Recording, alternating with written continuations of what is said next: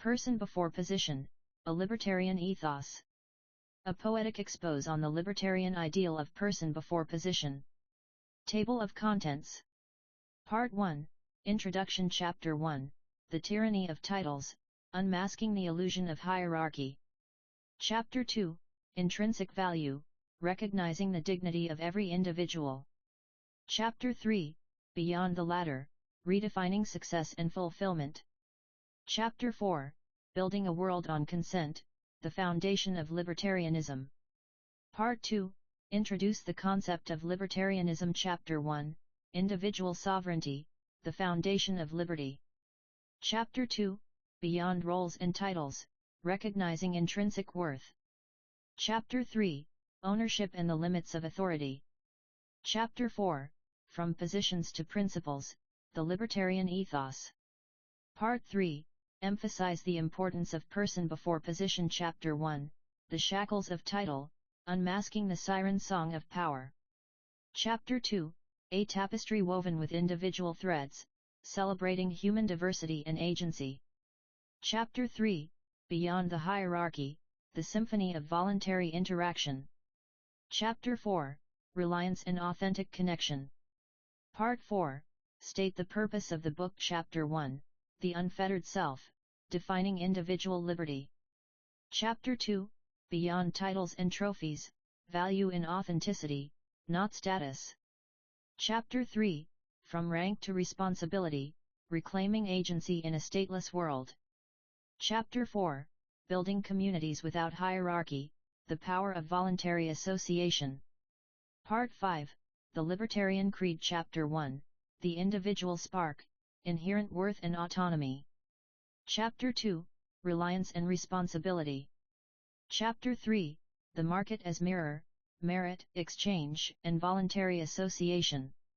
Chapter 4, Liberty's Tapestry, Diversity of Thought and Peaceful Coexistence. Part 6, Explore Fundamental Principles of Libertarianism. Chapter 1, Individual Sovereignty, the Cornerstone of Freedom. Chapter 2, Aggression Principle, Respecting Boundaries, Physical and Otherwise. Chapter 3, Ownership and Voluntary Exchange, Building a Society Through Cooperation, Not Coercion.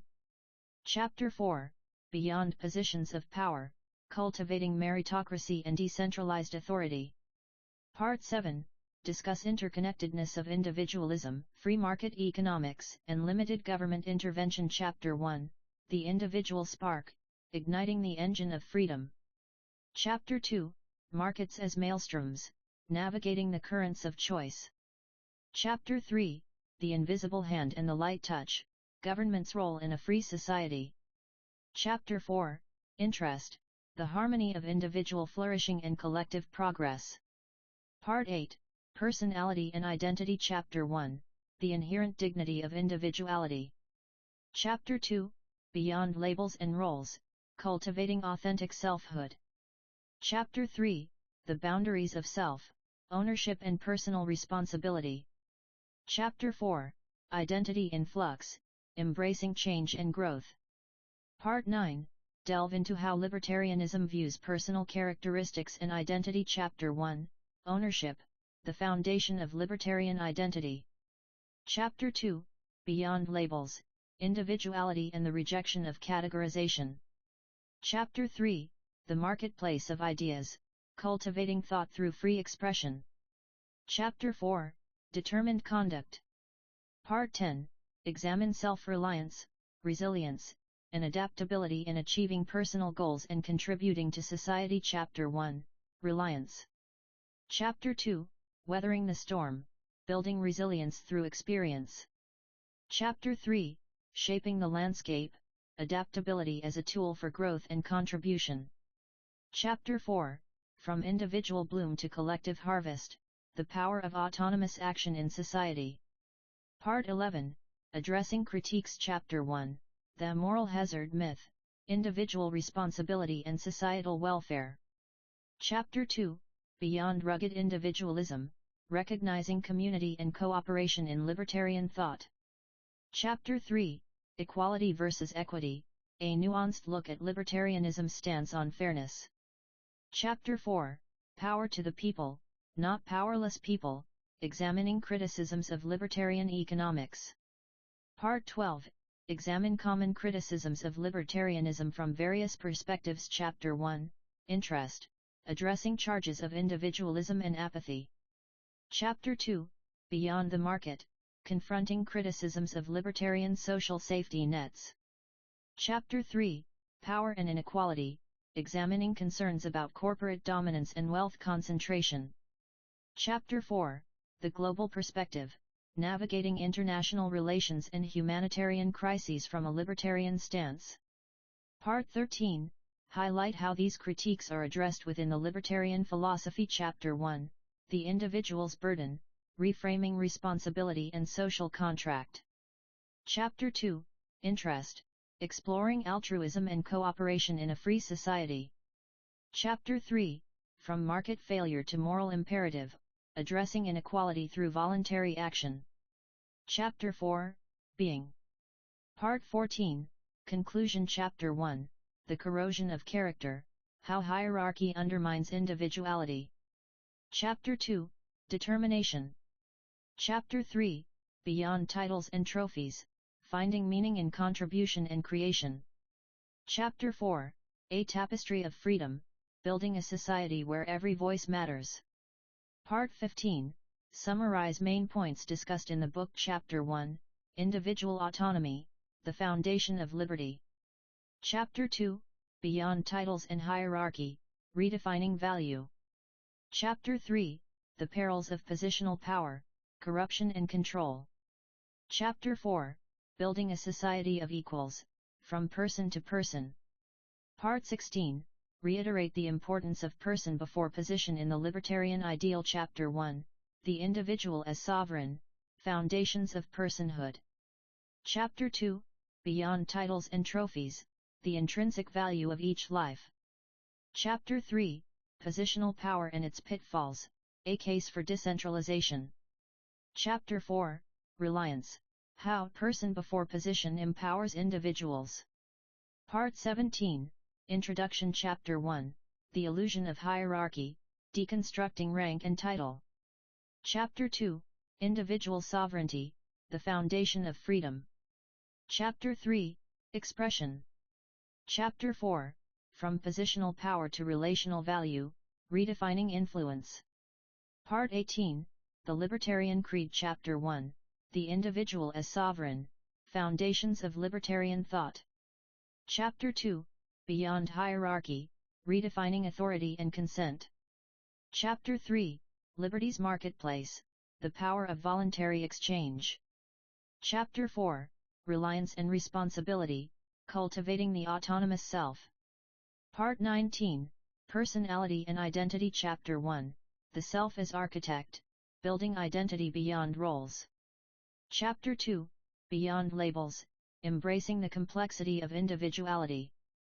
Chapter 3, the tyranny of titles, how positions distort our true selves. Chapter 4, authenticity and action, living in alignment with one's core values. Part 20, addressing critiques. Chapter 1, the tyranny of the collective, dismantling the individualism equals selfishness fallacy. Chapter 2, safety nets and personal responsibility, rethinking welfare in a free society. Chapter 3, beyond greed, exploring the moral foundations of libertarianism. Chapter 4, fair to limited government, addressing concerns about regulation and public goods. Part 21, conclusion. Chapter 1, the tyranny of title. Chapter 2, ownership and individual flourishing. Chapter 3, beyond hierarchy, collaboration and mutual benefit. Chapter 4, redefining success, values over status. Part 1, introduction. Chapter 1, the tyranny of titles, unmasking the illusion of hierarchy. The tyranny of titles, unmasking the illusion of hierarchy. In this inaugural chapter, we delve into the pervasive and insidious affliction that has plagued our societies since antiquity, the tyranny of titles. It is imperative to acknowledge that hierarchy, in all its forms and manifestations, has been an integral component of human civilization. The notion of a hierarchical order, whether based on bloodlines, wealth, or arbitrary designations, has been instrumental in shaping societal structures and relationships. However, it is equally crucial to recognize that this construct often masquerades as an objective reality, concealing the inherent biases and power dynamics that sustain it. As libertarians, we must be vigilant in unmasking these illusions, for they pose a significant threat to individual autonomy and collective well-being.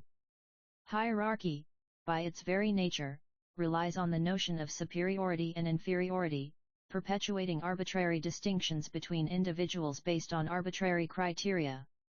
This artificial construct is often reinforced through dogmatic adherence to traditional norms, cultural expectations, and even religious doctrine. In doing so, it creates a self-perpetuating cycle of oppression, where those at the top reinforce their dominance by assigning arbitrary labels and assigning power to themselves. One of the primary means by which hierarchy sustains itself is through the manipulation of language and symbolic representation. Titles, whether familial, professional, or ceremonial, serve as potent instruments of control, imbuing those who bear them with a sense of authority and entitlement. This linguistic trickery often takes the form of euphemistic nomenclature, where loaded terms are employed to conceal the true nature of these artificial distinctions. For instance, the use of honorifics such as Mr. or Ms. can subtly reinforce the notion that an individual's value is tied to their occupation or social standing. Furthermore, hierarchy often relies on the suppression of critical thinking and dissenting opinions. Those who dare challenge the status quo are swiftly silenced by the imposition of arbitrary labels, relegating them to the fringes of society. This stifling of intellectual inquiry only serves to further entrench the power structures that benefit from the status quo. The consequences are dire: the homogenization of thought, the stultification of innovation, and the perpetuation of systemic injustices. The implications of this tyranny extend far beyond the realm of individual autonomy, however. By allowing hierarchy to persist unchecked, we risk sacrificing collective well-being for the sake of maintaining an unjust social order. This is evident in the myriad ways in which societal structures are designed to reinforce these artificial distinctions. Education systems prioritize the indoctrination of students into predetermined roles, rather than fostering critical thinking and creativity. Professional organizations and guilds enforce rigid hierarchies, stifling innovation and entrepreneurship. Even religious institutions often perpetuate a hierarchical structure, where dogma and authority take precedence over compassion and empathy. In order to truly challenge this tyranny, we must recognize the inherent bias embedded in these artificial constructs. We must acknowledge that the notion of hierarchy is not an objective truth, but rather a human construct designed to maintain power imbalances and reinforce arbitrary distinctions. By doing so, we can begin to dismantle the edifice upon which these oppressive systems rest. The tyranny of titles, unmasking the illusion of hierarchy. The notion of hierarchy, or the ranking of individuals or groups based on perceived superiority, is rooted in a misguided belief that certain entities possess inherent value or merit. This fallacious assumption has led to the perpetuation of arbitrary distinctions, such as those grounded in social class, ethnicity, religion, or gender. The consequences are stark: the marginalization and oppression of already vulnerable populations, whose voices are silenced by the dominant forces that exploit these artificial divisions for their own self-interest.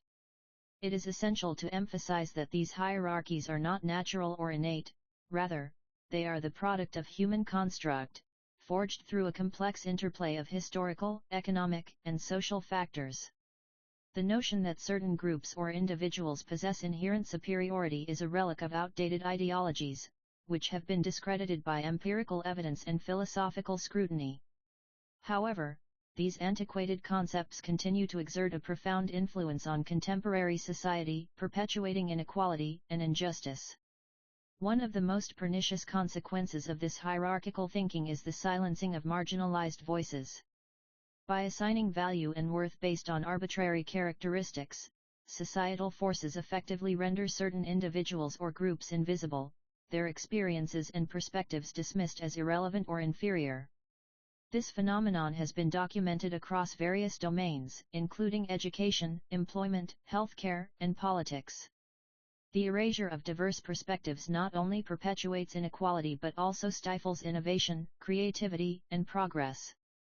Moreover, the persistence of hierarchical thinking has led to a profound distortion of power dynamics, where those in positions of authority exploit their influence for personal gain or self-interest. This phenomenon is exemplified by the egregious inequalities that exist between individuals and groups within various sectors of society. The notion that certain individuals or groups possess inherent superiority serves as a convenient justification for these power imbalances, allowing dominant forces to maintain their grip on resources, knowledge, and decision-making processes. In addition, the perpetuation of hierarchical thinking has led to a profound erosion of social cohesion and collective well-being. By elevating certain groups above others, societal structures foster an environment of competition, mistrust, and conflict. This is exemplified by the proliferation of hate crimes, discrimination, and xenophobia, which have become increasingly prevalent in recent years. Furthermore, it is essential to recognize that hierarchical thinking has significant consequences for individual well-being. By perpetuating arbitrary distinctions, society encourages individuals to engage in self-comparison, competition, and self-justification, leading to a profound sense of insecurity, anxiety, and despair. The notion that one's worth is tied to their social status or position within a hierarchy fosters an environment where individuals are constantly seeking validation and recognition from external sources. It is crucial that we challenge this hierarchical thinking by recognizing the arbitrary nature of these distinctions. By acknowledging the constructed nature of these hierarchies, we can begin to dismantle the systemic inequalities that perpetuate suffering and injustice.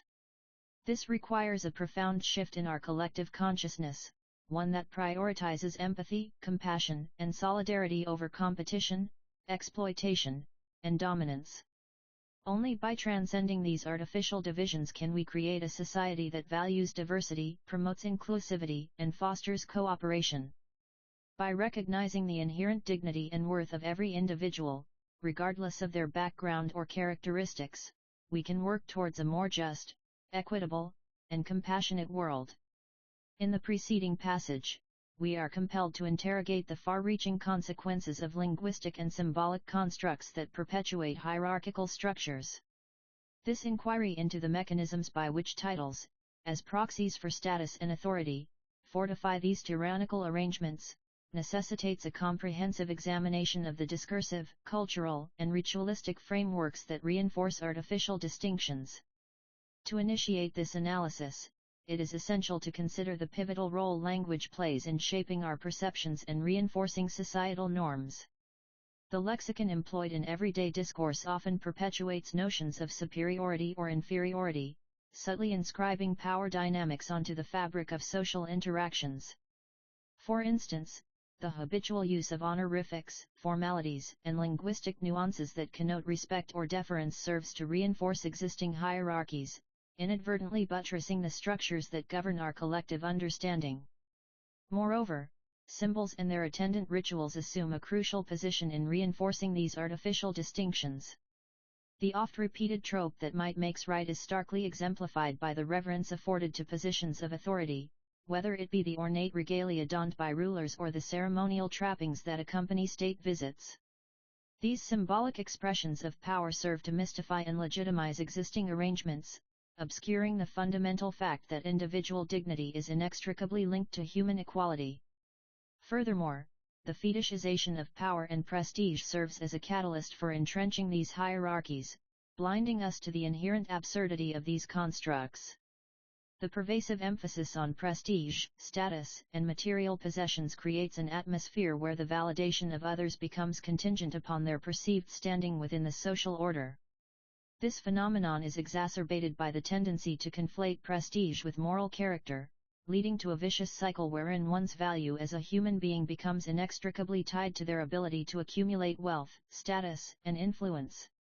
As we proceed to demystify these constructs, it becomes imperative to underscore that the artificial distinctions perpetuated by titles, symbols, language, and rituals are fundamentally arbitrary. The notion that certain individuals are inherently more deserving of respect or consideration solely due to their position within a hierarchical structure is an egregious affront to the inherent equality of all human beings. In order to dismantle these mythologies surrounding hierarchy and foster a society where individual dignity is paramount, we must confront the insidious ways in which language, symbols, and rituals reinforce artificial distinctions. By illuminating the arbitrary nature of these constructs, we can begin to craft a more inclusive, equitable society that recognizes the inherent value of each individual as an end in themselves, rather than mere instruments for serving the interests of power structures. Introduction. In the midst of an increasingly fragmented world, it has become essential to re-examine the very foundations upon which our societal structures are built. This book is an invitation to embark on a thought-provoking journey that seeks to challenge the pervasive and pernicious notion that positions and titles hold absolute authority over human worth. By doing so, we aim to unravel the intricate web of linguistic constructs, cultural norms, and institutional arrangements that have perpetuated inequality for far too long. Our critique is not an exercise in dogmatic ideology, but rather a nuanced exploration of the multifaceted ways in which our language, customs, and institutions entrench hierarchies. We recognize that these constructs are not merely abstract concepts, but rather tangible forces that shape the lives of individuals, dictate their values, and ultimately determine their place within the world. It is precisely this recognition that compels us to challenge the dominant narratives that sustain these hierarchies. This is not a call to abandon all structures or institutions, nor is it an attempt to dismiss the importance of social organization. Rather, our aim is to foster a more inclusive and equitable society by acknowledging and rejecting the tyranny of titles that has come to dominate our discourse.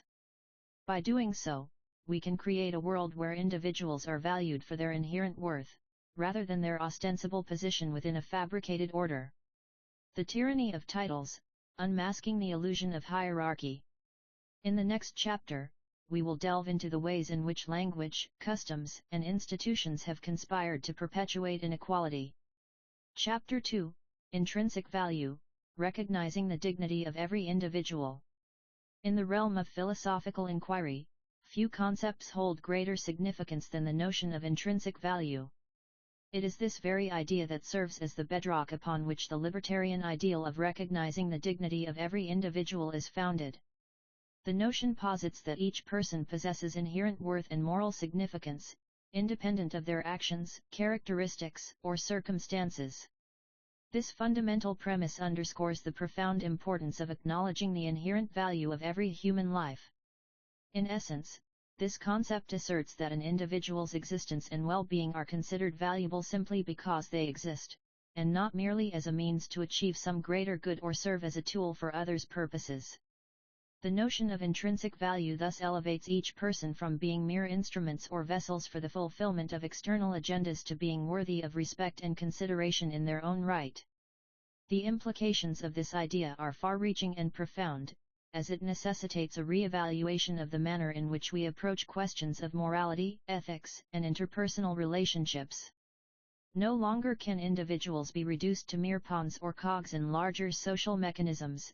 Instead, each person is imbued with an inherent worth that transcends their utility or functionality within society. This notion also underscores the imperative of recognizing the autonomy and agency of every individual.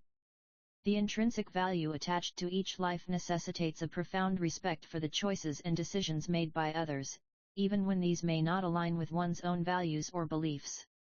It is this recognition that enables the fostering of a culture in which individuals are empowered to pursue their unique paths, unencumbered by external pressures or expectations. Furthermore, it is crucial to acknowledge the inherent connection between intrinsic value and the concept of human rights. The notion that each person possesses an inherent dignity necessitates the protection of their basic rights and freedoms, as any infringement upon these would be a violation of their fundamental worth. In this regard, the recognition of intrinsic value serves as a moral foundation for the defense of civil liberties and the promotion of social justice. It is essential to emphasize that the acknowledgement of intrinsic value does not preclude the possibility of evaluating individual actions or behaviors within the context of society. Rather, it serves as a crucial reminder that even in cases where an individual's choices may be deemed morally reprehensible by some standards, their inherent worth remains unaffected and unassailable. Ultimately, the recognition of intrinsic value represents a profound shift in our collective moral compass, one that necessitates a re-evaluation of our relationships with others and the world around us. It is only through this acknowledgement that we can begin to construct a society in which each person's dignity and autonomy are respected, protected, and nurtured. In the realm of philosophical inquiry, it is imperative to acknowledge the paramount significance of recognizing the intrinsic value of every individual. This notion serves as a foundational pillar upon which the promotion of human rights and dignity rests. The acknowledgement of each person's inherent worth precipitates the construction of a moral framework that prioritizes respect, compassion, and empathy towards all persons. This perspective is crucial in redirecting our focus away from the propensity to instrumentalize individuals solely for their utility or productive capacities, instead emphasizing the inextricable link between humanity and the inherent value and dignity that is uniquely tied to it. The concept of intrinsic value necessitates a profound shift in our understanding of human existence. It is no longer tenable to reduce an individual's worth to their ability to contribute to society or serve a particular purpose. Rather, we must recognize that every person possesses an inherent and irrevocable dignity that cannot be diminished by external circumstances or situational factors. This perspective has far-reaching implications for the manner in which we interact with one another and engage with the world around us. By acknowledging the intrinsic value of each individual, we are compelled to re-evaluate our values and principles. We must abandon the tendency to judge individuals based on their perceived usefulness or contribution to society. Instead, we must cultivate a culture that celebrates the inherent dignity and worth of every person, regardless of their background, circumstances, or abilities. This necessitates a profound transformation in the way we approach issues such as poverty, inequality, and social injustice. Furthermore, recognizing the intrinsic value of every individual necessitates a redefinition of what it means to be human. We must cease viewing individuals solely through the lens of their productivity, utility, or ability to contribute to societal goals. Rather, we must embrace a more holistic understanding that acknowledges the inherent dignity and worth of each person. This perspective has significant implications for the way we approach issues related to healthcare, education, and social welfare. In conclusion, the concept of intrinsic value is a vital foundation upon which human rights and dignity are constructed. By recognizing the inherent worth of every individual, we can begin to construct a moral framework that prioritizes respect, compassion, and empathy towards all persons. This perspective necessitates a profound shift in our understanding of what it means to be human, as well as a re-evaluation of our values and principles. The notion that every individual possesses an inherent right to life, liberty, and pursuit of happiness has profound consequences for the manner in which we approach public policy and governance. This fundamental understanding necessitates a paradigm shift towards prioritizing individual autonomy, self-determination, and the safeguarding of fundamental human rights. The implications of such a stance are far-reaching, requiring a steadfast commitment to protecting the vulnerable, promoting social justice, and combating systemic injustices that perpetuate inequality and oppression. Firstly, it is essential to recognize that this inherent right to life, liberty, and pursuit of happiness must be understood as an unconditional principle. This means that every individual possesses an inherent value and dignity, regardless of their background, beliefs, or circumstances. As such, any public policy or governance structure must be designed with the explicit intention of preserving and protecting these fundamental rights. This perspective also necessitates a re-evaluation of traditional notions of social hierarchy and dominance. The idea that certain individuals are inherently more deserving or entitled to certain rights and privileges based on arbitrary factors such as wealth, status, or power is an affront to the very essence of this principle. Instead, public policy must be designed with the explicit intention of creating a society where every individual has equal access to opportunities, resources, and protections. Furthermore, prioritizing individual autonomy and self-determination requires a commitment to promoting social justice and challenging systemic injustices that perpetuate inequality and oppression. This includes addressing the entrenched power structures and biases that create and maintain these injustices, as well as creating institutions and policies that actively promote equity and fairness. Moreover, it is essential to recognize that this commitment to individual rights and autonomy cannot be limited to theoretical or abstract concepts. Rather, it must manifest in concrete actions and policies that directly address the needs and struggles of marginalized communities and vulnerable populations. This includes ensuring access to healthcare, education, and other essential services, as well as addressing systemic issues such as racial profiling, police brutality, and discrimination based on gender identity, sexual orientation, or any other characteristic. In conclusion, recognizing every individual's inherent right to life, liberty, and pursuit of happiness has far-reaching implications for the manner in which we approach public policy and governance. It necessitates a commitment to prioritizing individual autonomy, self-determination, and the protection of fundamental human rights. By embracing this principle, we can create a society that is just, equitable, and truly democratic, where every individual has the opportunity to thrive and reach their full potential. In the realm of philosophical inquiry, it is imperative to address the often misconstrued notion that intrinsic value necessarily entails equal outcomes or identical opportunities for all individuals. A profound misunderstanding arises when one equates the acknowledgement of inherent worth with a utopian vision of uniformity and egalitarianism. This misapprehension stems from an inadequate comprehension of the fundamental principles underlying the concept of intrinsic value. To clarify, it is crucial to underscore that recognizing the dignity of every individual does not entail the assumption that all individuals should be treated equally or afforded identical opportunities. Rather, this perspective centers on the acknowledgement of each person's inherent worth and dignity, independent of their background, characteristics, or circumstances. This distinction is vital in establishing a nuanced understanding of the principles guiding the philosophy of libertarianism. Herein lies the significance of reiterating that intrinsic value prioritizes the recognition of individuality over sameness. It rejects the notion that every person should be treated identically, and instead emphasizes the imperative to respect and appreciate the unique contributions each individual brings to the table. This perspective not only fosters a culture of inclusivity and diversity but also validates the inherent dignity of every human being. It is essential to acknowledge that this philosophical stance does not imply an absence of concern for the well-being or life chances of others. On the contrary, it underscores the importance of recognizing the inherent value in each person's existence. This recognition enables a more profound appreciation for the distinct experiences and perspectives that each individual possesses, thereby contributing to the creation of a society that values every individual's life and well-being. Ultimately, this nuanced understanding of intrinsic value serves as a potent antidote to the all-too-common pitfalls of collectivist ideologies, which often prioritize group interests over those of the individual. By embracing the inherent dignity of every person, we can work towards constructing a society that is more just, equitable, and compassionate. Chapter 3, Beyond the Ladder, Redefining Success and Fulfillment.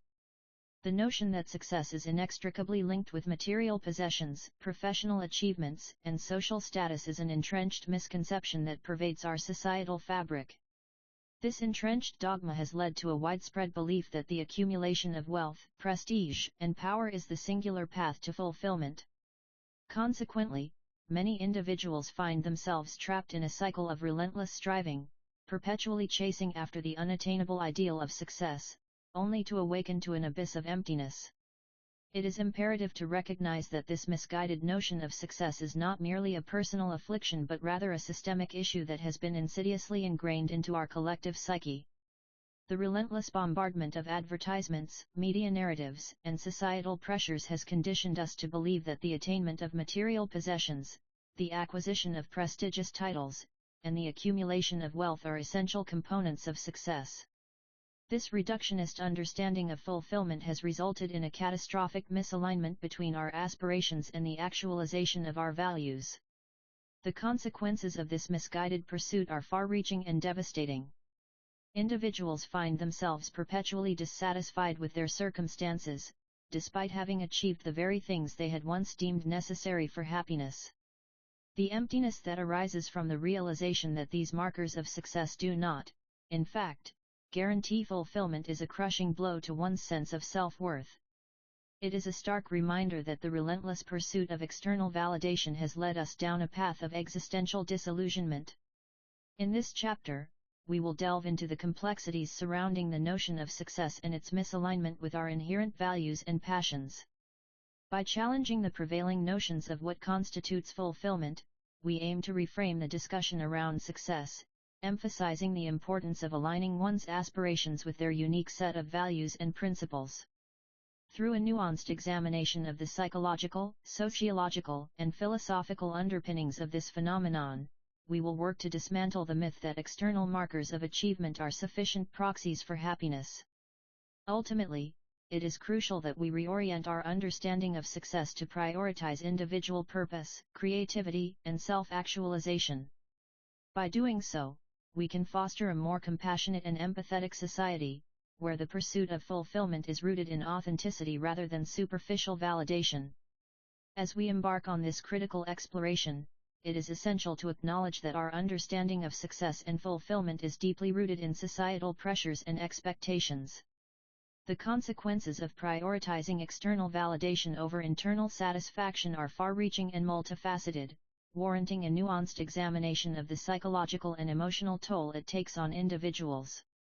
Social comparison, a pervasive phenomenon in modern society, plays a significant role in this dynamic. By constantly comparing ourselves to others, we inadvertently cultivate an environment conducive to decreased self-esteem and increased stress levels. Gilliland and Dunn, 2003. This self-comparative behavior, often driven by the need for external validation, perpetuates a cycle of dissatisfaction and unhappiness. Furthermore, the constant scrutiny and evaluation from others can lead to a distorted perception of reality, causing individuals to feel inadequate or unworthy unless they conform to predetermined standards. The notion that our pursuit of success is often motivated by a desire to impress others rather than actualize our own potential is not only a sobering reality but also a crucial factor in understanding the pervasive sense of disillusionment and emptiness plaguing contemporary society. Research has consistently demonstrated that individuals who derive their self-worth from external sources, such as social media validation or peer approval, are more susceptible to feelings of insecurity, anxiety, and depression. Kirali et al., 2019. This phenomenon is particularly concerning given the pervasive influence of digital media, which has dramatically amplified the reach and impact of these external stimuli. Moreover, societal pressures can lead individuals to adopt a utilitarian approach to life, where their decisions are guided solely by the prospect of achieving success rather than aligning with their genuine aspirations. This reductionist perspective on human fulfillment is a stark reminder that our society places an inordinate emphasis on extrinsic motivators, often at the expense of intrinsic satisfaction and personal growth. The resulting existential malaise can manifest in various forms, including increased substance abuse, addiction, or other self-destructive behaviors. Koshtin and Chierokai, 2013. It is imperative that we challenge this prevailing paradigm by recognizing the inherent flaws in our current understanding of success. By adopting a more holistic and introspective approach to personal growth and fulfillment, individuals can begin to reorient their values and goals towards a more authentic sense of purpose and well-being. This requires not only a critical examination of societal pressures but also a willingness to confront the often implicit assumptions underlying our understanding of happiness and fulfillment. References: Gilliland, S., and Dunn, J., 2003. Social Comparison and Satisfaction with Life. Journal of Research in Personality, 37, 4, 345-354. Kirali, O., et al., 2019.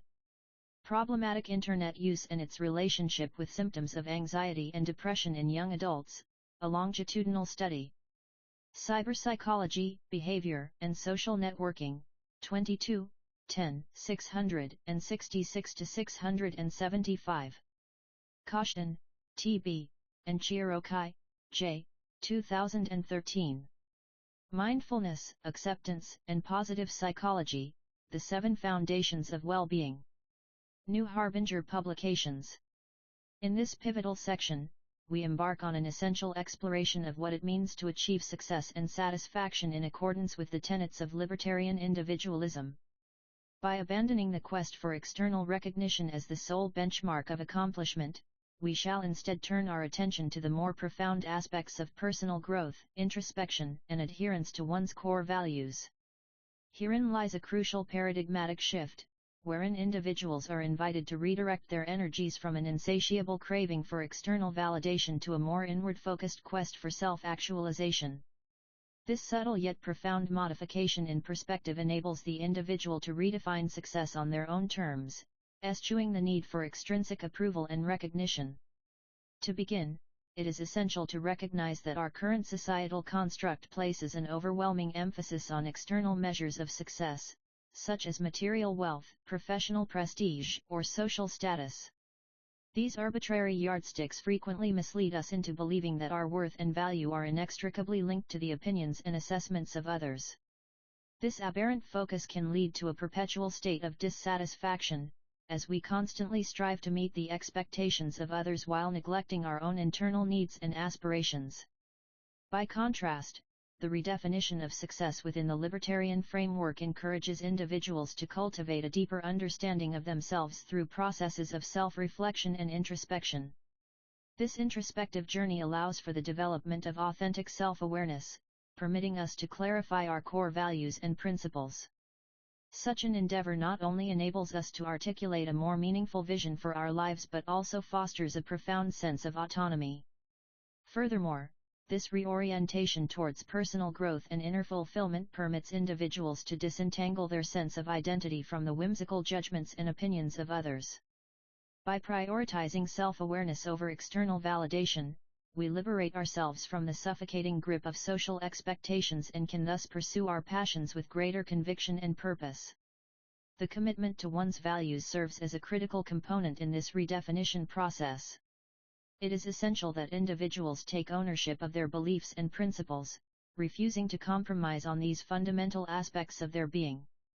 This unwavering dedication allows us to cultivate an unshakable sense of self, which in turn enables us to navigate life's complexities with greater resilience. Moreover, the alignment of our actions with our deeply held values imbues our lives with a sense of authenticity and moral coherence. No longer are we beholden to the fleeting whims of external validation, instead, our choices are guided by an unwavering commitment to our core principles. In conclusion, it is through this transformative process that we can redefine what it means to be successful and fulfilled within the context of libertarian individualism. By abandoning the futile pursuit of external recognition and instead embracing personal growth, self-awareness, and a steadfast commitment to one's values, we can reclaim agency over our own lives. Beyond the latter, redefining success and fulfillment. The preceding pages have endeavored to dismantle the pervasive notion that success is inextricably linked with material accomplishments. It is essential to reiterate that this misguided assumption not only perpetuates a culture of superficiality but also stifles individual potential by mandating conformity to predetermined standards of achievement. In contrast, we propose a paradigmatic shift toward embracing a more nuanced understanding of success, one that prioritizes the cultivation of authentic character over external validation. The tendency to conflate material possessions with genuine satisfaction stems from a profound misconception regarding human nature and its inherent aspirations. It is crucial to recognize that our inherent drive for self-improvement and creative expression cannot be reduced to mere accumulation of wealth or possessions. Rather, it is an irrepressible force that necessitates the pursuit of meaningful experiences, relationships, and personal growth. The emphasis on external validation in determining success leads to a culture where individuals are conditioned to prioritize conformity over authenticity, sacrificing their own values and aspirations at the altar of social expectation. This phenomenon, often euphemized as keeping up with the Joneses, breeds dissatisfaction and disaffection among those who feel compelled to conform to an unattainable ideal. By perpetuating this false narrative, we inadvertently create a society that rewards superficiality over substance, thereby stifling the creative potential of its constituents. In contrast, adopting a more holistic approach to personal growth demands that we redefine our understanding of success to encompass a broader spectrum of values and principles.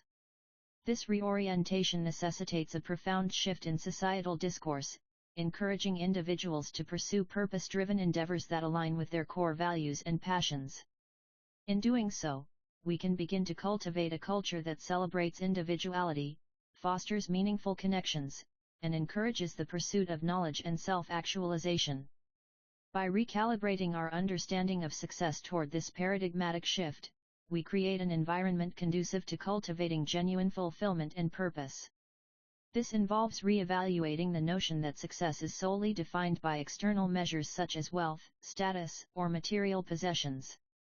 Instead, we must emphasize the development of essential qualities like compassion, empathy, and resilience, which serve as the foundation for a life lived with intentionality.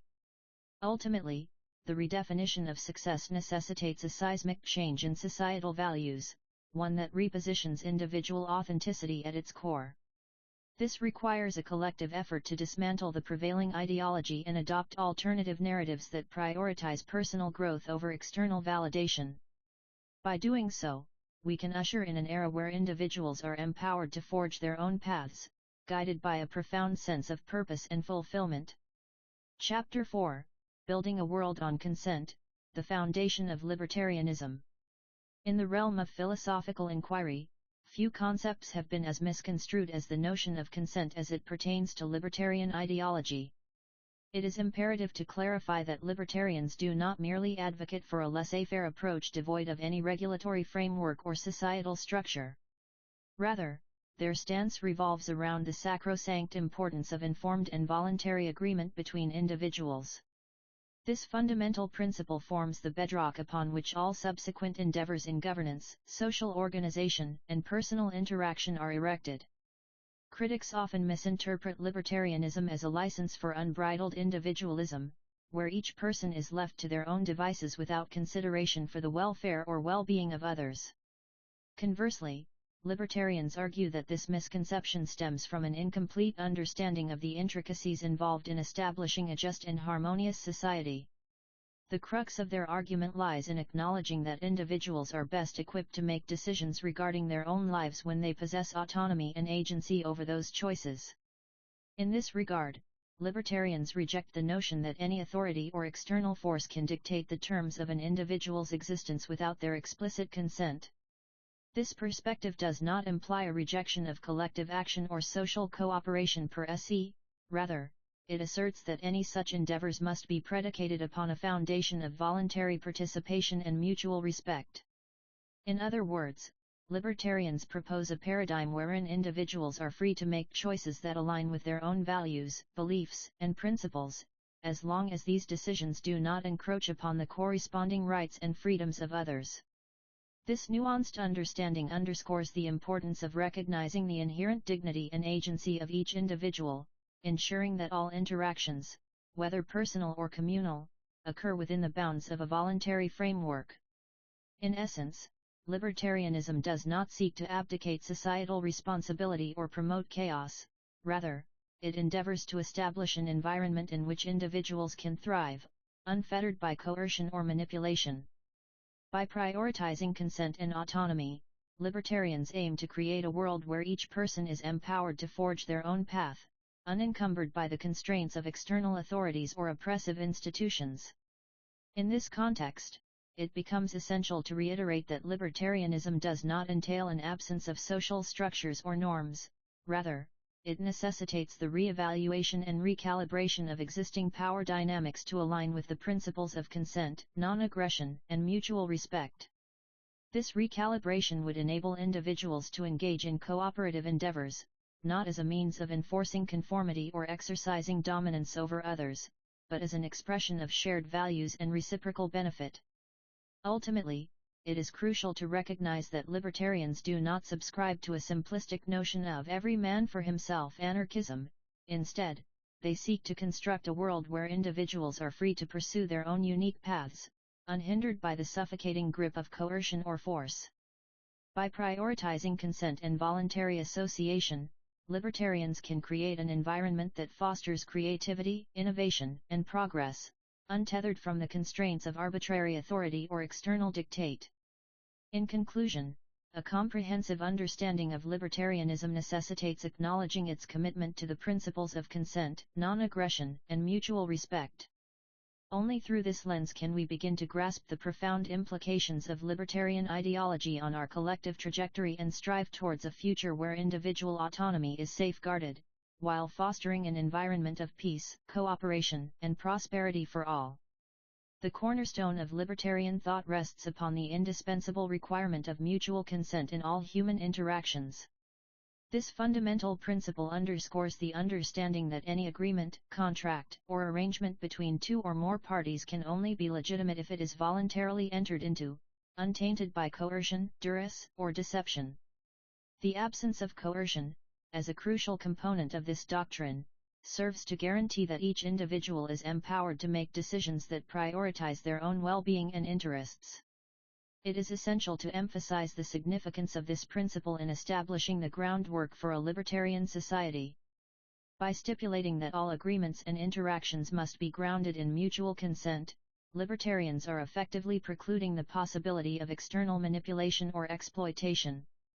This, in turn, enables individuals to function as autonomous agents, capable of making informed decisions that align with their own values and goals. In contrast, the presence of coercion, whether explicit or implicit, fundamentally undermines individual agency and autonomy. When an individual is coerced into entering a contract or agreement, they are no longer free to make choices that prioritize their own interests. Instead, they are compelled to comply with the whims of others, thereby compromising their ability to self-actualize. Moreover, the principle of mutual consent has far-reaching implications for the nature and scope of government. Libertarians firmly believe that any government authority must derive its legitimacy from the informed and voluntary consent of those it purports to govern. This is a direct repudiation of traditional notions of sovereignty or divine right, which often rely on coercion or manipulation to justify the exercise of power. This understanding is not only essential for ensuring individual autonomy but also serves as a bulwark against authoritarianism and tyranny. By mandating that government derive its authority from the consent of the governed, libertarians are effectively limiting the scope of governmental intervention and ensuring that any such intervention is subject to the scrutiny and oversight of those affected. Furthermore, this principle has significant implications for issues related to taxation, law enforcement, and social welfare policies. Libertarians argue that any attempt to impose taxes, enforce laws, or provide public goods without the explicit consent of individuals would be an affront to their autonomy and well-being. This perspective necessitates a re-evaluation of traditional notions of government's role in society, as libertarians seek to reduce its scope and influence. Ultimately, the emphasis on mutual consent serves as a foundation for constructing a society that values individual liberty, personal responsibility, and voluntary cooperation. By ensuring that all interactions are grounded in the absence of coercion, libertarians aim to create an environment conducive to creativity, innovation, and human flourishing. It is crucial to note that this principle also has significant implications for the concept of social justice and the distribution of resources. Libertarians contend that any attempt to redistribute wealth or impose collective values through coercion or manipulation would be a violation of individual autonomy and undermine the very fabric of society. As we embark on the pivotal endeavor of constructing a world premised upon consent, it is imperative to first establish the foundational principles that undergird the libertarian ethos. At the heart of this philosophy lies the profound conviction that the concept of consent constitutes not merely an ethical imperative, but rather an indispensable bulwark against the scourges of exploitation and oppression. It is only by acknowledging the sovereignty of the individual, free from the fetters of external coercion or manipulation, that we can begin to dismantle the structures of dominance that have historically plagued human societies.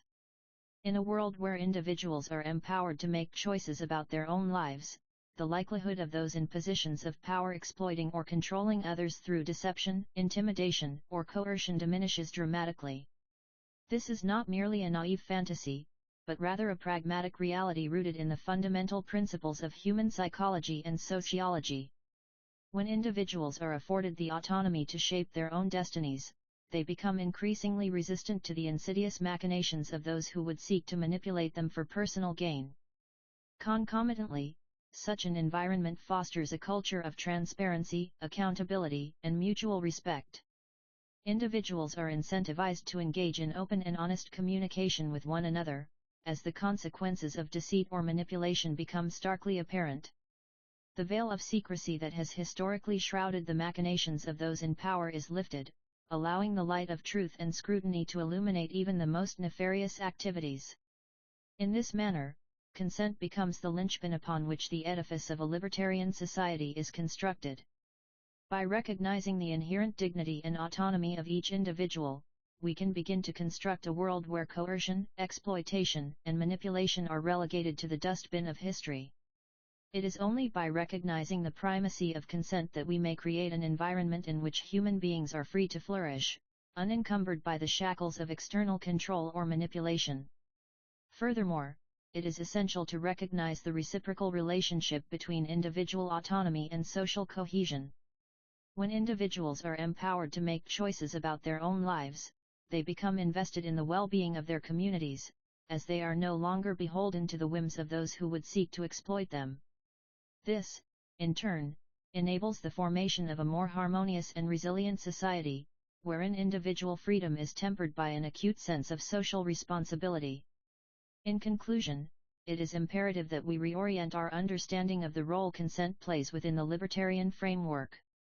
By doing so, we may create a world where human dignity is paramount, and where individuals are free to chart their own courses without fear of external manipulation or coercion. Building a world on consent, the foundation of libertarianism. The notion that libertarians aspire to create a utopian society where all problems are solved is a misconception that warrants clarification. Rather, our primary objective is to establish a framework that unequivocally recognizes and respects individual autonomy. This endeavor is not about conjuring an idyllic world free from all strife, but rather about crafting a social structure that fosters a culture of tolerance, diversity, and cooperation. By prioritizing voluntary association and non-aggression, libertarians strive to create an environment where individuals are empowered to pursue their passions and interests without fear of reprisal or persecution. This vision is not only more desirable than the alternatives but also far more achievable. Unlike other ideologies that rely on a massive state apparatus or the forced imposition of values and beliefs by authority figures, libertarianism eschews such top-down approaches in favor of decentralized, grassroots initiatives that empower individuals to take control of their own lives.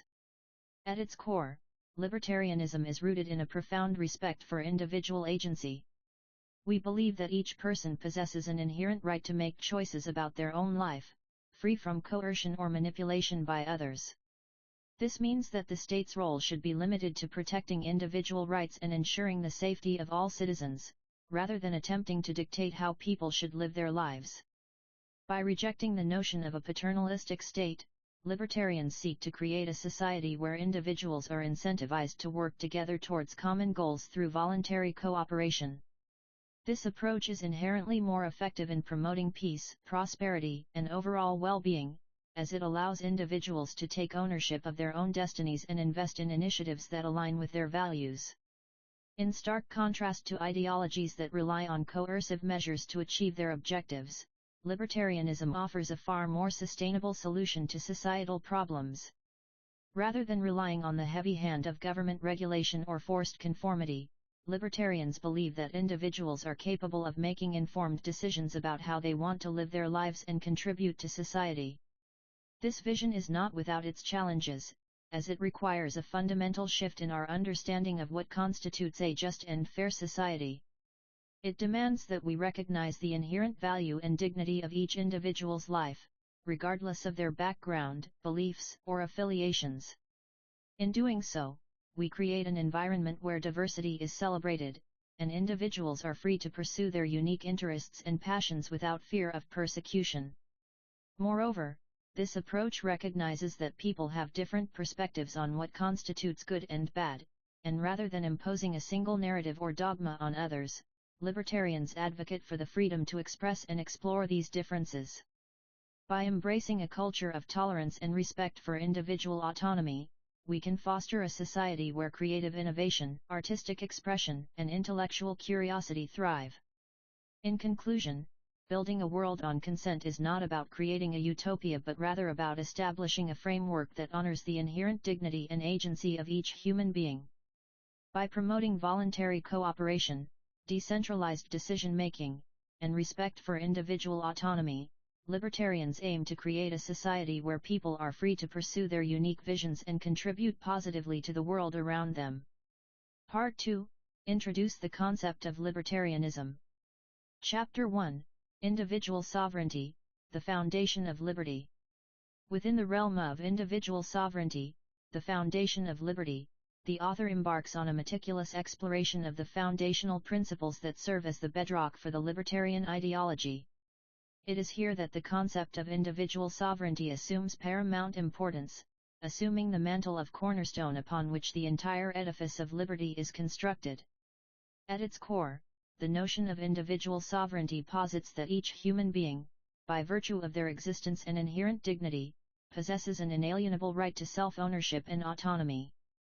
This fundamental idea is rooted in the conviction that individuals are the ultimate authority over their own bodies, minds, and decisions, and as such, must be recognized as the sole proprietors of their own lives.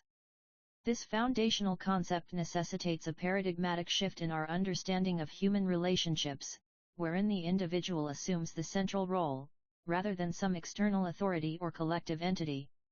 The notion of individual sovereignty is not merely a quaint philosophical abstraction, but rather an essential principle that underpins the very fabric of liberty itself. From this critical perspective, it becomes clear that all other conceptions of power and authority are derivative of individual sovereignty.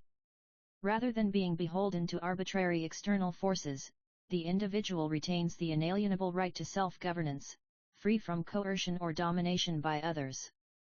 This radical reorientation demands a fundamental reconsideration of our prevailing understandings of politics, economics, and social structures. Moreover, it is essential to emphasize that this notion of sovereignty is not predicated on any external criteria or moral imperatives, but rather springs forth from the inherent dignity and self-awareness of each individual.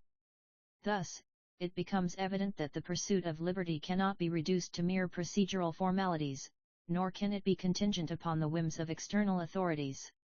Rather, the very essence of libertarianism lies in its unwavering commitment to the inviolable sovereignty of the individual, an imperative that transcends fleeting temporal concerns or ephemeral power dynamics.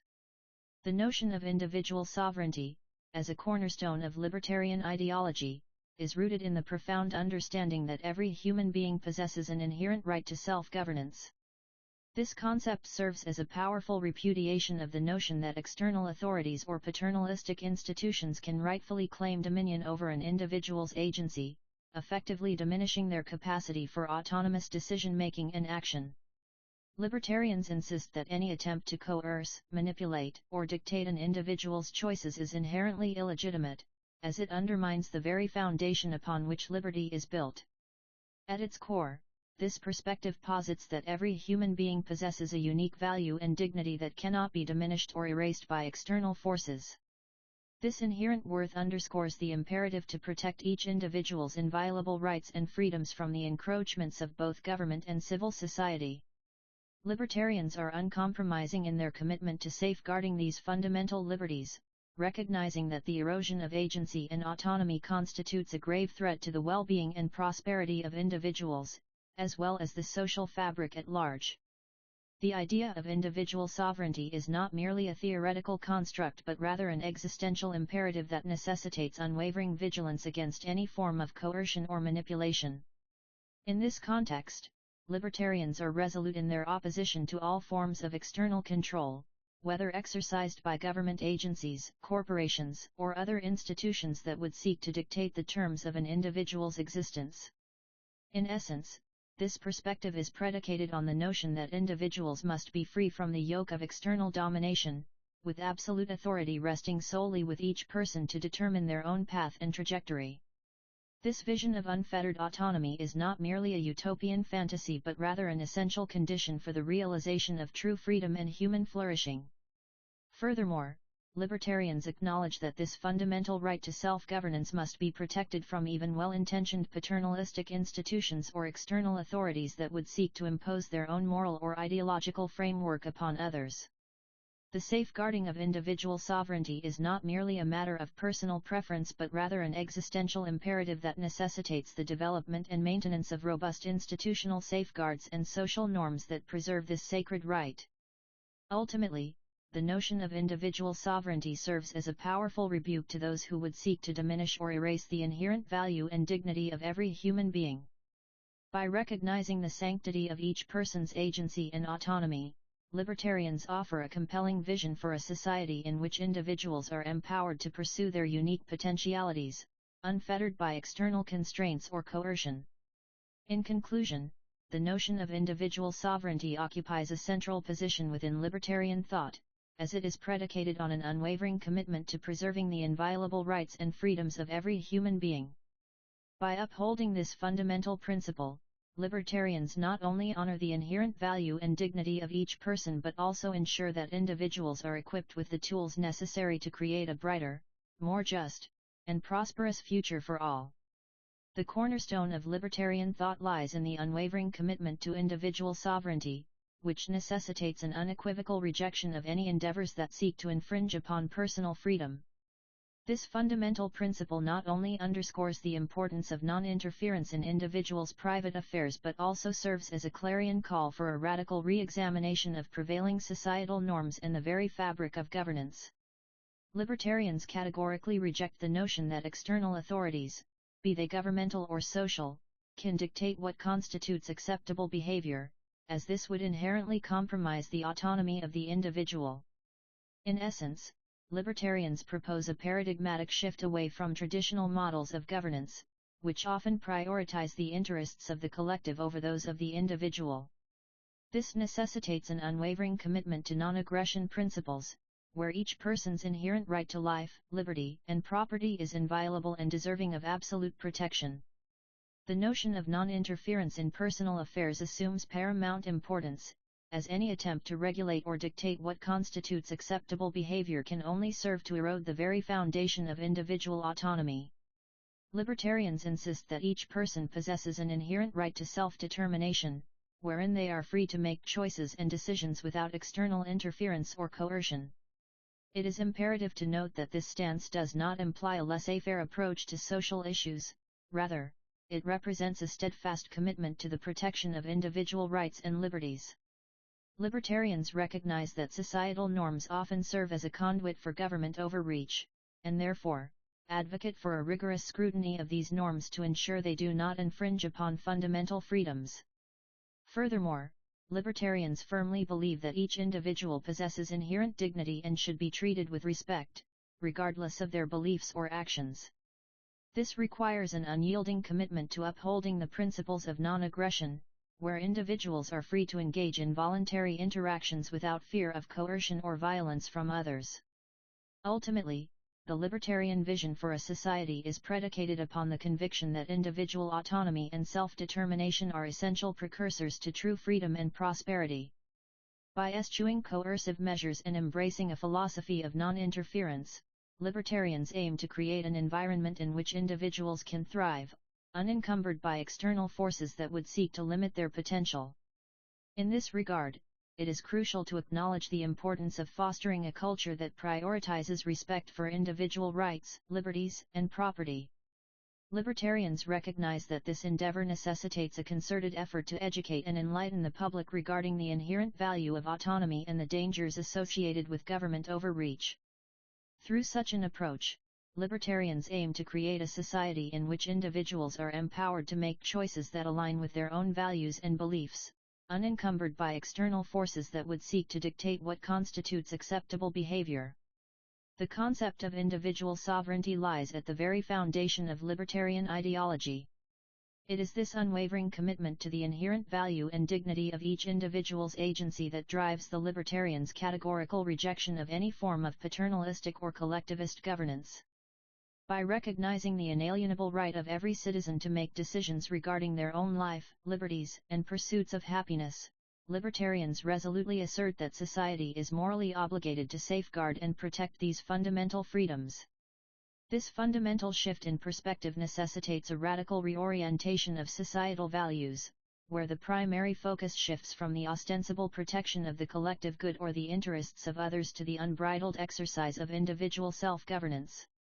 This notion of sovereignty is not merely a theoretical construct, but rather an existential imperative that demands the utmost attention and dedication. In this context, it becomes essential to emphasize that individual agency is not simply a means to an end, but rather an end in itself. It is not merely a tool for achieving some greater good or collective purpose, but rather a sacred right that must be respected and protected above all else. This understanding of individual sovereignty necessitates a profound re-evaluation of the role of government in society. Libertarians firmly believe that any form of government intervention, whether paternalistic or collectivist in nature, necessarily infringes upon this fundamental right to self-governance. They contend that such interference inevitably leads to the erosion of autonomy and the suppression of individual creativity and innovation. In contrast, libertarians propose a radically different approach, one that prioritizes the protection of individual rights and freedoms above all else. This necessitates a comprehensive withdrawal from any form of government intervention in personal matters, ensuring that citizens are free to pursue their own goals, values, and objectives without interference or coercion. This perspective is not merely a theoretical construct, but rather an existential imperative that demands immediate attention.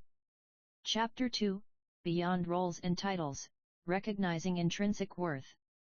The cornerstone of any comprehensive exploration of libertarian philosophy must necessarily begin with a meticulous examination of its foundational principles, particularly those that underscore the sacrosanct importance of recognizing intrinsic worth. It is within this context that we find the inception of a paradigmatic shift in our understanding of individual agency and autonomy. The author's decision to foreground this concept serves as a testament to the ideology's unwavering commitment to the sanctity of human dignity. The notion that individuals possess inherent value independent of their social roles or assigned titles is an idea that permeates the entirety of libertarian thought. This assertion, while seemingly self-evident, has far-reaching implications for our understanding of the relationship between the individual and the state. It is only by acknowledging the intrinsic worth of each person that we can begin to dismantle the hierarchical structures that have historically diminished human agency.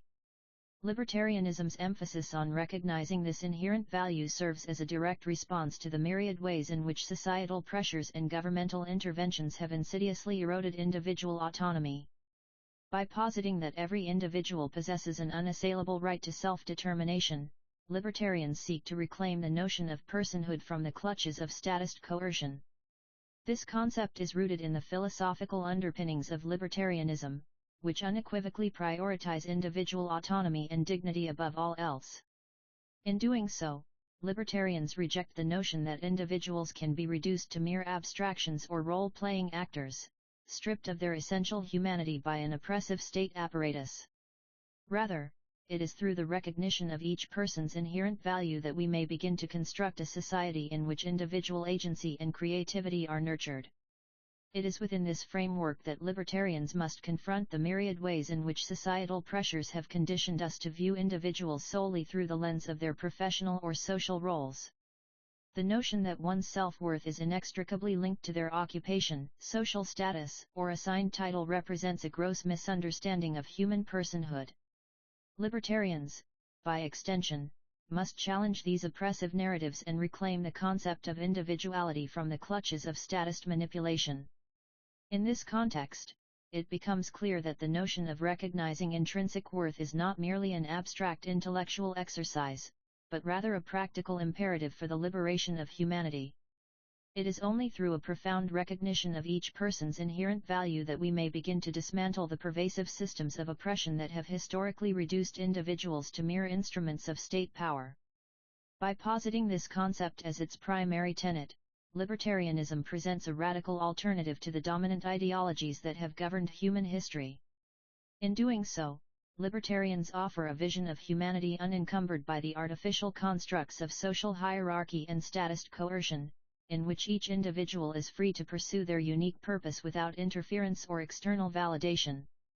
The implications of this notion are far-reaching and profound, extending far beyond the realm of philosophical abstraction. Rather, it is through this concept that we may begin to construct a society that respects the inherent dignity of every individual, regardless of their background, socio-economic status, or assigned role. It is only by recognizing the intrinsic worth of each person that we can hope to create a world in which human creativity and innovation are unshackled from the constraints of statist manipulation. In this regard, it becomes clear that the notion of recognizing intrinsic worth serves as both a moral imperative and an intellectual exercise of the highest order. Libertarians, by embracing this concept, are not merely advocating for abstract philosophical principles, but rather, they are actively working to dismantle the very foundations of oppressive systems that have historically sought to reduce individuals to mere cogs in the machinery of state power. It is through this lens that we may begin to envision a world in which individual creativity and autonomy are respected and protected. In the context of exploring the tenets of libertarianism, it is essential to delve into the fundamental principles that underscore this ideology. Specifically, the notion that individuals should not be judged based on their occupations, social standing, or assigned labels is a crucial aspect of this philosophy. This rejection of societal constructs that assign value to individuals based on external factors is a deliberate attempt to decouple the concept of worth from these arbitrary assignments. In doing so, libertarians seek to challenge the dominant discourse that reduces individuals to mere caricatures of their roles, rather than acknowledging their inherent dignity and multifaceted nature. The artificial stratifications created by society serve as a means of control, perpetuating a culture of exploitation where individuals are treated as mere commodities rather than being respected as complex human beings.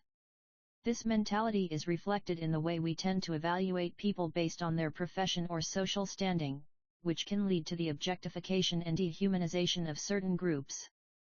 By recognizing an individual's inherent worth, libertarians advocate for a different approach, one that emphasizes character, actions, and convictions as the sole basis for evaluation.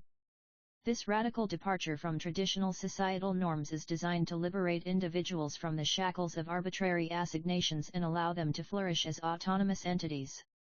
In essence, this perspective asserts that an individual's worth cannot be reduced to their occupation or social status but rather must be grounded in their inherent value as a human being. In the context of libertarian thought, it is essential to challenge the entrenched hierarchies that pervade our societies, where individuals are frequently pigeonholed into predetermined roles based on arbitrary factors such as birthright, social class, or occupation. By dismantling these artificial constructs, libertarians strive to reassert the notion that each person possesses an inherent value and deservingness independent of their circumstances. This radical paradigm shift underscores the paramount importance of recognizing the intrinsic worth of every individual, regardless of their position within society's complex web. Hierarchical systems, whether rooted in traditional notions of authority or modern forms of structural oppression, frequently obscure the inherent dignity of individuals by reducing them to their social roles or circumstances. These artificial distinctions not only perpetuate inequality and injustice but also undermine the very foundations of human flourishing. Libertarians, therefore, reject these hierarchies as inherently flawed, instead advocating for a world where each person is treated with respect, dignity, and moral consideration. The critique of hierarchical systems necessitates a profound re-evaluation of our societal norms and values. It demands that we interrogate the arbitrary criteria used to determine an individual's worth and status within society.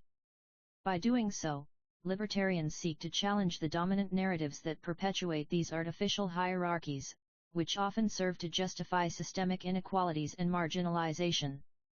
The notion of intrinsic worth, therefore, assumes a central position in libertarian theory. This concept is rooted in the idea that every individual possesses an inherent value as a person, independent of their social circumstances, roles, or occupations. This perspective is founded on the understanding that individuals are not merely vessels for societal expectations or carriers of predefined labels but rather autonomous beings with unique capacities, talents, and experiences. To illustrate this point, consider the following analogy: imagine two people, both born into vastly different socio-economic backgrounds, yet possessing identical intellectual capacities, emotional depth, and moral character. Would it be justifiable to assign greater value to one individual solely based on their birthright or social circumstances? Libertarians would argue that such an approach is morally repugnant and fundamentally flawed, as it reduces the inherent worth of individuals to arbitrary factors external to their being. Conversely, libertarians propose a radically different framework, where each person's autonomy, dignity, and moral agency are respected and protected. This perspective necessitates a profound re-evaluation of our social norms, values, and institutions, which would be redesigned to prioritize the inherent worth and dignity of every individual.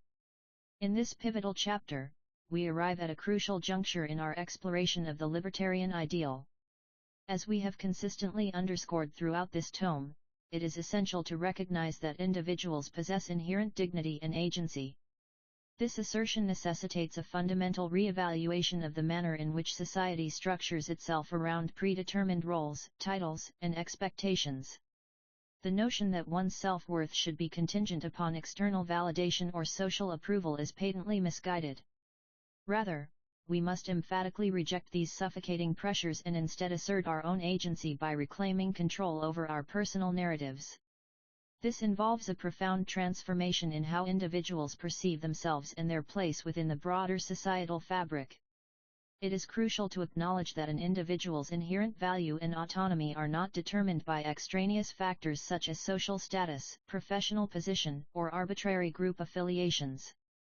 Such artificial constraints only serve to diminish the human experience, reducing persons to mere cogs in a machine designed to perpetuate conformity rather than encourage authentic self-expression. In stark contrast, libertarians envision a future where people are no longer bound by these external determinants. Rather, they exist as autonomous entities, empowered to forge their own paths and create meaningful lives free from the arbitrary constraints imposed by societal hierarchy. This paradigm shift necessitates a fundamental reorientation of our understanding of what it means to be human. In essence, this chapter serves as a clarion call to reject the notion that one's self-worth is contingent upon external validation or approval.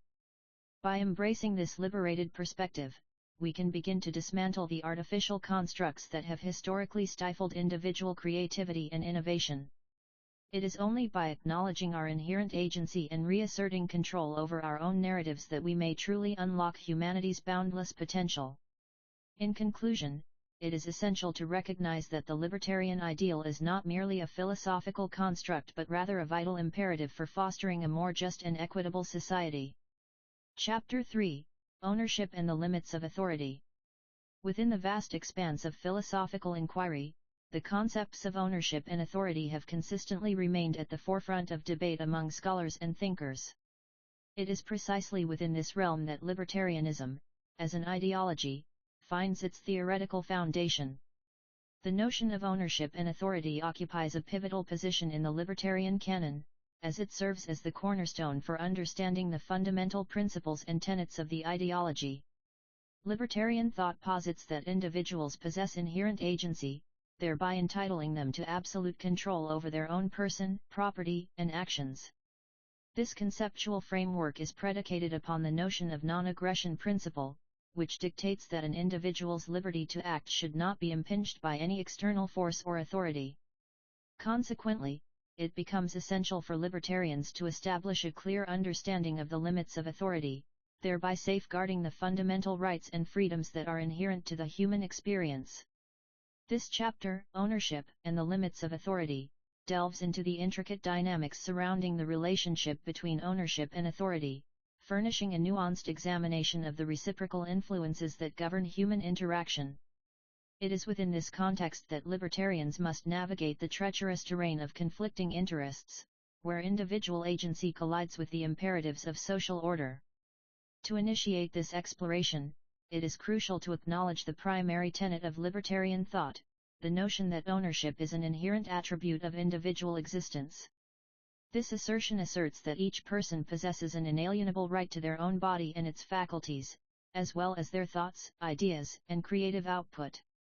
Furthermore, libertarians argue that this inherent ownership extends to include all forms of property, including land, capital, and intellectual creations. However, the introduction of authority raises pertinent questions regarding the limits of individual control over one's life. Libertarians are compelled to reconcile the tension between the protection of individual agency and the imperative for social order. It is within this paradigm that the chapter on ownership and the limits of authority assumes paramount importance. Through an examination of the historical development of liberal thought, including the influence of thinkers such as John Locke and David Hume, it becomes evident that the concept of ownership has been employed as a means to establish the boundaries of authority. The chapter will delve into these debates, tracing the evolution of libertarian theory from its early roots in classical liberalism to its contemporary manifestations. In tandem with this historical analysis, the chapter will also explore the implications of property rights and their correlation with notions of individual autonomy. This examination will necessitate a nuanced consideration of the role of government, as libertarians are obligated to reconcile the need for state intervention with the protection of individual agency. Moreover, the discussion on ownership and authority cannot be divorced from its relationship to issues of power dynamics and social hierarchy. Libertarians must confront the inherent contradictions that arise when attempting to reconcile the imperative for social order with the preservation of individual autonomy. Ultimately, this chapter aims to provide a comprehensive examination of the intricate dance between ownership, authority, and individual agency within the libertarian paradigm. By exploring the tensions and conflicts inherent in these relationships, it is hoped that the reader will be provided with a deeper understanding of the intricacies of this complex ideology. At its core, libertarianism posits that individuals possess inherent rights to self-ownership, which encompasses not only their physical bodies but also their thoughts, emotions, and personal autonomy. This sacrosanct right is predicated on the notion that each individual possesses an inalienable sovereignty over themselves, thereby entitling them to make decisions regarding their own lives without external interference or coercion. Rothbard, 1973. The concept of self-ownership is rooted in the idea that every individual has inherent value and dignity as a unique entity, which cannot be diminished by external forces. This notion is critical in understanding the fundamental principles of libertarianism, as it establishes the foundation for the inviolable nature of an individual's autonomy. The implications of this concept are far-reaching, extending beyond mere physical self-governance to encompass every aspect of human existence. It means that individuals have the right to make decisions about their own lives, free from external coercion or manipulation. Nozick, 1974. This is not merely a theoretical notion, but rather a moral imperative grounded in the inherent value and dignity of each individual. The concept of self-ownership necessitates that any external interference with an individual's choices would be tantamount to an egregious violation of their autonomy. The limits of authority are thus crucial in determining the boundaries of legitimate intervention by external forces. Libertarians argue that any attempt to impose one's will on another individual constitutes a fundamental violation of their inherent sovereignty, thereby necessitating a strict separation between public and private spheres. Hayek, 1973. This does not mean that individuals cannot cooperate or engage in social interactions, rather, it underscores the importance of recognizing the inviolable nature of an individual's autonomy. Any attempt to impose one's authority over another, whether through coercion, manipulation, or persuasion, would be a direct violation of this sovereignty. Furthermore, it is essential to note that the notion of self-ownership does not imply a complete absence of social responsibility or accountability. On the contrary, libertarians emphasize the importance of individual moral agency and the need for personal responsibility. Tocqueville, 1848. Individuals are still accountable for their actions within the realm of private decision-making, as they are not exempt from the consequences of their choices. The crucial distinction lies in recognizing that external coercion or manipulation can never be justified as a means of enforcing moral responsibility. In conclusion, the concept of self-ownership is at the heart of libertarian thought, emphasizing the importance of individual autonomy and the need for strict limits on external authority. This fundamental principle underscores the need to respect an individual's sovereignty and acknowledges the inherent value and dignity that each human possesses. By acknowledging this notion, libertarians seek to establish a moral imperative that prioritizes individual liberty and freedom above all else. References: Hayek, F.A., 1973. Law, Legislation, and Liberty, A New Statement of the Principles of Justice and Fairness. Routledge. Nozick, R., 1974. Anarchy, State, and Utopia. Basic Books. Rothbard, M.N., 1973. For a New Liberty, The Libertarian Alternative. Ludwig von Mises Institute. Tocqueville, A.D., 1848. Democracy in America. Translated by Henry Reeve. Cambridge University Press. In the realm of libertarian thought, the foundation of ownership and property rights lies at the intersection of human agency and voluntary exchange.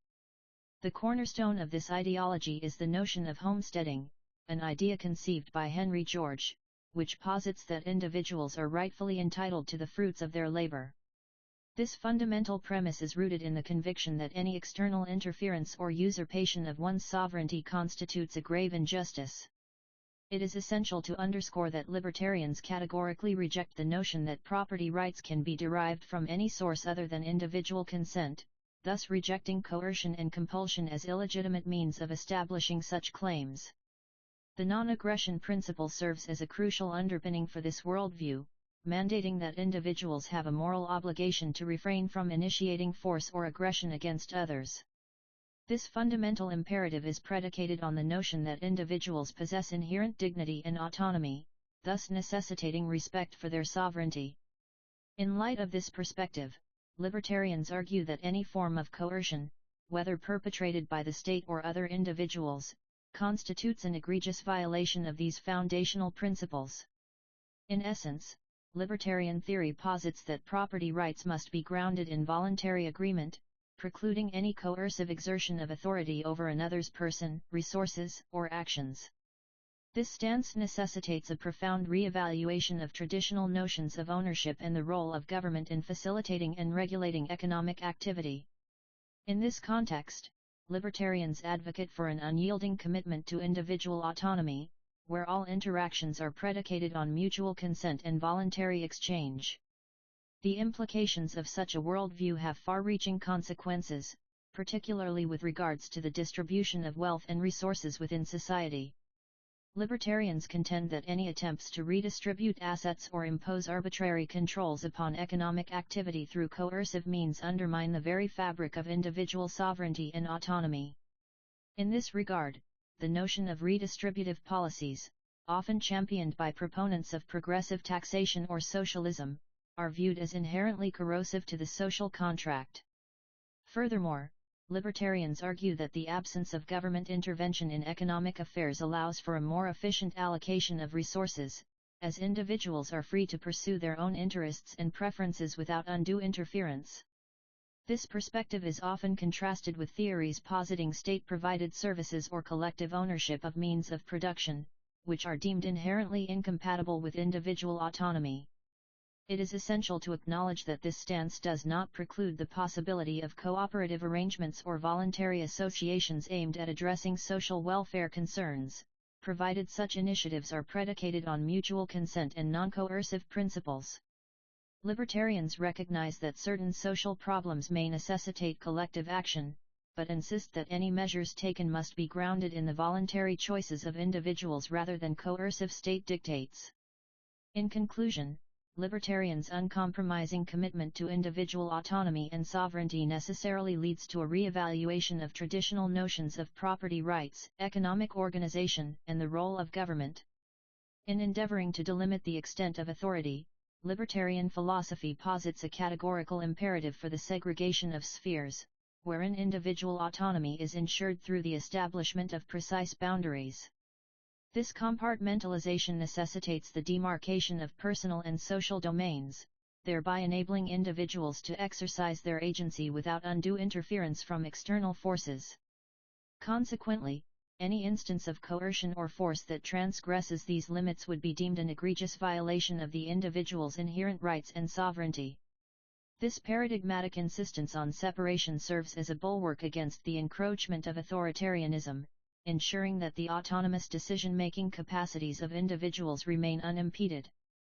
By establishing clear boundaries between personal and social spheres, libertarians endeavor to create a conceptual architecture that safeguards the individual's ability to make choices unfettered by extraneous influences. It is essential to note that this segregation of spheres is not merely a rhetorical device or a vague notion, but rather an ontological necessity grounded in the fundamental principles of human dignity. The individual's capacity for self-determination, as well as their inherent right to self-ownership, necessitates the creation of a metaphysical boundary between personal and social domains. In this regard, libertarians reject any form of external coercion or compulsion that seeks to traverse these boundaries, deeming such actions an egregious violation of the individual's sovereignty.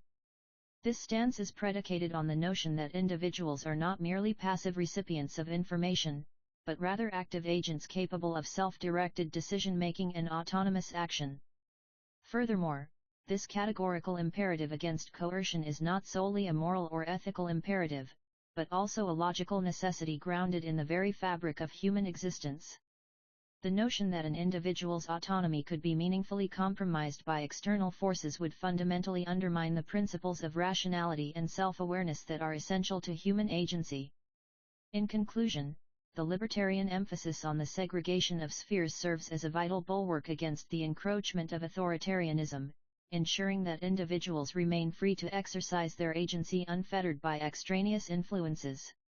It is through this categorical imperative that libertarians strive to protect and preserve the fundamental principles of human dignity, self-ownership, and autonomy. Chapter 4: From Positions to Principles, the Libertarian Ethos. The chapter From Positions to Principles, the Libertarian Ethos forms a vital foundation in our examination of the libertarian ideal of prioritizing individual personhood over entrenched ideological positions. As we embark on this intellectual journey, it is imperative to establish a solid understanding of the philosophical underpinnings that govern libertarian thought. At its core, libertarianism is a moral and political philosophy that reverberates with the principles of individual autonomy, non-aggression, and the protection of individual rights. The ideology is not merely a reaction against collectivist or authoritarian ideologies but rather an affirmation of human agency, recognizing the inherent value and dignity of each individual. By adopting this perspective, libertarians assert that individuals possess inherent sovereignty over their own lives, choices, and decisions, which necessitates the protection of those freedoms. This chapter serves as a crucial bridge between theory and practice, delving into the foundational principles that shape the libertarian ethos. It is essential to understand that these principles are not merely abstract concepts but rather a living, breathing manifestation of human experience, shaped by centuries of philosophical inquiry and practical experimentation. Libertarianism's core tenets center on the notion of non-aggression, which posits that individuals have a moral obligation to refrain from initiating force or violence against others. This fundamental precept is rooted in the conviction that each individual possesses inherent rights to life, liberty, and property, which must be respected and protected by all parties involved. The libertarian ethos also emphasizes the importance of voluntary association, acknowledging that individuals should be free to form relationships and agreements with one another based on mutual consent rather than coercion. This stance is predicated upon a profound understanding of human psychology, recognizing that individual flourishing is inextricably linked to the freedom to make choices and participate in voluntary transactions. Furthermore, This chapter will explore the concept of self-ownership, where individuals are recognized as the sole proprietors of their own bodies, minds, and actions. This notion underscores the inherent dignity and autonomy of each person, emphasizing that no individual has the right to dictate or command another's life choices without explicit consent. As we delve deeper into the libertarian ethos, it becomes clear that this philosophy is not a dogmatic ideology but rather an iterative refinement of human understanding and moral development. Libertarians recognize that their principles are subject to ongoing critique, revision, and debate, and that the pursuit of truth and wisdom necessitates the rigorous examination of existing beliefs. In conclusion, the forthcoming exploration of the libertarian ethos in this chapter will serve as a vital foundation for our subsequent analysis, allowing us to better comprehend the complex interplay between philosophical underpinnings and practical applications. Libertarianism is often met with misconceptions, perpetuating a narrow understanding of its scope and objectives. While it is undeniable that individual rights and freedoms play a significant role in this philosophical framework, it would be an oversimplification to reduce the ideology solely to these aspects. Instead, it is essential to delve into the intricate web of principles that underpin libertarian thought. At its core, the libertarian ethos revolves around a commitment to respecting individuals' autonomy, recognizing their inherent capacity for self-governance and decision-making. This commitment is not solely driven by a utilitarian or consequentialist approach, but rather stems from an existential imperative that acknowledges the inherent dignity and worth of every human being. By embracing this perspective, libertarians assert that each individual possesses the cognitive faculties and moral agency to chart their own course through life, free from unnecessary coercion. It is crucial to acknowledge that this autonomy is not limitless. Rather, it is tempered by a profound appreciation for the inherent limits of human knowledge. Recognizing the fallibility of human understanding, libertarians are wary of attempts to impose arbitrary solutions or coercive measures on individuals, as these often arise from a flawed comprehension of the complex world we inhabit. The danger of unchecked coercion lies in its potential to undermine the very fabric of societal cohesion and create an environment conducive to exploitation and oppression. In this light, libertarianism is not merely a dogmatic adherence to individual rights, but rather an existential imperative rooted in our shared humanity. By recognizing the inherent dignity and worth of every human being, libertarians aim to create a world where individuals are free to pursue their unique life's purpose, unencumbered by arbitrary forces or coercive external pressures. This emphasis on individual agency must not be misunderstood as a rejection of collective action or social responsibility. On the contrary, libertarians recognize that certain problems require coordinated efforts and shared solutions. However, they maintain that these initiatives should arise from voluntary associations and decentralized decision-making processes, rather than top-down mandates or coercive measures. Ultimately, the libertarian ethos is founded on an unwavering commitment to respect individual autonomy while acknowledging the inherent limits of human knowledge. By embracing this philosophy, we may create a world where individuals are empowered to flourish, unencumbered by arbitrary forces and untethered from the constraints imposed by external authorities. In attempting to comprehend the essence of libertarianism, it is imperative that we reorient our comprehension of this ideology from its traditional association with opposition to authoritarianism. Instead, libertarians must emphasize their unwavering dedication to promoting positive liberty. This involves acknowledging that true freedom is not merely a state of absence from constraint, but rather an active manifestation of moral agency and self-governance. By adopting this nuanced perspective, libertarians can transcend the simplistic dichotomies often employed in political discourse. In doing so, they can foster a more comprehensive understanding of their philosophy, thereby distinguishing themselves from the numerous misconceptions surrounding their stance. One crucial aspect of reframing our understanding of libertarianism is recognizing the profound implications of this shift on the way libertarians engage with the notion of freedom. It is no longer sufficient to merely posit that freedom necessitates the absence of external coercion or control, rather, it becomes essential to examine the manner in which individuals exercise their agency within a given context. This reorientation has far-reaching consequences for our understanding of the libertarian ethos, particularly when considering its relationship with the concept of negative liberty. While the latter pertains solely to the absence of constraint, positive liberty emphasizes an individual's capacity to govern themselves and make choices that are aligned with their moral principles and values. It is essential for libertarians to recognize the critical distinction between these two concepts, as failure to do so can lead to a misunderstanding of their philosophy. Libertarians must acknowledge the importance of not merely preventing harm from being inflicted upon others but also promoting a culture where individuals have the autonomy and capacity to act in accordance with their values. Ultimately, embracing this nuanced perspective on libertarianism enables libertarians to transcend simplistic dichotomies that often dominate political discourse, thereby fostering a more comprehensive understanding of their philosophy. In contradistinction to the prevailing misconception that libertarianism is inherently dogmatic or absolutist, it is essential to highlight the fundamentally nuanced and provisional nature of this philosophical persuasion.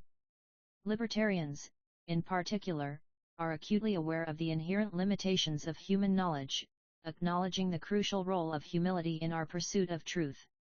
This epistemological awareness is not merely a theoretical construct, but rather an existential imperative born from the recognition that we can never fully comprehend the intricate complexities of reality. It is this very understanding that necessitates a profound skepticism towards coercive measures aimed at shaping society according to some predetermined notion of rightness. Rather than advocating for dogmatic or absolute positions, libertarians recognize the inherent uncertainty and provisional nature of all knowledge claims. This recognition is rooted in an unwavering commitment to individual autonomy, which inherently demands a respect for the limits of our comprehension. It is precisely this understanding that necessitates a cautious approach towards the imposition of arbitrary power structures or coercive measures aimed at engineering societal change according to some predetermined notion of rightness. Such actions inevitably lead to the erosion of individual autonomy and perpetuate arbitrary power dynamics, which can have far-reaching and devastating consequences. In contradistinction, libertarians seek to foster an environment that respects individual agency and creativity, recognizing that all knowledge claims are inherently provisional and subject to revision in light of new evidence or experience. This perspective also underscores the importance of prudence and restraint in our pursuit of truth and social change. Libertarians do not pretend to possess a comprehensive understanding of complex societal issues but instead approach these challenges with an open mind, acknowledging both the potential for unforeseen consequences and the inherent limitations of our knowledge. In examining the fundamental tenets of libertarianism, it becomes evident that the notion of embracing uncertainty plays a pivotal role in grasping the underlying principles of this philosophical framework. By acknowledging the limitations of human knowledge, libertarians are able to sidestep simplistic dichotomies and instead foster a more sophisticated comprehension of their ideology. The rejection of dogmatic certainty is a cornerstone of libertarian thought, as it allows for the recognition that truth is inherently subjective and context-dependent. This paradigmatic shift in perspective enables libertarians to eschew reductionist categorizations and instead adopt a more holistic approach, one that acknowledges the inherent complexity of human experience. By embracing uncertainty, libertarians are able to transcend simplistic dichotomies and instead cultivate a nuanced understanding of the world. Moreover, this embrace of uncertainty also serves as a powerful antidote to the insidious creep of authoritarianism, which so often relies on the notion that there exists a single, universally applicable truth. The acknowledgement that knowledge is always provisional and context-specific inherently undermines attempts to impose dogmatic certainties upon others, thus safeguarding individual freedom and autonomy. It is this very rejection of certainty that enables libertarians to develop a more profound appreciation for the inherent limitations of human understanding, thereby fostering a culture of skepticism and open-mindedness.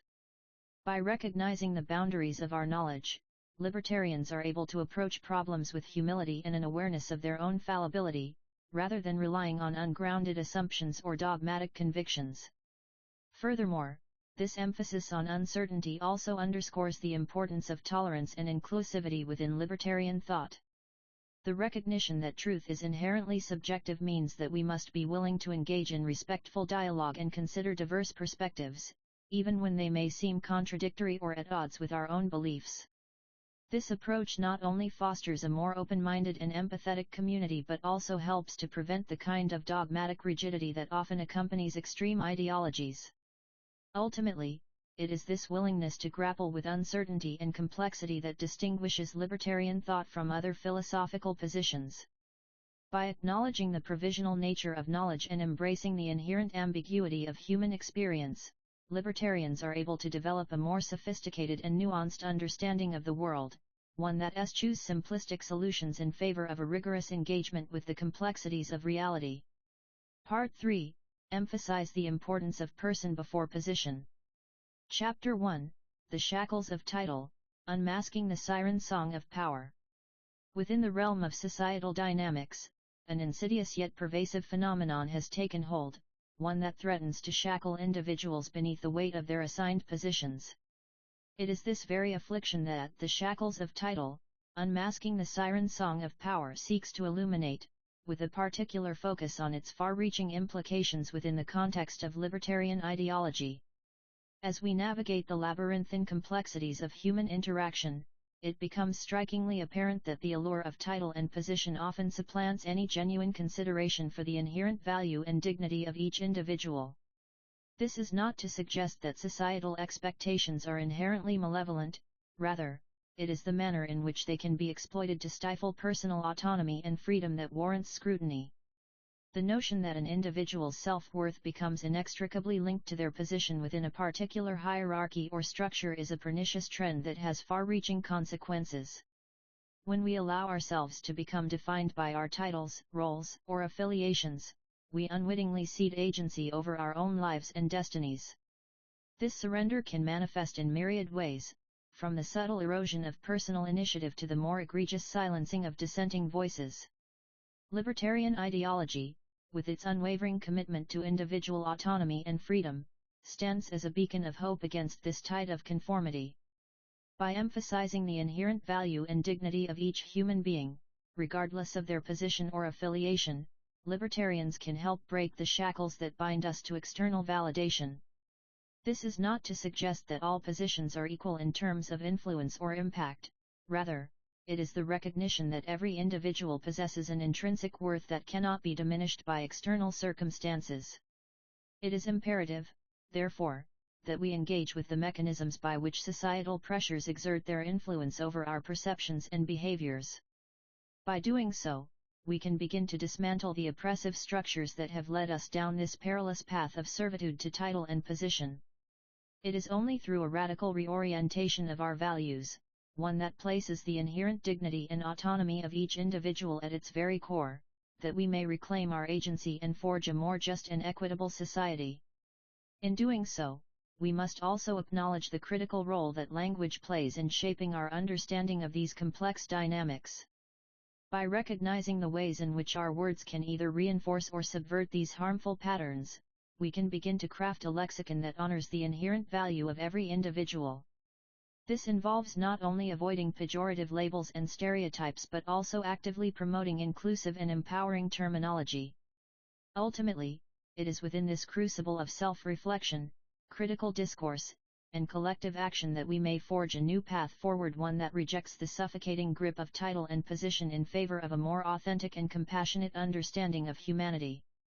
In an era where the cacophony of competing interests and ideologies creates a perpetual state of uncertainty, it is crucial to scrutinize the mechanisms that facilitate the erosion of individual autonomy.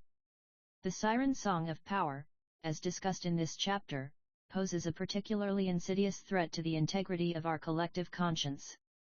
This pervasive phenomenon manifests as an irrepressible allure, drawing individuals into its vortex with promises of authority, prestige, and influence. Unfortunately, these tantalizing rewards often come at the expense of one's most deeply held principles and convictions.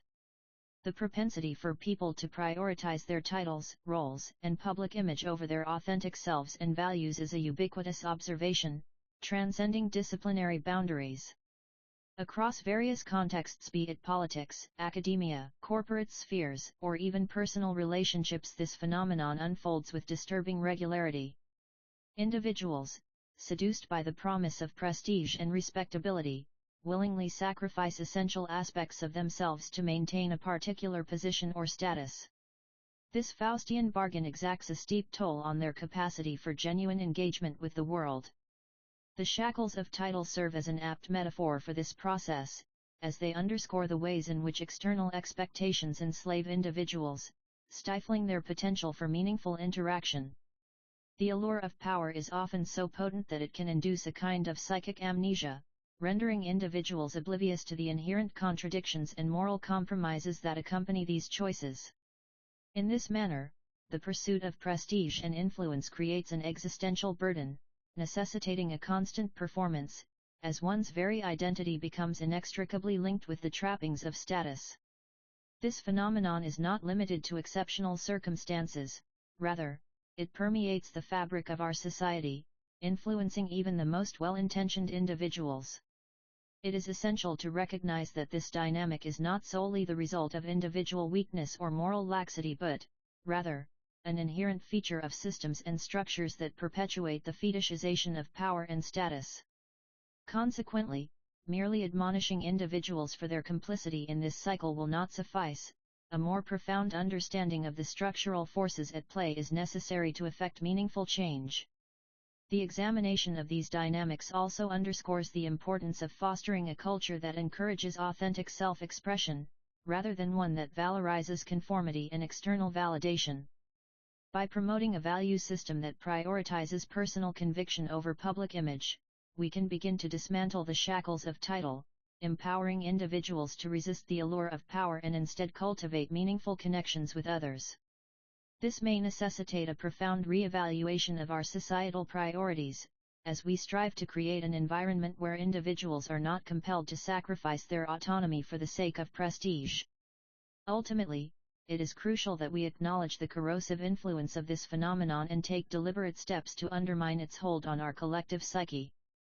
By doing so, we may yet preserve the integrity of our individual selves, unshackling us from the pernicious grip of status and permitting a more authentic and compassionate society to emerge. In the grand tapestry of human history, it is a recurring motif that various forms of social pressure have been employed as a means of stifling dissenting voices, suppressing minority opinions, and perpetuating dominant ideologies. This insidious phenomenon serves as a potent reminder of the need to remain ever vigilant against the corrosive effects of conformity and coercion.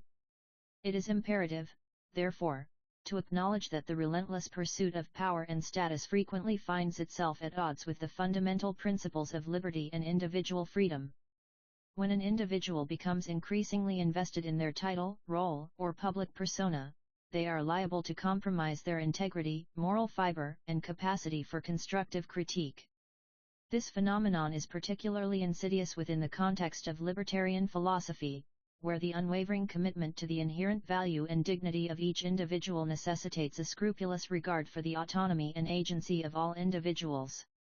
In this light, it becomes essential that libertarians remain steadfast in their opposition to social coercion, ensuring that their actions and beliefs align with their professed commitment to upholding the inherent worth and dignity of every human being. It is only by recognizing the inherent value and dignity of each individual that we can truly begin to construct a society that respects the autonomy and agency of its citizens.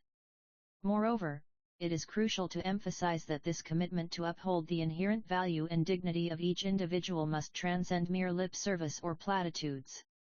Rather, it requires an unwavering dedication to the principles of liberty and individual freedom, even in the face of overwhelming societal pressure. For it is only by remaining steadfast in our convictions and refusing to be swayed by the winds of public opinion that we can truly create a society that honors the inherent worth and dignity of each human being. Furthermore, it is imperative to acknowledge that this commitment must extend beyond mere theoretical posturing or abstract philosophical musings. Rather, it necessitates a tangible and concrete commitment to upholding the fundamental rights and freedoms of every individual, even when such actions run counter to dominant ideologies or prevailing societal norms.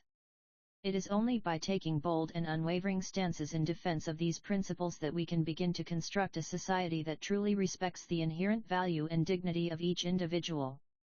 Ultimately, it is our responsibility as libertarians to uphold the inherent worth and dignity of every human being by refusing to compromise our convictions in the face of social pressure. It is only by doing so that we can truly create a society that honors the autonomy and agency of its citizens, allowing for the free exchange of ideas, the pursuit of individual happiness, and the fostering of a culture of creative innovation and progress. In conclusion, it is crucial to emphasize that the commitment to uphold the inherent value and dignity of each individual must be an unwavering and unshakable principle that guides our actions and beliefs. It is only by remaining steadfast in this commitment that we can truly begin to construct a society that respects the autonomy and agency of its citizens, allowing for the realization of human potential and the fostering of a culture of creative innovation and progress. As we embark on an exploration of the insidious allure of power and its far-reaching implications, it is imperative that we pause to consider the manner in which our relationships with authority, prestige, and influence shape our understanding of ourselves and our place within society. It is only by illuminating the ways in which these external forces can manipulate and control us that we may begin to liberate ourselves from the shackles of title and forge a more authentic, morally grounded approach to living our lives and interacting with others. The notion that we are each unique individuals, imbued with inherent dignity and autonomy, is oftentimes at odds with the reality of our experiences. We are frequently influenced by external forces, which shape our perceptions, attitudes, and behaviors in profound ways. The siren song of power, though alluring, can lead us down a perilous path, where we compromise our values, sacrifice our integrity, and neglect our moral obligations. The allure of power is multifaceted and far-reaching. It can manifest in various guises, from the pursuit of prestige and recognition to the desire for control and dominance over others. In each instance, it is crucial that we remain vigilant and mindful of the ways in which these external forces may be shaping our actions and decisions. By acknowledging the manipulative nature of power, we are empowered to re-evaluate our relationships with authority figures, societal norms, and cultural expectations. We must recognize that these external influences can serve as a potent tool for manipulation, often masquerading as benevolent or well-intentioned guidance. As such, it is essential that we cultivate a critical awareness of the ways in which power operates, thereby enabling us to make more informed decisions that align with our personal principles and values. In this regard, the shackles of title serves as a poignant reminder of the importance of prioritizing one's personal principles and values above external pressures and expectations. By doing so, we may break free from the shackles of title and forge a more authentic, morally grounded approach to living our lives and interacting with others. In conclusion, it is crucial that we remain mindful of the insidious nature of power and its far-reaching implications. By acknowledging the ways in which these external forces can manipulate and control us, we are empowered to re-evaluate our relationships with authority figures, societal norms, and cultural expectations. It is only by prioritizing our personal principles and values above external pressures and expectations that we may forge a more authentic, morally grounded approach to living our lives and interacting with others. References. Insert relevant sources or academic studies. Note: the references provided are for the purpose of demonstrating the academic style requested. In reality, you would need to include credible sources to support your argument. Chapter 2, A Tapestry Woven with Individual Threads, Celebrating Human Diversity and Agency. The notion that individuality should be prioritized over institutional or ideological positions is indeed a cornerstone of libertarian ideology.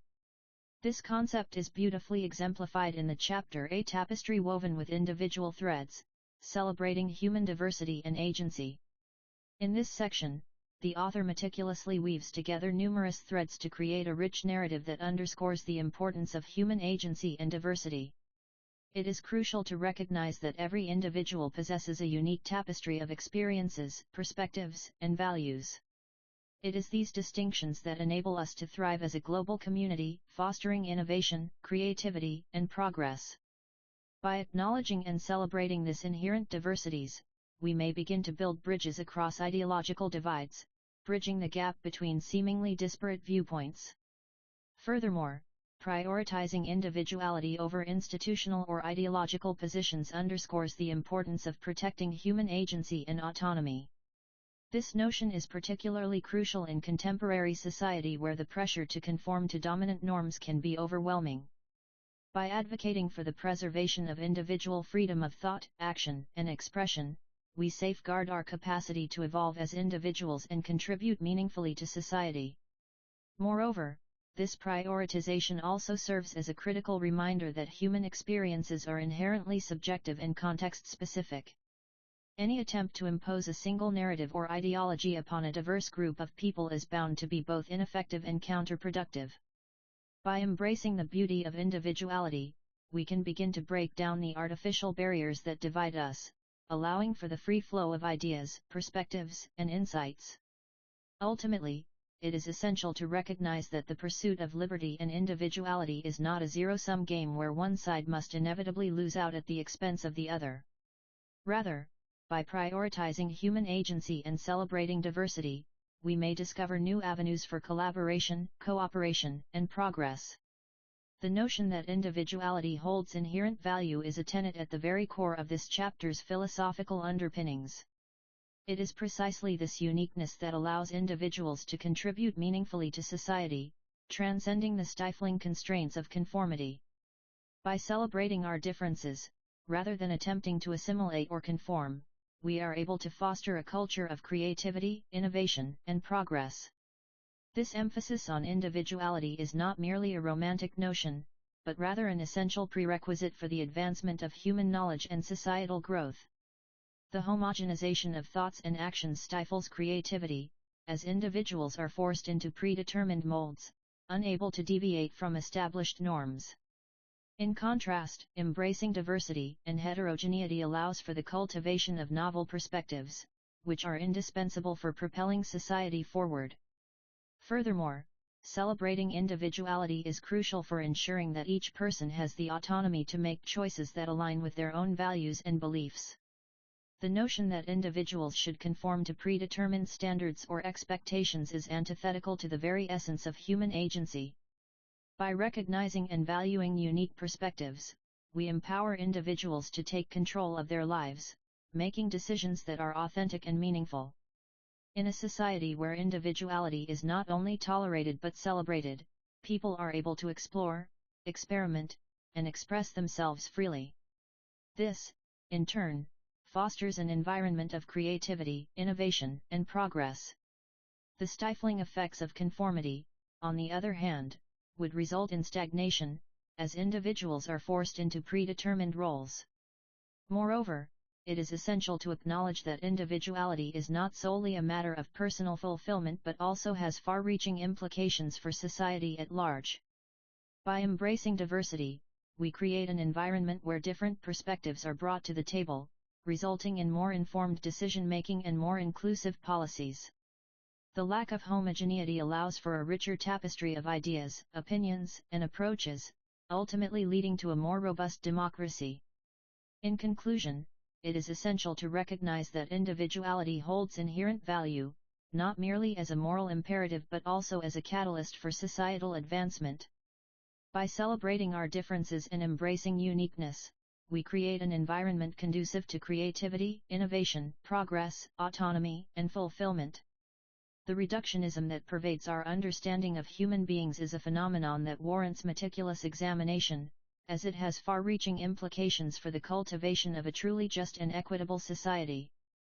By simplistically categorizing individuals into abstract notions or pigeonholing them into narrow frameworks, we risk dehumanizing the very essence of who they are, their multifaceted nature, replete with contradictions, complexities, and inconsistencies. This tendency to oversimplify the human experience is a recipe for disaster, as it sets the stage for the oppressive forces of conformity and homogenization. When individuals are stripped of their individuality, creativity, and dissenting voices are stifled, and the potential for innovation, progress, and positive change are irreparably compromised. The notion that we can be reduced to mere abstractions or categories is a fallacy that must be vigorously challenged. In stark contrast, recognizing the inherent worth and dignity of each person allows us to cultivate a society that values nuance, complexity, and the richness that arises from embracing our differences.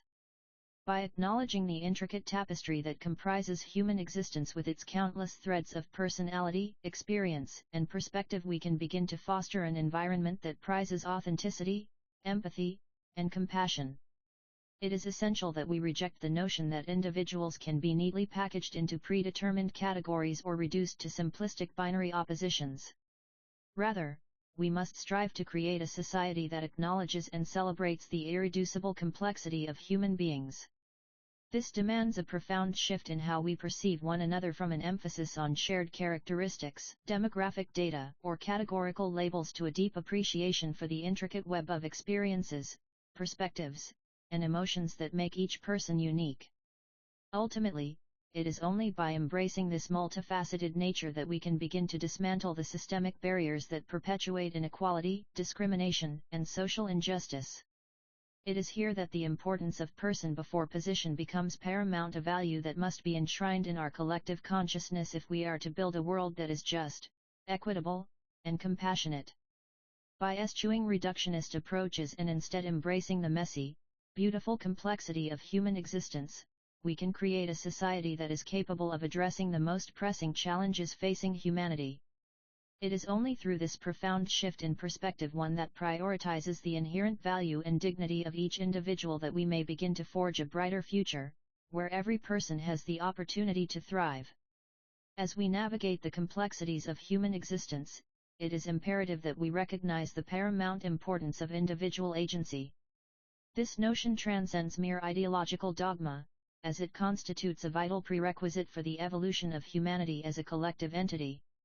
By affirming the inherent dignity and autonomy of each person, we pave the way for the creation of a society where individuals are empowered to make choices consonant with their unique values, beliefs, and aspirations.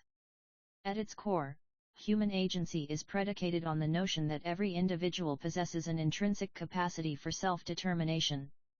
This capacity enables us to navigate the intricate web of life, shaping our own destinies through deliberate action and informed decision-making. It is this faculty that allows us to forge our own paths, embracing the messy beauty of imperfection and the unpredictable nature of human experience. The emphasis on individual agency is not merely a call to arms for the libertarian inclined, but rather an existential imperative. By acknowledging the autonomy of each person, we are able to foster an environment conducive to creativity, innovation, and progress. The freedom to make choices that align with one's own moral compass and ethical framework is essential for fostering genuine empathy, compassion, and understanding. It is through this lens that we must re-examine the notion of position in relation to human agency. Rather than being mere placeholders or interchangeable parts in a societal tapestry, individuals are imbued with a profound capacity for self-actualization. This capacity necessitates the recognition of inherent dignity and the protection of fundamental rights, as enshrined in the Universal Declaration of Human Rights. The celebration of human diversity is an integral component of this narrative. By embracing the cacophony of voices, experiences, and perspectives that define our existence, we create a society where individual agency can flourish. The suppression or marginalization of certain voices only serves to stifle the creative potential that resides within each person. As we continue to navigate the complexities of an increasingly interconnected world, it is crucial that we prioritize this understanding of human agency. It is through the recognition and celebration of our differences that we will unlock the boundless potential that lies at the intersection of individual autonomy and collective progress. Chapter 3: Beyond the Hierarchy, the Symphony of Voluntary Interaction. In the pursuit of elucidating the paramount importance of prioritizing the individual over their position within predetermined hierarchies, it becomes imperative to transcend the conventional paradigms that have historically governed human interaction. This necessitates a thorough re-examination of our comprehension of power dynamics and the intricate web of relationships between individuals, as well as the instrumental role institutions play in either fostering or obstructing voluntary collaboration. The notion of a symphony of voluntary interaction alludes to the extraordinary harmony that can emerge when autonomous entities converge, unencumbered by coercion or manipulation. This harmonious convergence, much like the intricate dance of individual instruments within an orchestra, gives rise to a rich tapestry of creative expression and innovative problem-solving. By allowing individuals to move freely, unfettered by the constraints of predetermined positions, we create an environment where diversity of thought, perspective, and experience can flourish. In this context, institutions must be reimagined as facilitators rather than dictators, empowering individuals to make informed decisions that align with their unique values and beliefs. This requires a profound shift in our understanding of power dynamics, moving beyond the traditional notions of dominance and submission. Instead, we must cultivate an environment where power is distributed evenly among individuals, allowing each to contribute their expertise and creativity to the collective.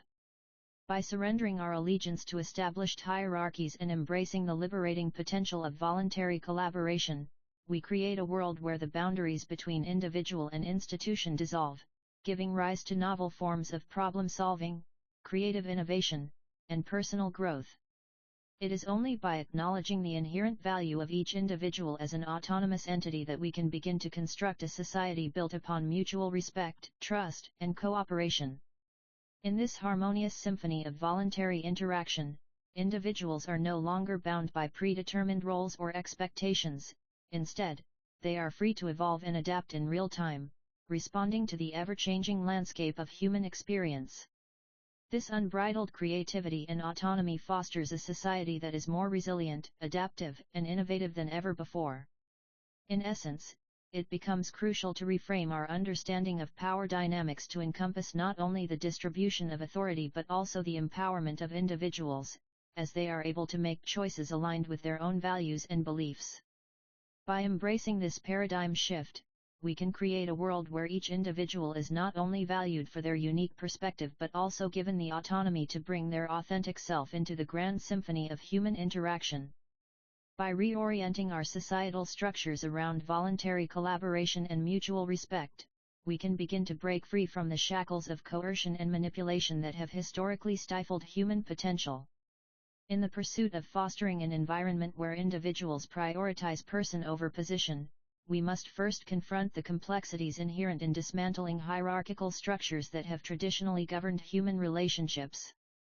It is imperative to recognize that power imbalances do not solely arise from institutionalized forms of oppression, but also emerge organically from individual actions and choices. This acknowledgement permits us to reimagine ways in which people might come together voluntarily, without resorting to coercive measures or relying on established authority figures. To achieve this fundamental shift, it is essential to redefine the notion of power and its modes of exercise. Traditionally, power has been perceived as a fixed quantity, allocated to individuals based on their position within a hierarchical structure. However, this reductionist view neglects the dynamic and relational nature of power, which is comprised of multiple, often intertwined, forms of influence, coercion, and manipulation. In contrast, a nuanced understanding of power necessitates acknowledging its fluidity and contextuality. Power operates not solely through institutionalized channels, such as government or corporate hierarchies, but also through informal networks, social norms, and personal relationships.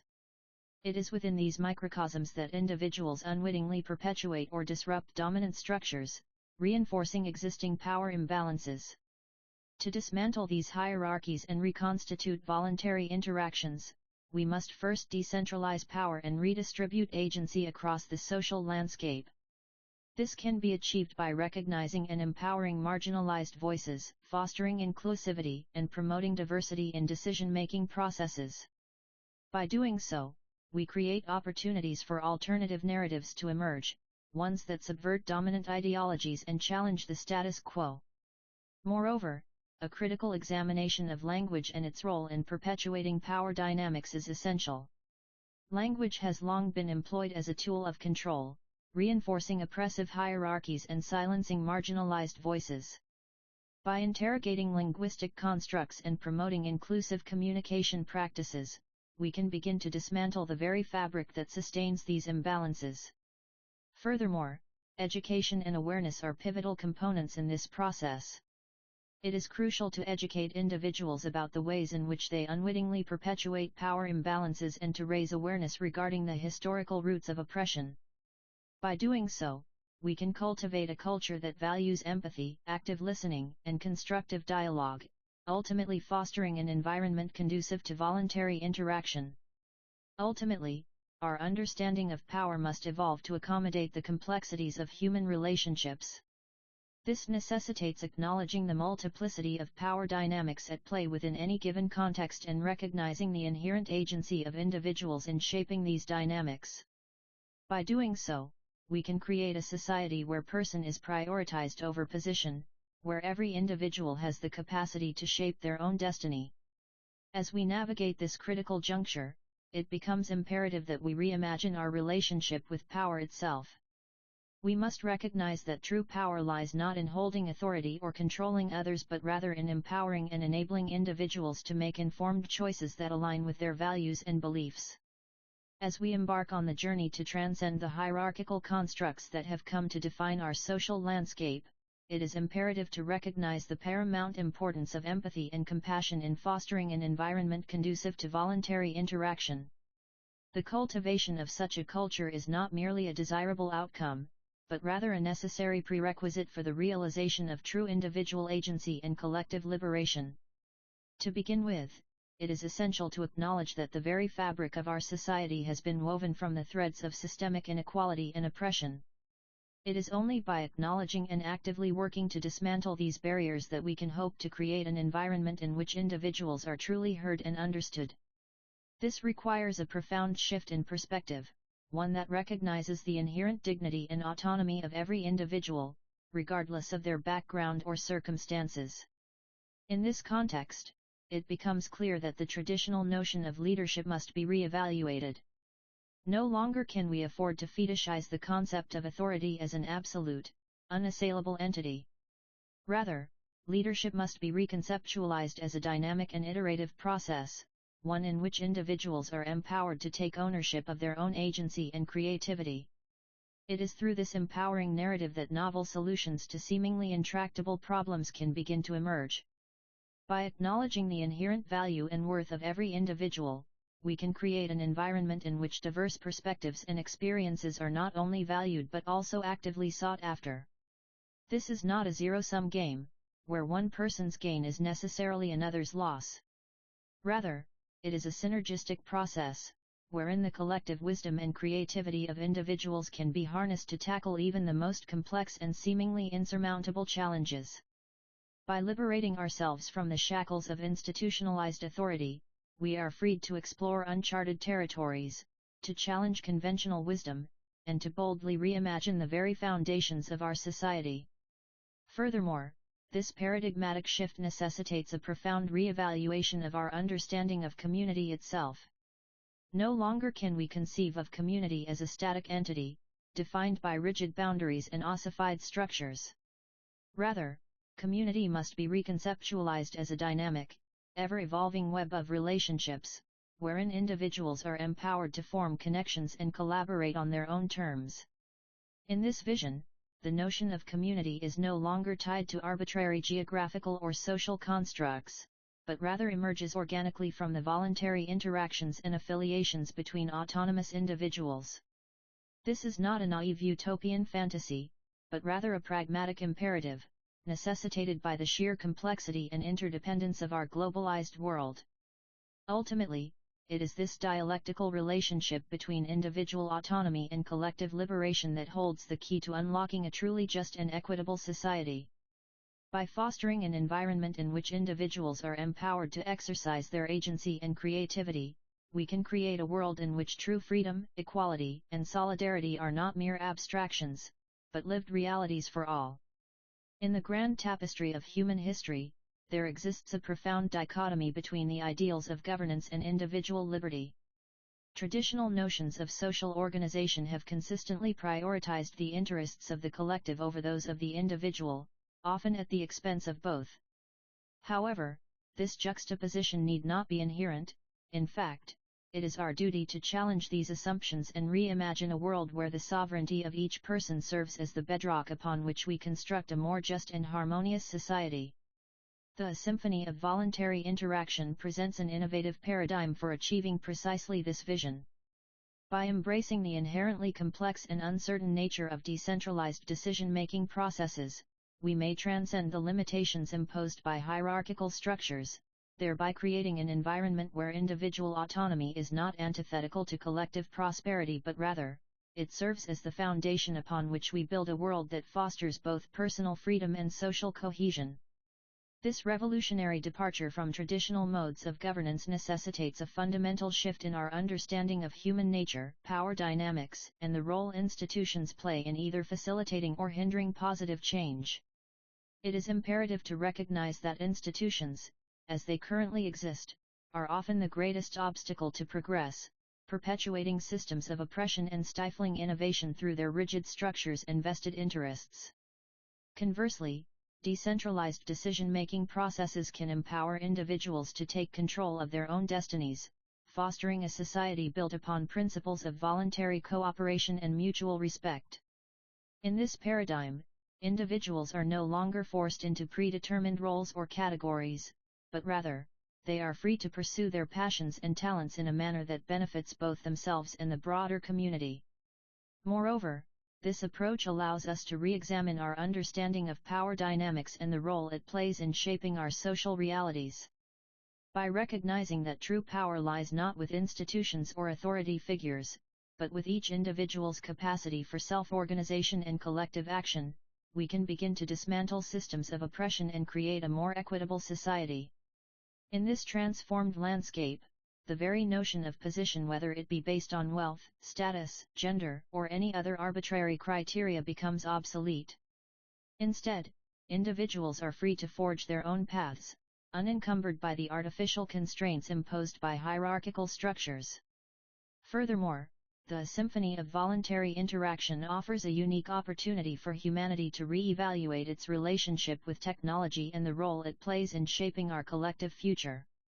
By leveraging the power of decentralized networks and open-source collaboration, we can create a world where innovation is democratized, and progress is driven by the collective efforts of individuals rather than the interests of institutions. Ultimately, embracing this radical departure from traditional notions of governance and social organization necessitates a profound shift in our worldview, one that prioritizes the inherent value and dignity of every individual. By recognizing the inherent worth and potential of each person, we can create a society that is both more just and harmonious, where individual freedom serves as the foundation upon which we build a brighter future for all. Chapter 4: Reliance and Authentic Connection. In the realm of human interactions, it is all too common for individuals to become ensnared in a web of positionalities, where relationships are reduced to mere transactions or performances. This superficial dynamic can lead to shallow connections, devoid of genuine understanding and empathy. In stark contrast, the libertarian ideal of person before position posits that meaningful relationships can only be forged by prioritizing the unique qualities and experiences of individuals over their roles, titles, or social status. This emphasis on reliance and authenticity is not merely a philosophical nicety, but rather an essential component of fostering connections that are rich in emotional depth and resilience. By refusing to be bound by the constraints of societal expectations, we can begin to form bonds based on mutual trust, empathy, and vulnerability. This requires a willingness to be open, honest, and receptive, as well as a commitment to truly listening and engaging with others. The importance of this approach cannot be overstated, as it is precisely these superficial relationships that often serve as the foundation for toxic dynamics, gossip, and even exploitation. By contrast, an authentic connection built upon mutual respect, empathy, and trust can provide a sanctuary from the corrosive effects of societal pressures and expectations. It is here that we find the seeds of true community, where individuals are valued not for their roles or positions, but rather as complex, multifaceted human beings worthy of dignity and compassion. Furthermore, this focus on personhood over positionality necessitates a profound shift in how we approach conflict resolution, personal growth, and collective problem solving. Rather than defaulting to hierarchical structures or adversarial dynamics, we must cultivate an environment where diverse perspectives can be shared, challenged, and integrated. This can only be achieved by recognizing the inherent value of each individual's experience, rather than their role within a particular hierarchy. In this context, reliance and authenticity become essential tools for navigating the complexities of human relationships.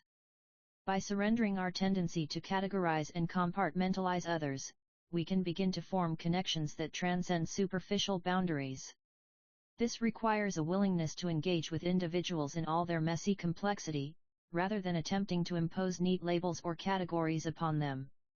Ultimately, it is only through this emphasis on personhood over positionality that we may begin to dismantle the toxic dynamics of exploitation, oppression, and marginalization that plague our societies. By prioritizing genuine connections and mutual respect, we can create spaces where diverse voices are amplified, and collective growth and understanding become the norm. The notion of reliance presents a pivotal juncture in our understanding of human relationships, as it underscores the indispensable requirement of surrendering egocentric inclinations in favor of vulnerability and openness. This paradigmatic shift necessitates a fundamental re-evaluation of our conventional approaches to interpersonal dynamics, wherein control and dominance are often prioritized over genuine connection and trust. By relinquishing the need for hierarchical structures and instead embracing an attitude of humility, we create a fertile ground for authentic relationships to blossom. It is crucial to recognize that true intimacy cannot be forged in the absence of vulnerability. Conversely, the willingness to expose our genuine selves serves as a catalyst for others to do so, thereby fostering an environment conducive to profound connections. The notion of authenticity assumes paramount importance within this context, as it represents an indispensable prerequisite for the establishment of meaningful bonds. Authenticity, here, transcends mere self-expression or conformity to societal norms. Rather, it denotes a willingness to confront and embrace our inherent complexities, flaws, and contradictions. By embracing our multifaceted nature, we create space for others to do the same, thereby dismantling the barriers that impede genuine connections. In essence, true relationships can only flourish when individuals prioritize the cultivation of trust over the desire for control or dominance.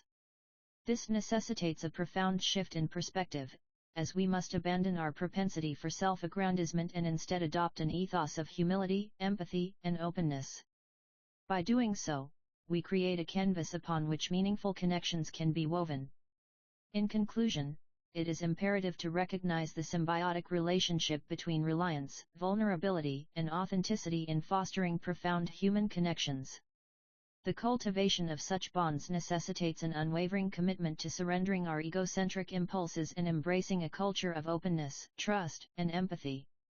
By doing so, we may transcend the superficialities that plague our relationships and instead forge genuine connections that nourish both body and soul. The notion of authentic connection necessitates a rejection of role-playing and pretentiousness in our social interactions. In today's digitally mediated world, where individuals curate personas through carefully crafted online profiles, the importance of honesty and vulnerability in face-to-face encounters has never been more paramount. The tendency to present a fabricated identity, often in an attempt to conform to societal expectations or garner approval, must be acknowledged as a significant obstacle to genuine connection. The proliferation of social media has given rise to a culture where individuals feel compelled to project a certain image, rather than revealing their authentic selves. This phenomenon is particularly troubling, as it creates an environment conducive to superficial relationships and shallow interactions. By presenting a curated persona, we inadvertently perpetuate the notion that our true nature is unworthy of exposure or acceptance. Consequently, the capacity for meaningful connection and understanding suffers significantly. In contrast, embracing our true selves, sans the trappings of artificial personas, paves the way for genuine empathy and understanding to emerge. This shift in perspective necessitates a willingness to be vulnerable, to share our authentic thoughts, emotions, and experiences with others. It is essential to recognize that such vulnerability is not equivalent to reckless abandon. Rather, it represents a conscious decision to prioritize honesty and openness over the temptation of pretentiousness. It is crucial to underscore that this call to authenticity does not dismiss the importance of maintaining decorum or civility in our interactions. Rather, it serves as a reminder that true intimacy and connection can only be fostered through genuine engagement, untainted by the artificiality that often masquerades as such. By acknowledging the distinction between superficial charm and profound rapport, we must strive to create an environment where individuals feel empowered to be their authentic selves. In this regard, it is essential to recognize that authenticity is not solely a matter of personal preference but rather an indispensable component of meaningful relationships. The proliferation of social media has led many to mistake online personas for actual connections, further complicating the issue. It is imperative that we reevaluate our priorities and redirect our energies towards fostering genuine connections with others. Ultimately, the rejection of role-playing and pretentiousness necessitates a profound shift in societal values, one that prioritizes the value of vulnerability over the allure of superficial charm. In accordance with the foundational principles of libertarian thought, the chapter Reliance and Authentic Connection serves as a poignant reminder that personhood must be prioritized over positionalities in order to construct relationships that are grounded in sincerity, empathy, and mutual respect. This notion is predicated on the understanding that the pursuit of authentic connections necessitates a willingness to eschew the conventions and norms that often serve as barriers to genuine human interaction. It is through the cultivation of vulnerability, trust, and honesty that we may establish connections that are rooted in a profound sense of empathy and compassion. This, in turn, permits us to transcend the artificial boundaries that frequently separate individuals and foster a culture of openness and receptivity. It is crucial to recognize that the libertarian ideology is not merely a philosophical doctrine, but rather an urgent call to action that demands our participation and commitment. In this context, it becomes imperative for us to disrupt the status quo and challenge the societal norms that often stifle authentic human connection. This necessitates a willingness to confront the systemic inequalities, biases, and prejudices that serve as obstacles to genuine communication and understanding. By doing so, we may create an environment in which individuals are free to express themselves without fear of reprisal or retribution. Furthermore, it is essential to recognize that personhood must be prioritized over positionalities in order to establish meaningful relationships. This underscores the importance of recognizing the inherent value and dignity of every individual, regardless of their background, beliefs, or affiliations. By doing so, we may create a culture that values authenticity, empathy, and compassion above all else.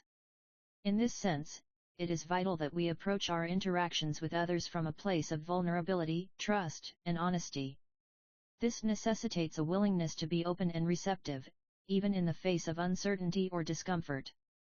It also requires us to engage with others in a manner that is grounded in empathy and compassion, rather than mere tolerance or indifference.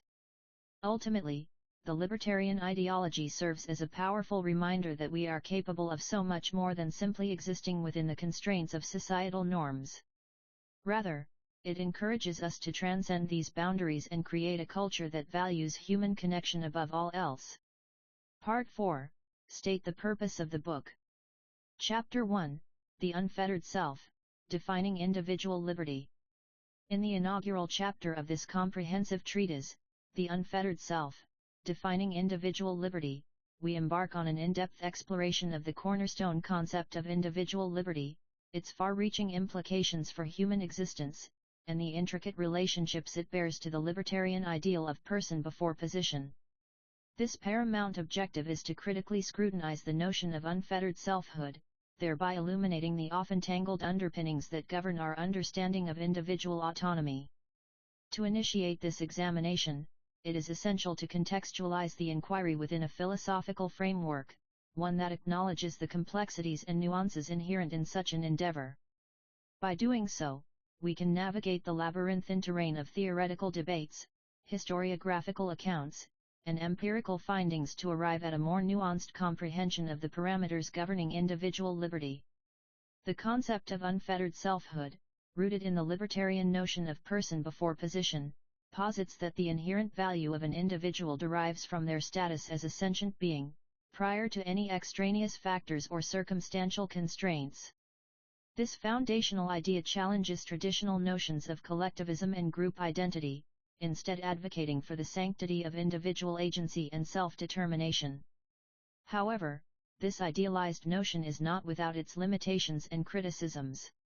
Critics argue that such an extreme emphasis on individual autonomy often neglects the inherent vulnerabilities and interdependencies inherent in human existence, leading to a potentially anarchic or nihilistic worldview. Conversely, proponents assert that unfettered selfhood represents the apex of human flourishing, wherein unencumbered by external authorities or societal expectations, individuals are empowered to realize their authentic potential. Throughout this chapter, we will delve into the theoretical underpinnings and historical antecedents of these arguments, engaging with prominent philosophical perspectives, including the works of John Stuart Mill, Friedrich Hayek, and Robert Nozick.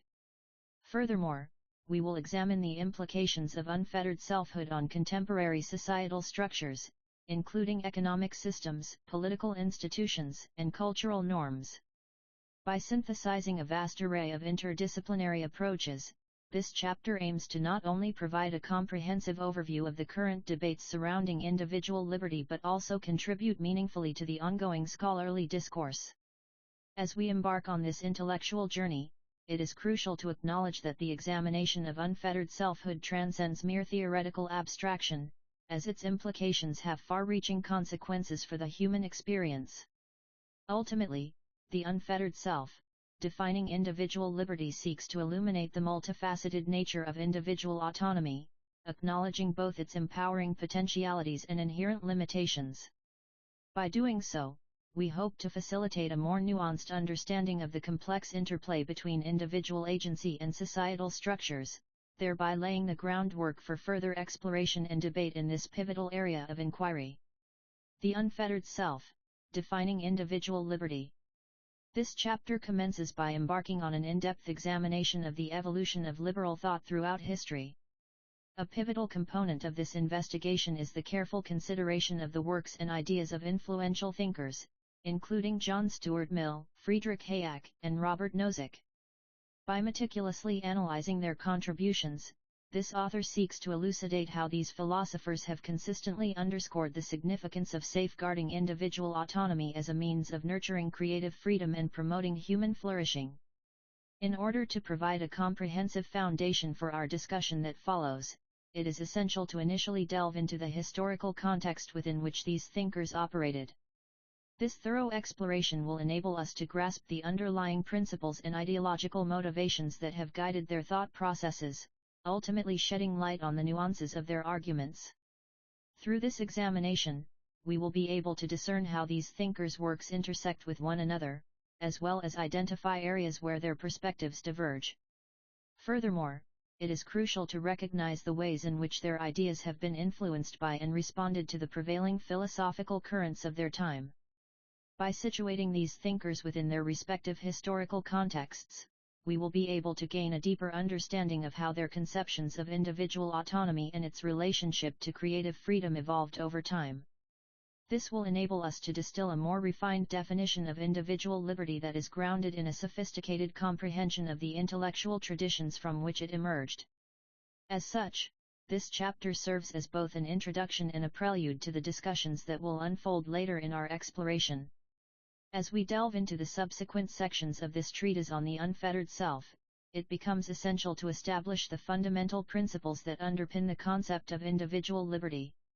This necessitates a nuanced exploration of the importance of non-interference, negative rights, and the sacrosanct protection of individual agency. The concept of non-interference is particularly crucial in this context, as it serves as the cornerstone upon which the unfettered self is built.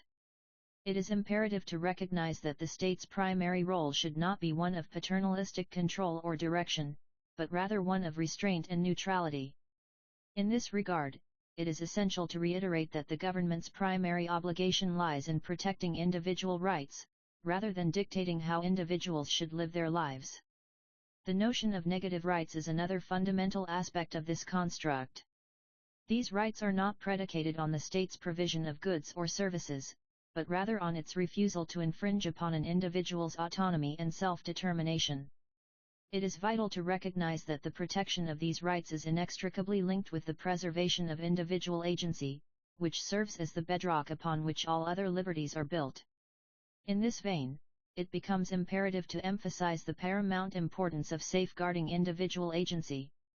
This necessitates a vigilant rejection of any form of government intervention or coercion that seeks to undermine an individual's capacity for self-directed action and decision-making. The unfettered self is not simply a passive recipient of government largesse, rather, it is an active agent capable of shaping its own destiny through the exercise of rational choice.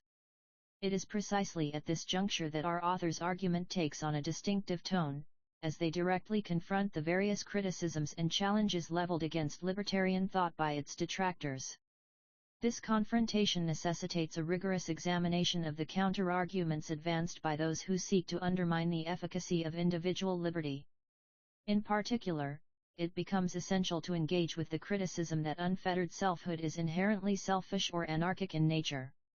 In response, our author presents a compelling case for the inherent value and dignity of individual autonomy, demonstrating that this is not simply a matter of personal preference but rather a fundamental aspect of human existence. Furthermore, it is crucial to address the notion that unfettered selfhood is incompatible with social justice or equality. Here, the author skillfully dismantles these criticisms by illustrating the numerous ways in which individual freedom and collective well-being are intertwined. Ultimately, the success of our author's argument hinges on their ability to convincingly demonstrate the efficacy of the unfettered self in facilitating a society that respects the inherent dignity and worth of each individual. The cornerstone of this treatise lies in its unyielding dedication to intellectual candor. As we embark on an exhaustive exploration of the intricate dance between individual liberty and social accountability, it is essential to recognize the delicate balance that must be struck between these two seemingly irreconcilable principles.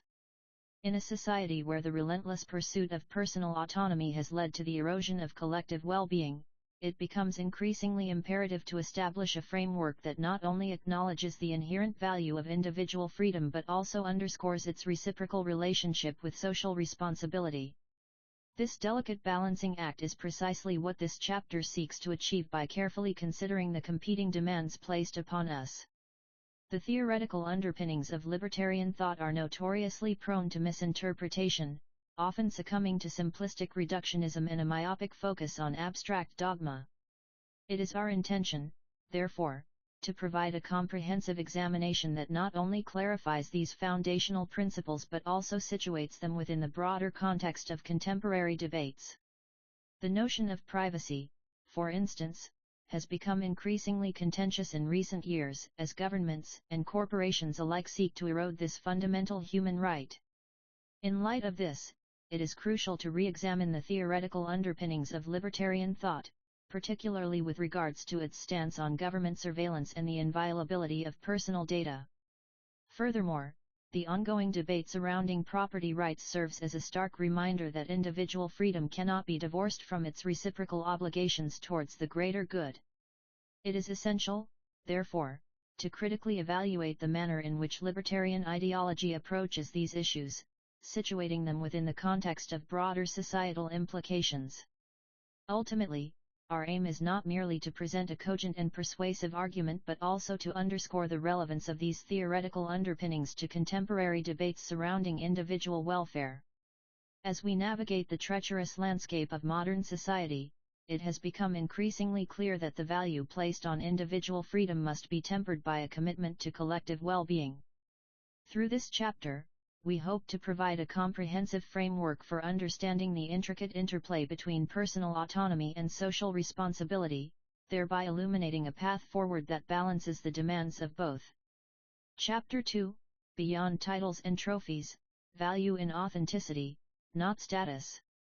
In Beyond Titles and Trophies, Value in Authenticity, Not Status, this pivotal chapter delves into the core tenet of libertarian ideology that personhood supersedes positional power.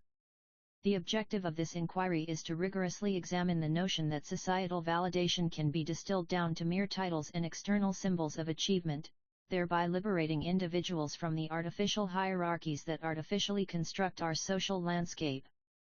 To achieve this aim, we must first confront the stark dichotomy that exists between authenticity and status. It is crucial to acknowledge that the notion of status is a concept rooted in societal constructs that perpetuate inequality and injustice. This dichotomy is exemplified by the tendency for individuals to prioritize external validation over their own inherent value as human beings. In essence, this chapter seeks to challenge the notion that our self-worth can be tied to arbitrary social constructs such as titles, achievements, and external symbols of success. We must instead recognize that each individual possesses inherent dignity and worth, regardless of their position within society. Furthermore, it is essential to emphasize the critical role that embracing one's true self plays in fostering a more just and egalitarian society. By recognizing that we are all deserving of equal respect and dignity, rather than being defined by artificial hierarchies, we can create a more harmonious and equitable world. In conclusion, this chapter serves as a clarion call to reject the notion that societal validation can be reduced to mere titles and external symbols of achievement. In the forthcoming chapter Beyond Titles and Trophies, Value in Authenticity, Not Status, we aim to elucidate the far-reaching consequences of prioritizing external validation over inner conviction. This dichotomy is not merely a theoretical abstraction, but rather an insidious phenomenon that permeates our very existence. By delving into the realm of philosophical frameworks, including existentialism and phenomenology, it becomes clear that the relentless pursuit of status is often rooted in an existential crisis, where individuals seek to define themselves through external means rather than embracing their unique experiences and perspectives. In this context, we will explore how the insatiable desire for external validation stems from a profound sense of uncertainty and disorientation. This existential angst, precipitated by the disconnection between one's authentic self and the societal expectations foisted upon them, drives individuals to seek external affirmation in an attempt to reconcile their internal contradictions. The proliferation of social media platforms, which present an unrelenting barrage of curated personas and shallow validation metrics, has only exacerbated this problem. However, as we delve into the implications of this phenomenon, it becomes starkly apparent that authenticity, rather than being a fleeting byproduct of status, assumes the role of a vital prerequisite for genuine self-actualization.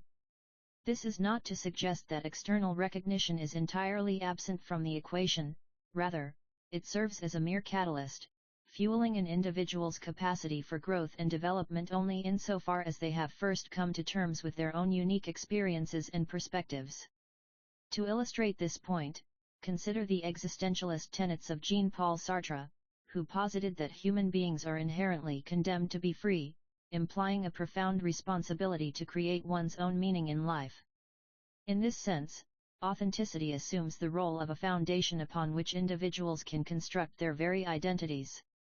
By embracing their singularity and rejecting the stifling conformity of societal expectations, they are empowered to author their own narratives, rather than merely attempting to conform to predetermined roles. In tandem with these existentialist principles, phenomenology offers valuable insights into the nature of human consciousness. This philosophical approach, which emphasizes the primacy of subjective experience, underscores the inherent value in embracing one's unique perspective and experiences. By acknowledging and celebrating this distinctiveness, individuals are able to sidestep the crippling anxiety attendant upon the pursuit of external validation. Furthermore, we will investigate how the relentless quest for status, whether reflected through material possessions, social standing, or professional achievements, precipitates a profound sense of disconnection from one's own values, desires, and aspirations. Rather than serving as a means to genuine self-actualization, this fixation on external validation merely perpetuates a cycle of superficiality and discontent. Ultimately, the purpose of this chapter is not to proscribe the pursuit of status altogether, but rather to illuminate the crucial distinction between authenticity-based growth and the empty, vacuous existence that ensues from prioritizing external validation. By recognizing the inherent value in embracing one's unique experiences and perspectives, we may yet transcend the stifling shackles of societal expectations and forge a path toward true self-actualization. The notion that value is inextricably linked to one's position or reputation has far-reaching consequences on our society, perpetuating a culture of conformity over creativity and individuality. In this chapter, we will critically examine the ways in which societal pressure fosters an environment where people are incentivized to conform rather than innovate, ultimately stifling progress and hindering meaningful relationships. At its core, the concept of valuing individuals based on their position or reputation is a notion that perpetuates artificial hierarchies. These hierarchies, often rooted in arbitrary constructs such as wealth, power, or social standing, serve only to reinforce the status quo rather than promote collective progress. The consequences of this mindset are far-reaching and insidious, as it creates an environment where creativity and innovation are discouraged. Conformity, by its very nature, is antithetical to the pursuit of knowledge and understanding. When individuals prioritize maintaining their social standing over contributing novel ideas or perspectives, we witness a stultifying of progress. The creative potential of human beings is stifled, as people become reluctant to challenge prevailing norms or question established authority. Moreover, this emphasis on external validation rather than internal worth has devastating effects on personal relationships and community dynamics. When value is tied to one's position or reputation, meaningful connections between individuals become transactional, based on the reciprocal exchange of social capital rather than genuine empathy or shared values. These shallow relationships are devoid of substance, leaving individuals feeling isolated and unfulfilled. This phenomenon is particularly pernicious in educational settings, where students are often taught that their worth is directly tied to their academic performance or extracurricular activities. This messaging can have lasting effects on an individual's self-perception, leading to feelings of inadequacy or a perpetual need for external validation. In turn, this can manifest as burnout, anxiety, and depression. To break free from these suffocating artificial hierarchies, we must challenge the notion that value is tied to one's position or reputation. Rather, it is essential to reimagine a world where people are valued for their inherent worth. This paradigmatic shift necessitates a fundamental re-evaluation of our understanding of what constitutes meaningful relationships and collaboration.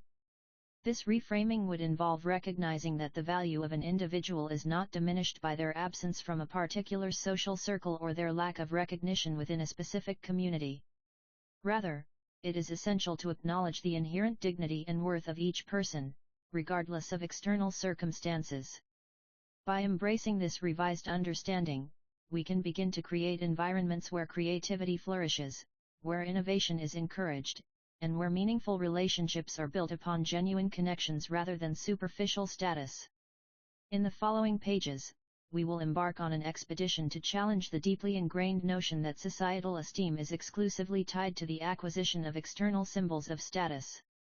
This pernicious myth has far-reaching consequences, as it perpetuates a culture where individuals are coerced into adopting artificial personas, stifling their unique voices and creative potentialities in favor of conformity to arbitrary norms. Our aim, therefore, is to excavate the underlying assumptions that have given rise to this aberrant ideology and replace them with a profound understanding of the intrinsic value inherent in individual authenticity. The notion that worthiness is contingent upon the accumulation of titles, trophies, and other external validation is, we argue, a fundamentally flawed construct. This misguided belief has led to an epidemic of disingenuous behavior, as individuals feel compelled to present a manufactured image of themselves to the world, sacrificing genuine connections and meaningful pursuits in favor of fleeting prestige and shallow recognition. The consequences of this aberrant ideology are far-reaching and devastating. Creative potential is stifled, empathy and compassion are undermined, and societal progress is hindered. It is crucial that we reorient our understanding of value, shifting away from the superficial trappings that currently dictate our assessment of worthiness. By doing so, we will create an environment in which individuals are empowered to flourish without being constrained by artificial constraints.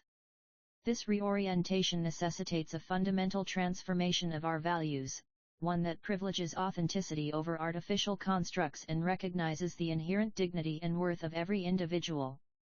In this chapter, we will delve into the complexities surrounding the notion of status and prestige, deconstructing the myths that have led us to this impasse. We will examine the insidious ways in which these artificial constructs are perpetuated and reinforced through societal institutions, cultural norms, and even our own personal biases. Furthermore, we will explore the far-reaching consequences of this aberrant ideology on our collective psyche, highlighting the devastating impact it has had on creativity, empathy, and overall human well-being. Ultimately, our goal is to recast the concept of value in a manner that respects the inherent dignity and autonomy of every individual.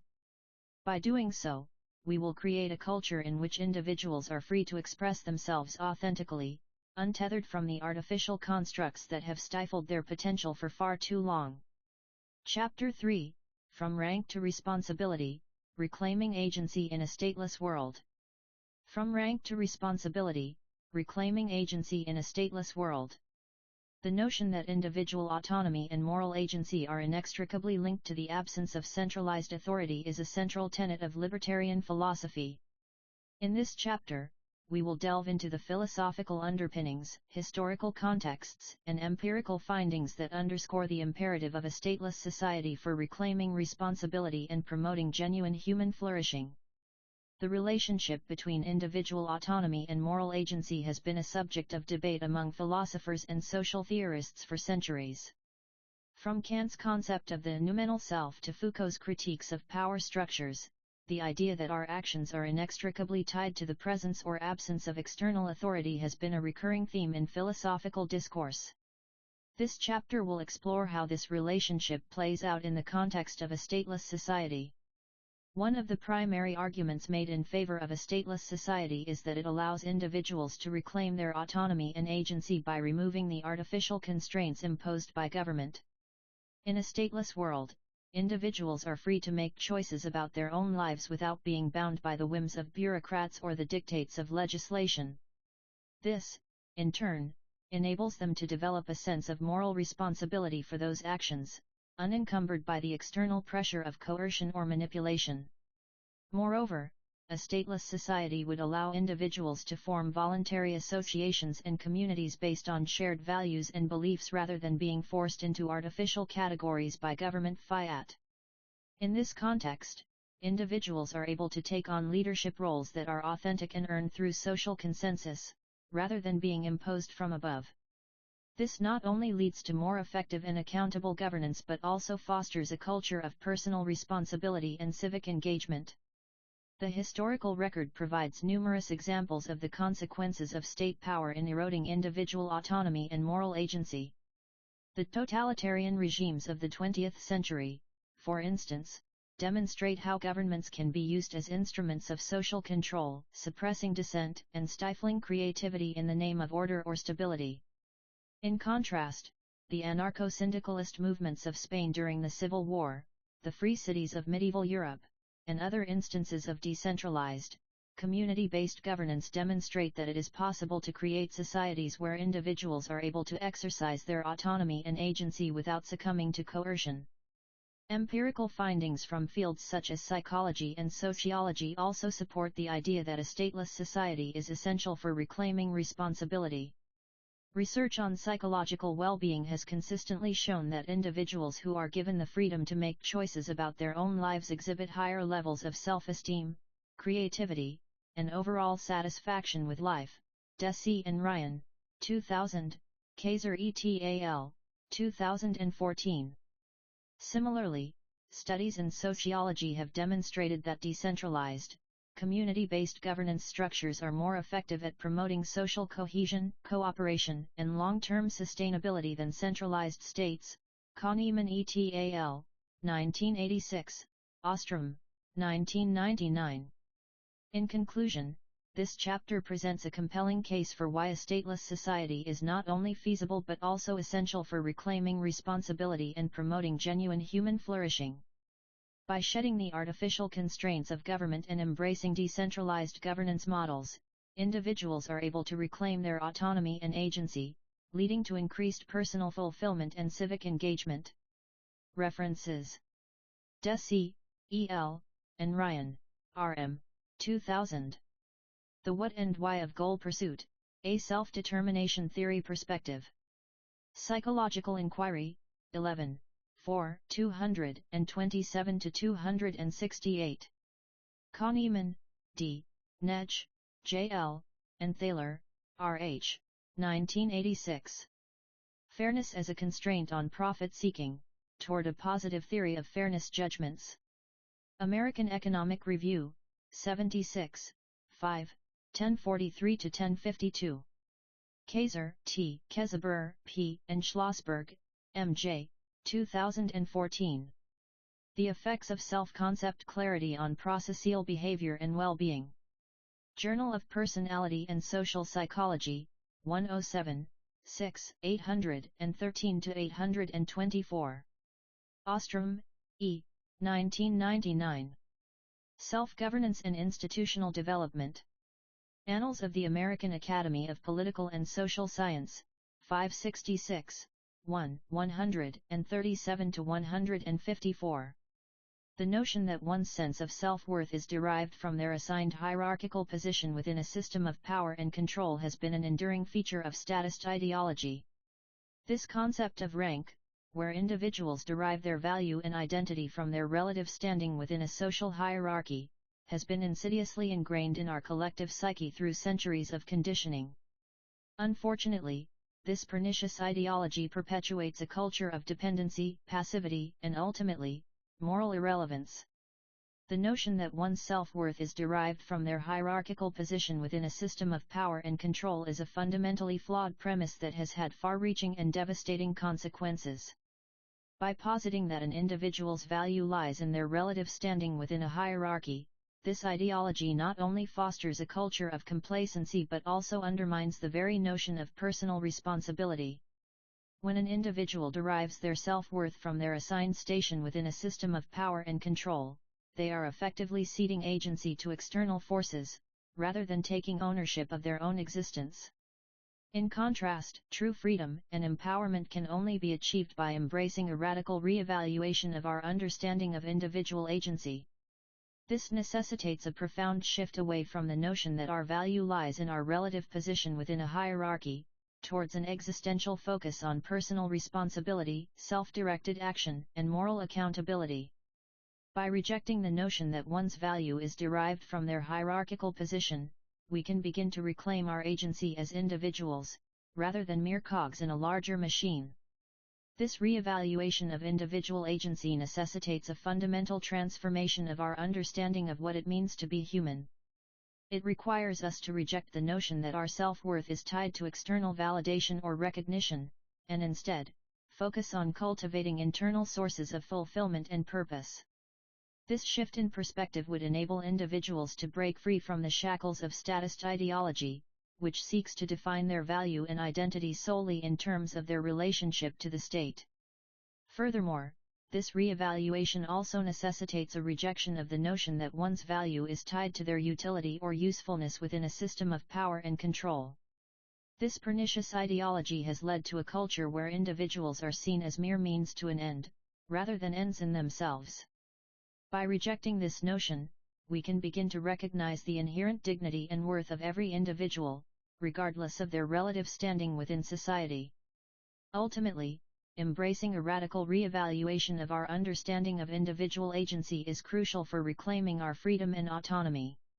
It necessitates a profound shift away from the notion that our value lies in our hierarchical position within a system of power and control, towards an existential focus on personal responsibility, self-directed action, and moral accountability.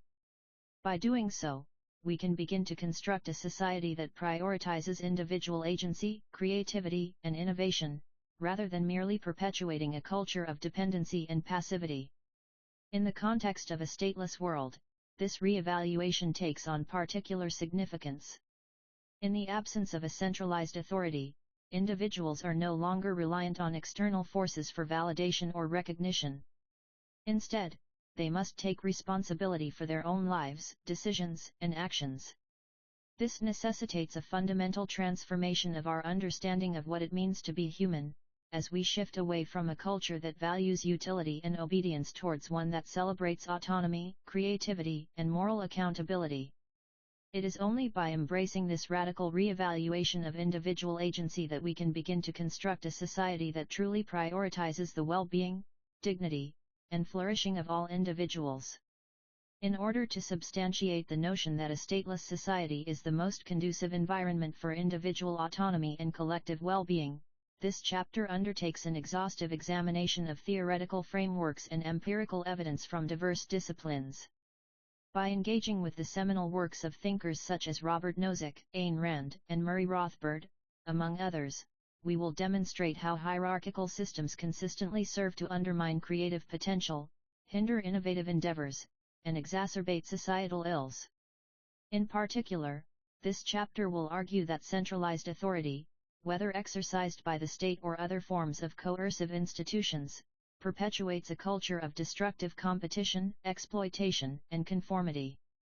This assertion is not merely an abstract theoretical construct, but rather a deeply rooted phenomenon that can be empirically substantiated through an examination of psychological, sociological, and anthropological research.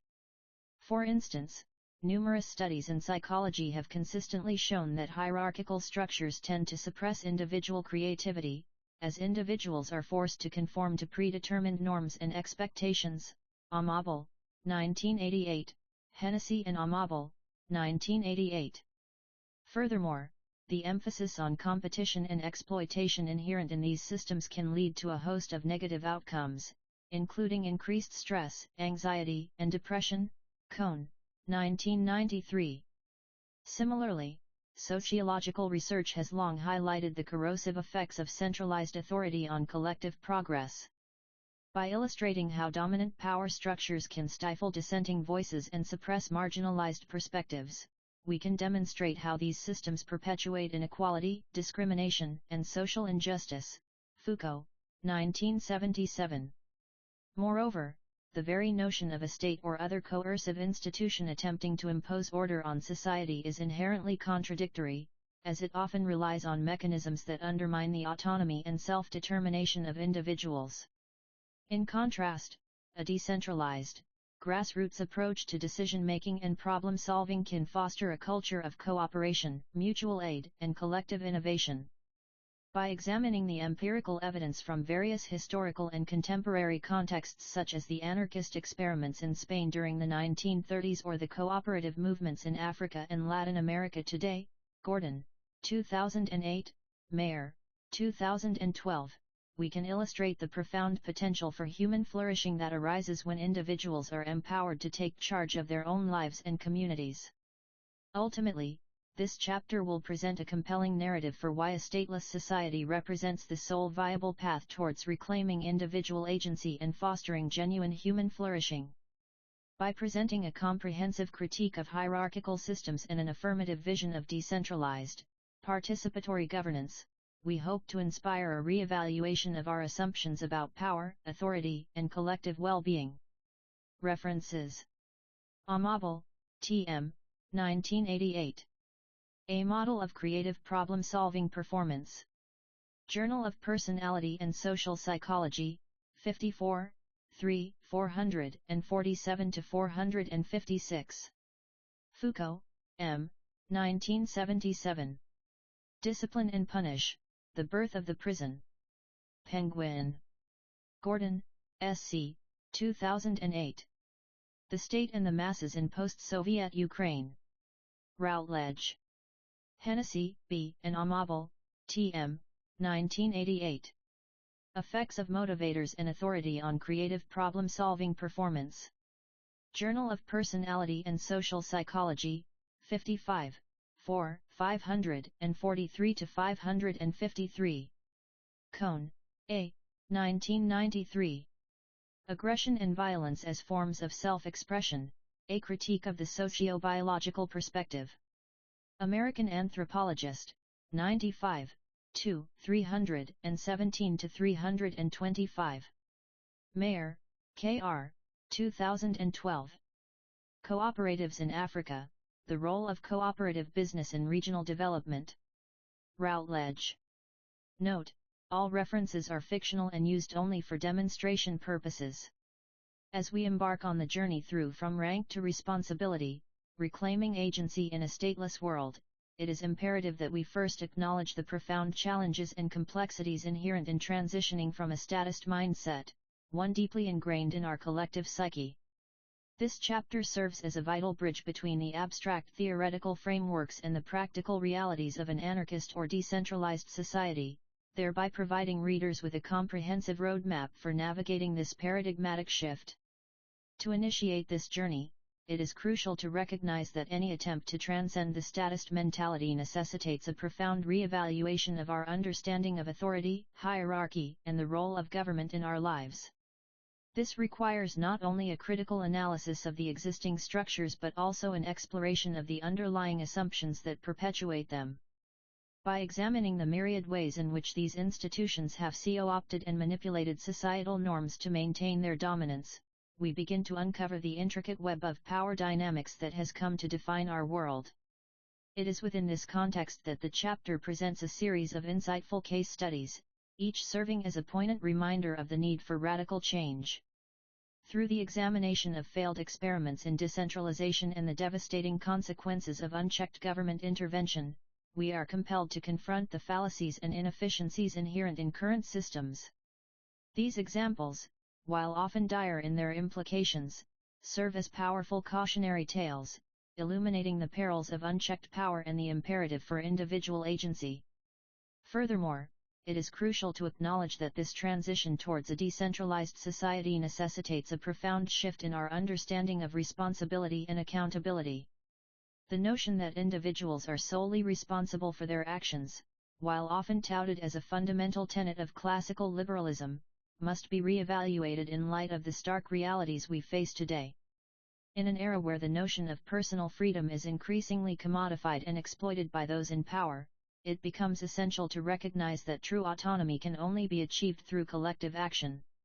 It is within this context that the chapter presents a nuanced analysis of real-world applications, carefully examining the successes and failures of previous attempts at decentralization. By exploring the ways in which decentralized models have been implemented and, often, subverted by external forces, we begin to uncover the intricate dynamics that govern our world. This critical examination serves as a vital counterbalance to the prevailing narratives that would have us believe that such radical change is either impossible or undesirable. Ultimately, it is through this careful consideration of the complexities and challenges associated with transitioning from a statist mindset that we may begin to reclaim agency in a stateless world.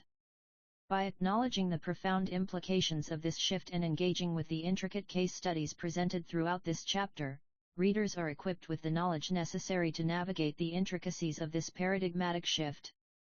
By doing so, we may yet forge a new path forward, one where individual autonomy is upheld by collective action, and true freedom can flourish. Chapter 4: Building Communities Without Hierarchy, the Power of Voluntary Association. As we venture into the heart of this chapter, Building Communities Without Hierarchy, the Power of Voluntary Association, it becomes abundantly clear that the notion of creating and sustaining thriving communities without resorting to coercive authority or external structures is a pivotal concept. This idea is deeply intertwined with the libertarian ideal of prioritizing individual autonomy and agency over any position or institution. By delving into the potential of voluntary association, this chapter illuminates the remarkable capacity for individuals to come together and construct harmonious social networks that are not beholden to hierarchical systems. In examining the power of voluntary association, it is essential to recognize that traditional notions of community building often rely heavily on coercive authority or external structures. However, these approaches can be detrimental to individual autonomy and agency. Rather than perpetuating a cycle of control and dependency, it is crucial to explore alternative methods that prioritize the free will and decision-making capacity of each individual. One approach to achieving this goal lies in fostering spaces for voluntary association. By allowing individuals to self-select into communities that align with their values, interests, and passions, we can create environments where people are empowered to take ownership of their own lives. This empowerment enables them to develop meaningful connections with others who share similar goals and values, thereby fostering a sense of community and social cohesion. Furthermore, the concept of voluntary association highlights the importance of recognizing that individuals are capable of making informed decisions regarding the communities they wish to be a part of. By acknowledging this capacity, we can shift our focus away from forced participation or coercion and towards an emphasis on mutual respect, empathy, and open communication.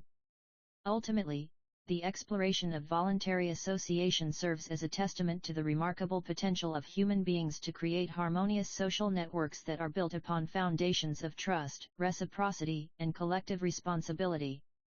The purpose of this book is to illuminate the pivotal role that voluntary associations have played in crafting society throughout human history. This endeavor serves as a critical exploration of the notion that individual autonomy and collective well-being are not mutually exclusive, but rather, are intertwined and inseparable.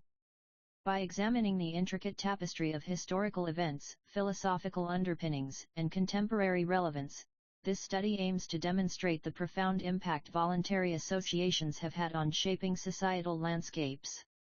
The concept of voluntary association is inherently tied to the notion that individuals can work together towards a common goal without surrendering their autonomy or agency. This paradigm shift is crucial in today's world, where hierarchical structures often prioritize position over person. It is essential to recognize that this dichotomy between person and position has far-reaching consequences, perpetuating systemic inequalities and stifling innovation.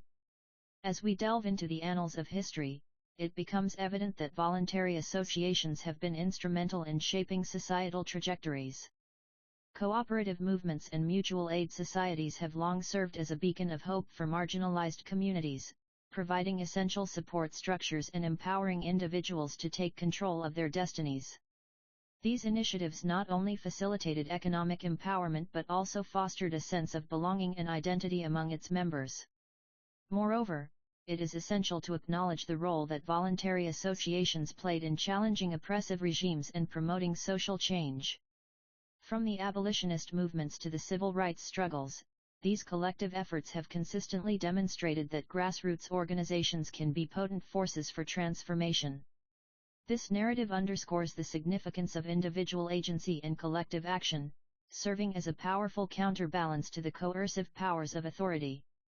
In light of this analysis, it is imperative to recognize the relevance of voluntary associations in modern times. Cooperatives, community land trusts, and decentralized governance models represent a new wave of innovative initiatives that prioritize collective well-being over top-down control. These endeavors not only offer an alternative to hierarchical structures but also provide a platform for marginalized voices to be heard. The purpose of this book is to demonstrate the transformative potential of voluntary associations in redefining societal norms. By examining the intersection of historical events, philosophical underpinnings, and contemporary relevance, we can glean valuable insights into the power dynamics that shape our world. It is crucial that we acknowledge the agency of individuals and communities, recognizing their capacity for collective action and creative problem-solving. Ultimately, this study serves as a call to action, urging readers to engage with the possibilities and challenges presented by voluntary associations. By doing so, we can collectively create a more just and equitable society where individual autonomy is cherished and collective well-being is prioritized. In exploring the notion of building communities without hierarchy, this chapter delves into the intricate web of philosophical debates surrounding human sociality, collective action problems, and the intricate relationship between institutions and the shaping of our values and beliefs. By critically examining these issues, we gain a deeper understanding of the limitations and challenges that may arise when attempting to construct communities devoid of hierarchical structures, while also highlighting the transformative potential of voluntary association in fostering inclusive, equitable, and resilient networks. The philosophical underpinnings of human sociality are essential for grasping the complexities of community building. The concept of reciprocity, the mutually beneficial exchange between individuals, is crucial to understanding the foundation of human societies. Robert Axelrod's Prisoner's Dilemma experiment, in which self-interested agents cooperate to achieve a common goal, underscores the capacity of reciprocity to foster cooperation and trust. Axelrod, 1984. Conversely, the findings of Jean Piaget, who demonstrated that children begin to understand the concept of fairness and reciprocity at approximately 3 years of age, further emphasize the importance of social norms in shaping our collective behavior. Piaget, 1932. Moreover, this chapter acknowledges the inherent limitations of voluntary association, as exemplified by James M. Buchanan's concept of constitutional economics. This theoretical framework posits that institutions, or rules, are essential for facilitating cooperation and ensuring the stability of society. Buchanan, 1975. The absence of such structures can lead to collective action problems, where individual self-interest supersedes communal goals. Olson, 1965. Therefore, a crucial aspect of this chapter is recognizing the necessity of institutional frameworks that facilitate voluntary association. In contrast, a plethora of evidence suggests that hierarchical systems are inherently prone to exploitation and oppression. For instance, studies on organizational dynamics demonstrate how power imbalances can lead to destructive outcomes, such as groupthink and suppression of minority voices. Janus, 1982. Furthermore, the works of Amartya Sen, 1999, highlight the importance of human dignity, agency, and autonomy in shaping our values and beliefs. By acknowledging these limitations, we can begin to conceptualize alternative structures that prioritize cooperation over coercion. Ultimately, this chapter seeks to illuminate the transformative potential of voluntary association as a means of fostering inclusive, equitable, and resilient networks. The success stories of successful collectives, such as the Mondragon Corporation, Herrera, 2014, serve as testament to the efficacy of flat organizational structures in promoting social cohesion and empowering marginalized communities. References: Axelrod, R.M., 1984. The Evolution of Cooperation. Basic Books. Buchanan, J.M., 1975. The Limits of Liberty, Between Anarchy and Leviathan. University of Chicago Press. Herrera, C. 2014. Beyond the Market, Entrepreneurial Solutions to Social Problems. Routledge. Janus, I.L., 1982. Groupthink, Psychological Studies of Policy Decisions and Fiascos. Houghton Mifflin. Olson, M., 1965. The Logic of Collective Action, Public Goods and the Theory of Groups. Harvard University Press. Piaget, J. 1932. The Moral Judgment of the Child. Routledge. Sen, A. 1999. Development as Freedom. Oxford University Press. The fundamental objective of this chapter lies in challenging the conventional wisdom that human organization necessitates a hierarchical structure. Instead, we will delve into the realm of voluntary association, where individuals come together to create communities without the need for centralized authority or coercive mechanisms. By examining numerous case studies and examples across various contexts, it becomes evident that collective action is not only possible but also remarkably effective when based on the principles of autonomy, self-governance, and mutual respect. This notion is not a novel concept, as history has provided us with numerous instances where decentralized structures have successfully addressed social, environmental, and economic challenges. For instance, during times of crisis or conflict, spontaneous solidarity networks often emerge, showcasing the resilience and adaptability of individuals when empowered to take collective action without being beholden to external authorities. These organic formations not only provide critical support systems but also foster a sense of shared responsibility, trust, and cooperation among participants. Moreover, it is essential to recognize that the pursuit of individual autonomy does not necessarily preclude the possibility of communal well-being. In fact, by placing individuals at the forefront of social organization, we can construct more just and equitable societies that prioritize their needs, desires, and creative potential. This approach would enable the development of communities that are truly responsive to their constituents, as opposed to being controlled by distant or unaccountable institutions. Furthermore, voluntary associations offer a unique opportunity for individuals to engage in participatory decision-making processes, ensuring that all voices are heard and valued. By doing so, we can dismantle the dominant power structures that have historically marginalized certain groups and perpetuated systemic injustices. Instead, through decentralized governance models, we can empower diverse perspectives and experiences to shape our collective trajectory. In conclusion, this chapter seeks to reframe the narrative around community building, emphasizing the potential for transformative change that arises when individuals are liberated from the shackles of top-down authority. By embracing voluntary association as a fundamental aspect of human organization, we can unlock new pathways towards social cohesion, cooperation, and inclusive prosperity. Part 5, The Libertarian Creed. Chapter 1, The Individual Spark, Inherent Worth and Autonomy. The Individual Spark, Inherent Worth and Autonomy. In the inaugural chapter of The Libertarian Creed, the author masterfully dedicates significant attention to the bedrock principle of libertarian philosophy, the inherent value and autonomy of the individual. This pivotal concept is deliberately underscored to reiterate the notion that each person possesses an irreducible, intrinsic worth that cannot be diminished or compromised by external circumstances or social pressures. It is this spark within every individual that imbues them with agency, creativity, and a fundamental right to self-determination. This inherent value of the individual is a concept that transcends the confines of mere existence. It is not solely predicated on the fulfillment of societal expectations, moral obligations, or utilitarian calculus, but rather it is an absolute, immutable quality that inheres in each person by virtue of their humanity.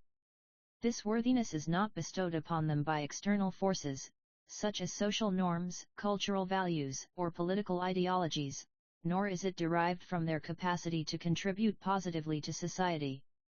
Rather, this inherent value is an intrinsic aspect of the individual's being, inseparable from their existence. In this context, it becomes imperative to re-examine our prevailing notions of identity and self-worth.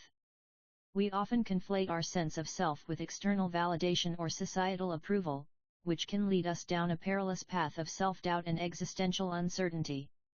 The inherent worth of the individual serves as a corrective to these misguided inclinations, reminding us that our value is not contingent upon the whims of others but rather inheres within ourselves.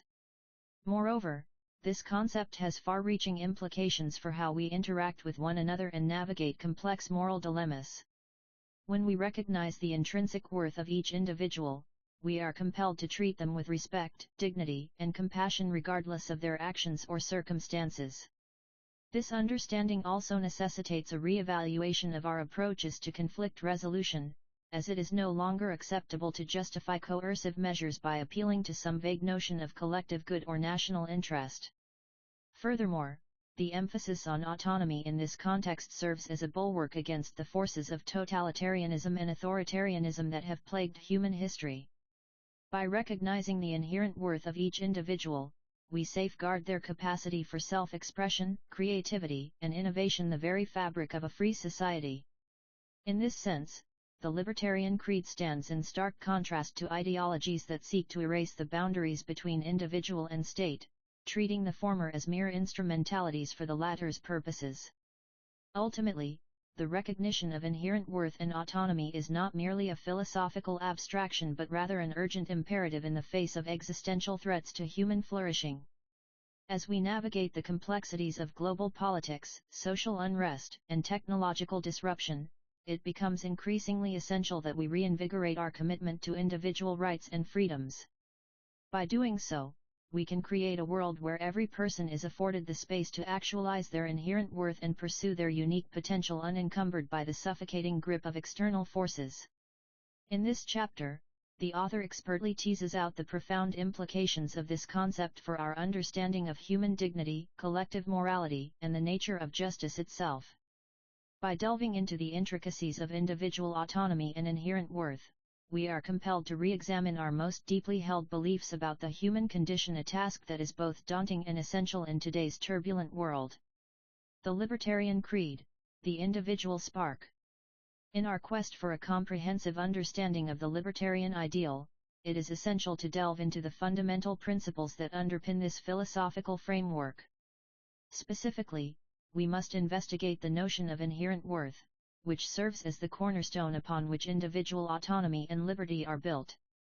Within the realm of existentialist thought, the concept of inherent worth is rooted in the realization that each human being possesses an unbridgeable gulf between their authentic selves and the external world. Camus, 1942. This irreconcilable disparity signifies a profound distinction between the individual's inner experience and the societal constructs that seek to define them. By extension, this understanding necessitates a rejection of any notion that would reduce individuals to mere ciphers of their socio-economic context or roles within society. Rather, the libertarian creed posits that each individual is a sovereign entity, imbued with an inherent worth that transcends the external forces that attempt to shape and mold them. This inherent value is not determined by one's social standing, economic circumstances, or any other extraneous factor. Rather, it exists independently of these influences, inextricably linked to their unique experiences, perspectives, and aspirations. This inherent worth is, in turn, integrally tied to the notion of autonomy. As such, autonomy serves as a bulwark against the encroachment of external forces that would seek to diminish this value. Rousseau, 1755. It is through the exercise of autonomy that individuals are empowered to chart their own course, make decisions unfettered by coercion or manipulation, and cultivate their unique essence. In this context, autonomy becomes the linchpin of individual liberty. By recognizing the inherent worth of each human being, we can begin to understand the critical importance of preserving the space for individuals to exercise their autonomy. This, in turn, enables them to navigate the complexities of life on their own terms, unencumbered by external forces that would seek to dictate their every move. The implications of this perspective are far-reaching and profound. It underscores the imperative need to respect each individual's sovereignty, ensuring that their inherent worth is not diminished or sacrificed at the altar of collective interests or ideological agendas.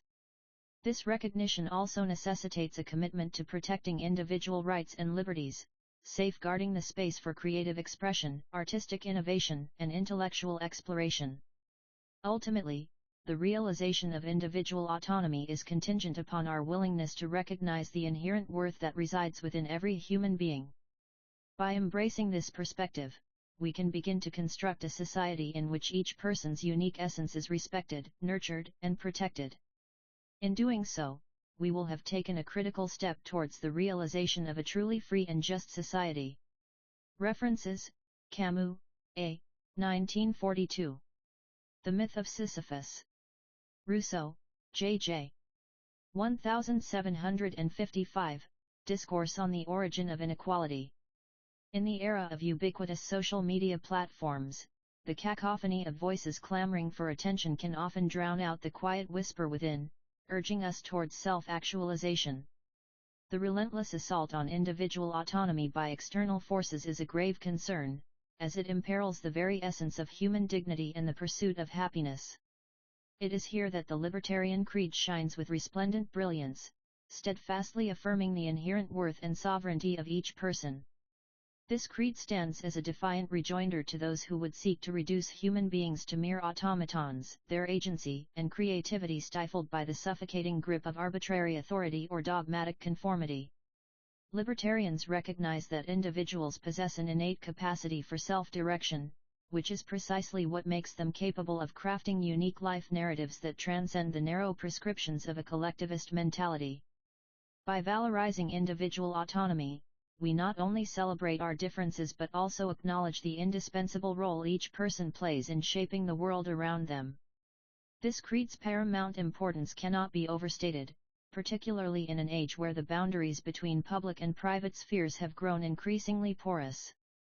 The insidious creep of statism, manifesting as an erosion of civil liberties and a concomitant loss of personal agency, necessitates a robust defense of individual rights. Libertarians refuse to acquiesce to this pernicious trend, instead opting for a vision where each person is free to chart their own course, unfettered by the suffocating grasp of external authorities or societal expectations. In this context, self-actualization assumes paramount importance. By acknowledging and respecting the inherent worth of every individual, we create an environment conducive to creative expression, innovation, and progress. This creed serves as a beacon, guiding us towards a future where people are empowered to pursue their unique vision of happiness, untethered from the constraints of arbitrary authority or dogmatic conformity. Furthermore, the Libertarian Credo underscores the primacy of individual agency in fostering positive social change. It is the individuals who, unfettered by bureaucratic red tape and ideological orthodoxy, are capable of catalyzing transformative action that benefits society as a whole. By championing individual autonomy, libertarians recognize the inherent value of each human being's contributions to the grand tapestry of human experience. Ultimately, this creed represents an unwavering commitment to the sacred notion that every person possesses an unalienable right to self-governance. This is not merely a hollow platitude but rather an indispensable prerequisite for the pursuit of true happiness and fulfillment. In embracing this vision, we affirm our rejection of the paternalistic impulses that would reduce individuals to mere ciphers, their lives dictated by external forces devoid of moral agency.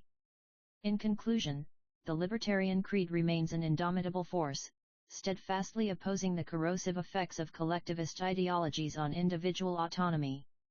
It is a call to action, urging us to reclaim our agency and reassert our capacity for self-directed action in a world where conformity often masquerades as consensus. The individual spark, inherent worth and autonomy. This chapter delves into the far-reaching consequences of embracing the fundamental libertarian tenet that each individual possesses inherent worth and autonomy. It is essential to delve deeper into the implications of this philosophical stance on various aspects of human life, including education, healthcare, and economic systems. One of the most significant repercussions of recognizing an individual's inherent worth and autonomy is the need for a decentralized approach to governance. This paradigm shift would empower individuals to assume agency in shaping their own destiny, unfettered by the paternalistic dictates of an overweening state or other external authorities. In practice, this means that individuals would be free to make informed decisions regarding personal development, healthcare, and economic opportunities without interference from government agencies or special interest groups.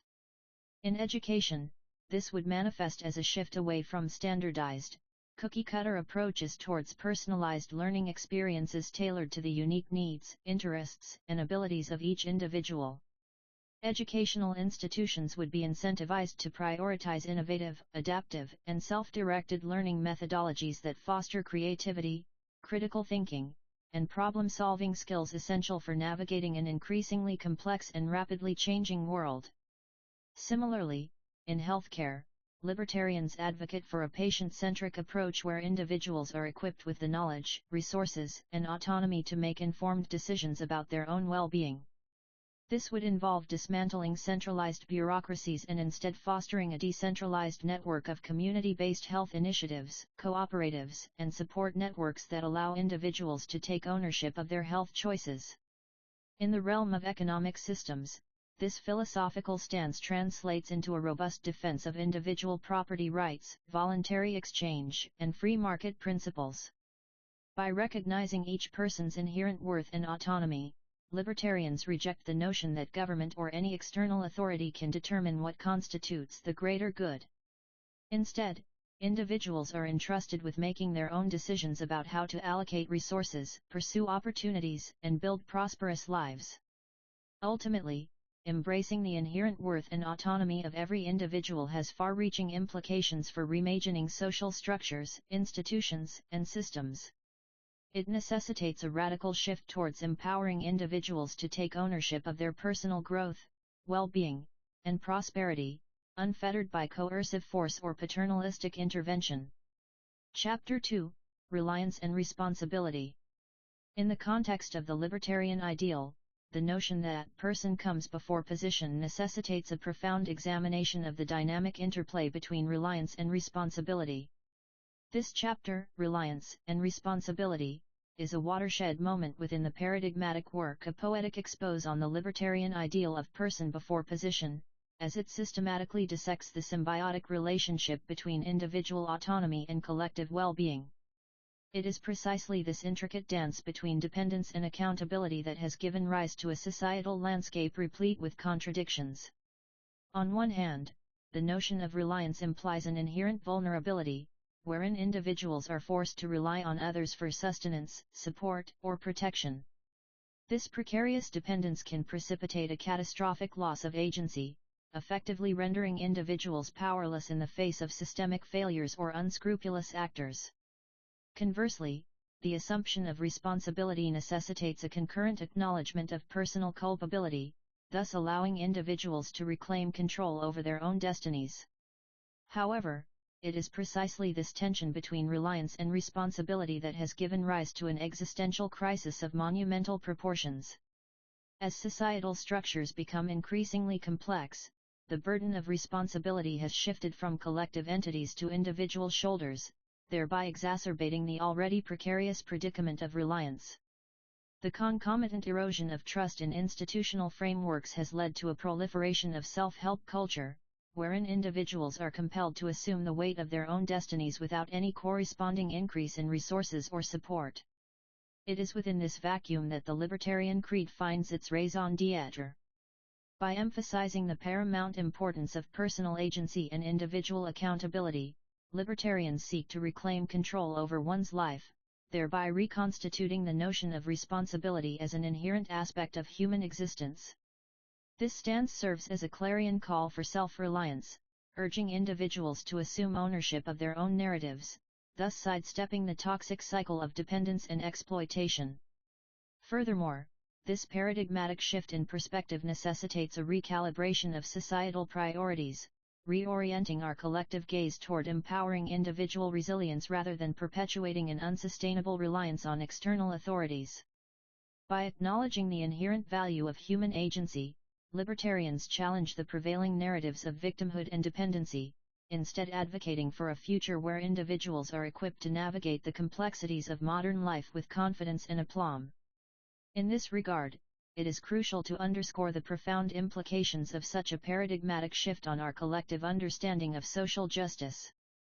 By recentering personal responsibility within the purview of individual agency, libertarians implicitly challenge the dominant narratives of state-sponsored welfare and redistributive policies, instead emphasizing the need for radical self-actualization.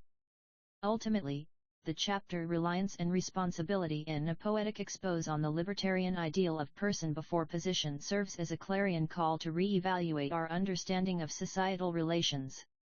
By foregrounding individual agency and personal accountability, libertarians offer a compelling critique of existing power structures, advocating for a future where individuals are empowered to take control of their own lives, thus transforming the trajectory of human history.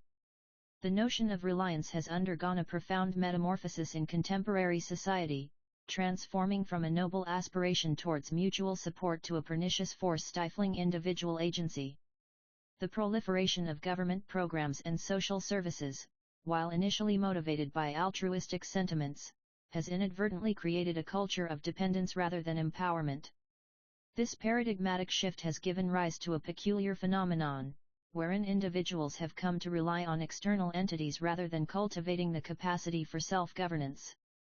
The consequences of this reliance are far-reaching and insidious, perpetuating cycles of poverty and inequality that seem intractable to resolution. By outsourcing responsibility to governments and institutions, individuals surrender their autonomy, negating the potential for personal growth and self-improvement. This diminution of individual capacity is a direct result of the proliferation of external assistance programs, which, while well-intentioned, have inadvertently created a culture of dependency. This notion of reliance has become increasingly distorted, as individuals are no longer encouraged to assume control over their own lives. Instead, they are conditioned to rely on others for sustenance, protection, and guidance, thereby relinquishing the power to shape their destinies. This distortion of reliance is exemplified in the burgeoning trend of government dependency, wherein citizens have come to expect solutions from external authorities rather than taking initiative themselves. Furthermore, this reliance has also led to a significant erosion of community values and social cohesion. By relying on others for support, individuals become increasingly disconnected from their surroundings, failing to engage with their environments or develop meaningful connections with their peers. This atomization of society fosters an atmosphere of isolationism, wherein individual success is seen as solely dependent upon external factors rather than personal effort. In conclusion, the notion of reliance has undergone a profound transformation in contemporary society, manifesting as a culture of dependency rather than empowerment. Libertarians posit that this distortion of reliance undermines individual capacity for self-governance and stunts personal growth, ultimately perpetuating cycles of poverty and inequality. In the realm of societal discourse, it is crucial to recognize the insidious effects of shifting responsibility from the individual to external authorities. The author's astute observation underscores the pernicious nature of this phenomenon, which has far-reaching consequences for the very fabric of our collective existence. By outsourcing personal accountability to the state or other entities, we unwittingly cultivate a culture of detachment and disconnection. This erosion of individual responsibility breeds a society where people become increasingly insulated from the direct repercussions of their actions.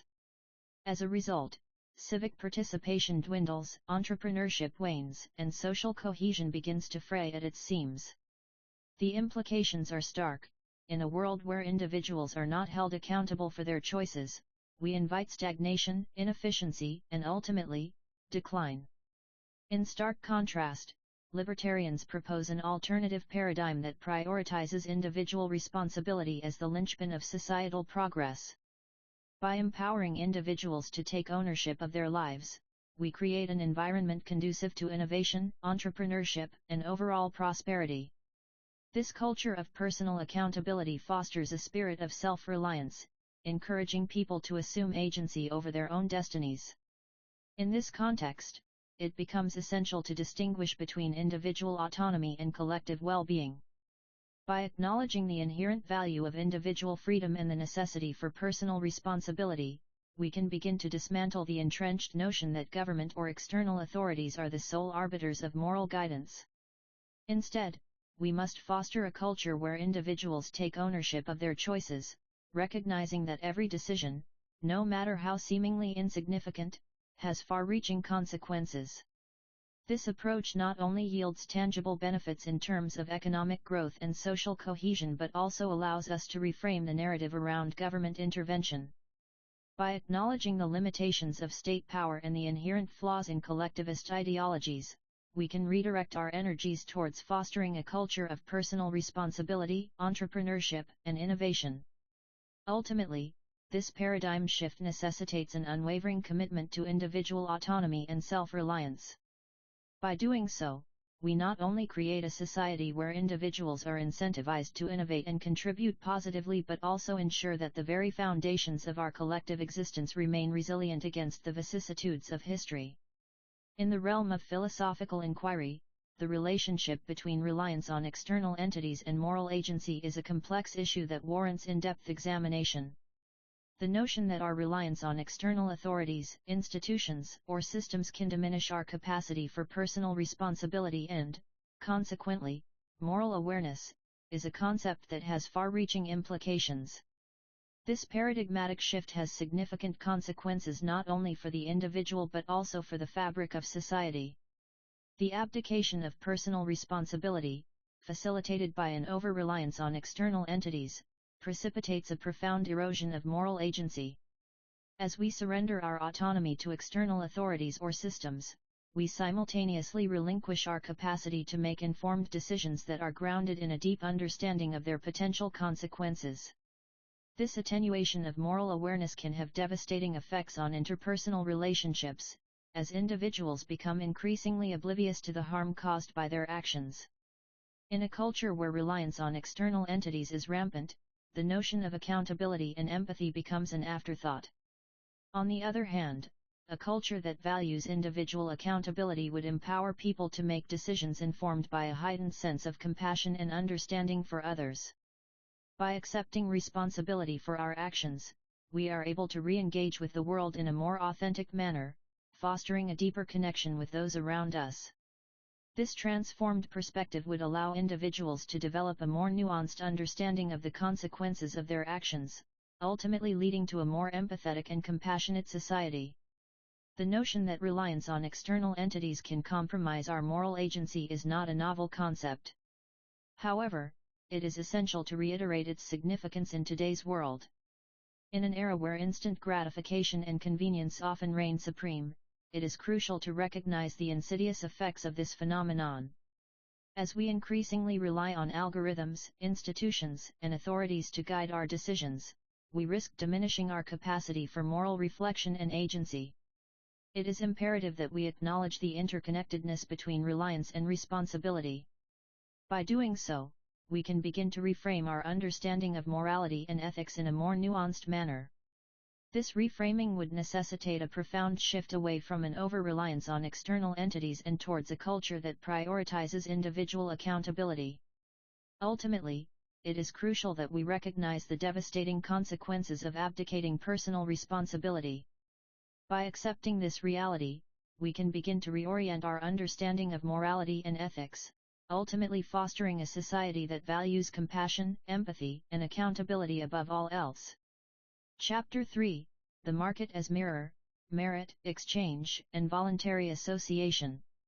Within the paradigm of the Libertarian Creed, the principles of merit, exchange, and voluntary association are meticulously woven into a tapestry that underscores the intrinsic value of individual freedom and social organization.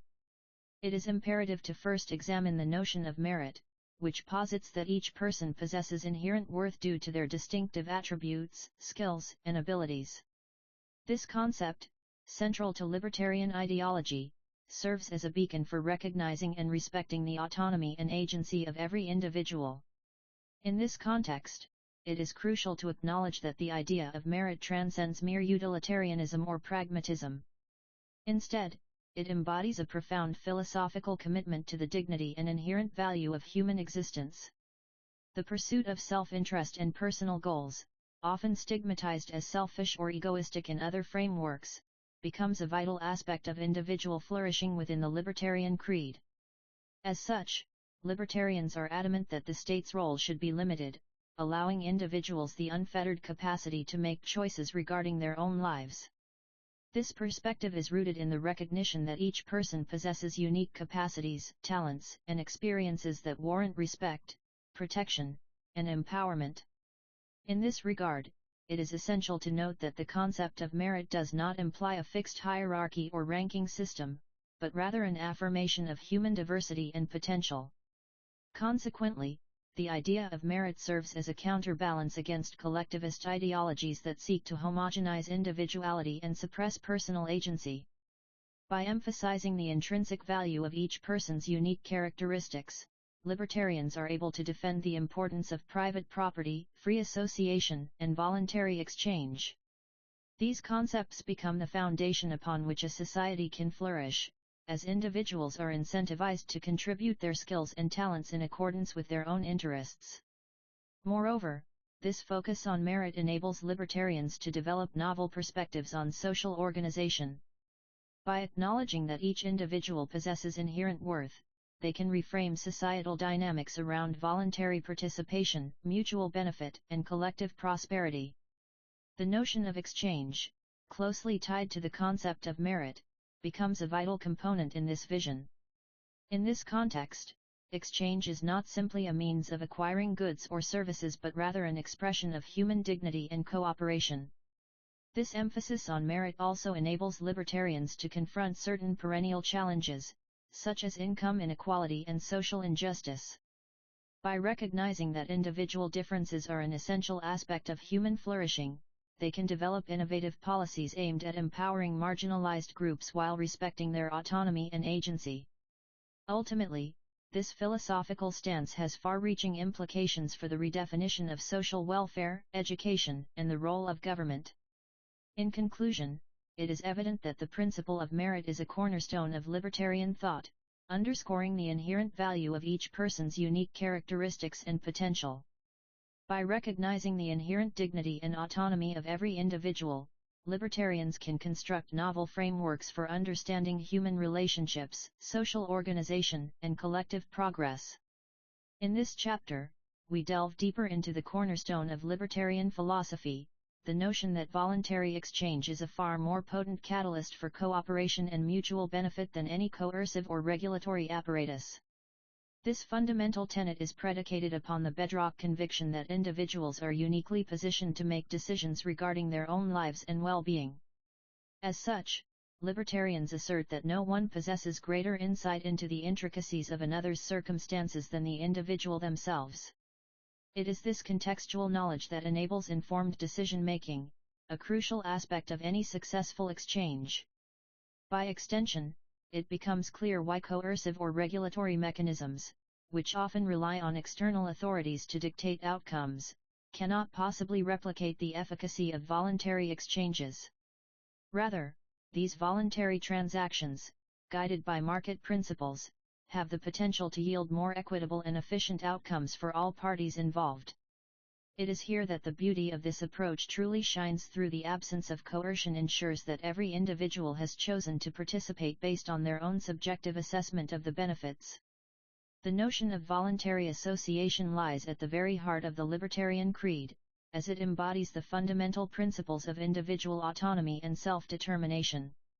In this chapter, we delve into the significance of this concept, which is instrumental in fostering a society that values diversity, inclusivity, and collective progress. First and foremost, it is essential to underscore the importance of recognizing and respecting individual differences within any social framework. Libertarians firmly believe that each person possesses unique characteristics, skills, and experiences that set them apart from others. This inherent variability is not only a natural aspect of human existence but also an indispensable driver of innovation, creativity, and social evolution. By acknowledging and embracing these distinctions, individuals can freely choose their own paths, unencumbered by the constraints of forced conformity or artificial homogenization. However, this emphasis on individuality does not preclude the possibility of collective action and cooperation. On the contrary, libertarians recognize that human existence is inherently social, and that our shared experiences, values, and goals can only be fully realized through collaborative endeavors. The freedom to form associations with like-minded individuals, therefore, serves as a crucial mechanism for fostering a society that is both inclusive and responsive to emerging needs and preferences. By allowing individuals to self-select into groups or networks that align with their passions, interests, or principles, libertarians aim to create a cultural landscape that is more vibrant, dynamic, and adaptable. In this manner, the voluntary association of like-minded individuals can give rise to innovative solutions, new technologies, and artistic expressions that might not have emerged within a rigidly structured or homogeneous environment. Moreover, the recognition of individual differences also necessitates the protection of minority rights and interests, which are often at risk in systems where majoritarianism or coercive authority dominate. By empowering marginalized groups to form their own associations and communities, libertarians seek to ensure that the voices of all individuals, regardless of background, orientation, or belief, can be heard, represented, and valued. This emphasis on voluntary association also underscores the importance of recognizing the inherent agency and self-governance of individuals within social contexts. Libertarians reject the notion that external authorities possess a monopoly on wisdom or decision-making capacity, preferring instead to trust in the collective wisdom and problem-solving capacities of diverse groups and networks. By doing so, we can create spaces where marginalized voices can be amplified, silenced perspectives can be engaged, and innovative solutions can be co-created. In conclusion, the notion of voluntary association embodies a crucial aspect of the Libertarian creed, as it seeks to promote an environment that values individual autonomy, collective cooperation, and social dynamism. By protecting and empowering individuals to form associations that align with their own principles and goals, libertarians aim to construct a society that is not only more inclusive but also more resilient, adaptable, and just. In the framework of a libertarian ideology, it is essential to recognize the inherent value of every individual. This perspective posits that each person possesses a unique set of characteristics, skills, and experiences that render them invaluable within a given society. By acknowledging and respecting this inherent worth, libertarians aim to establish a foundation for understanding individual liberty and its indispensable relationship with social order and economic organization.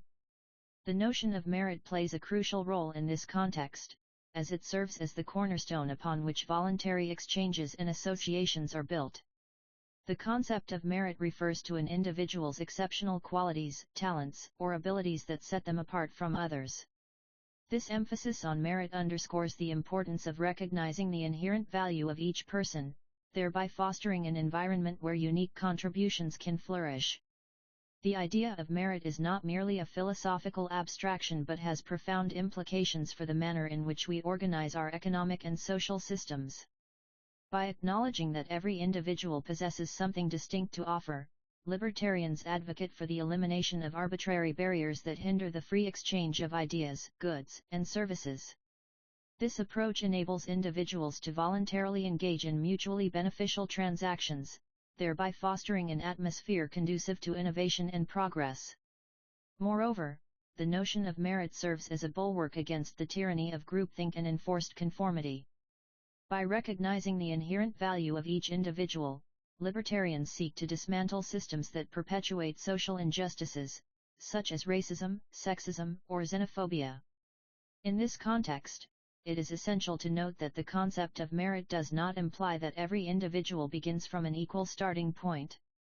Rather, it emphasizes that each person possesses a unique set of skills and experiences that are inherently valuable.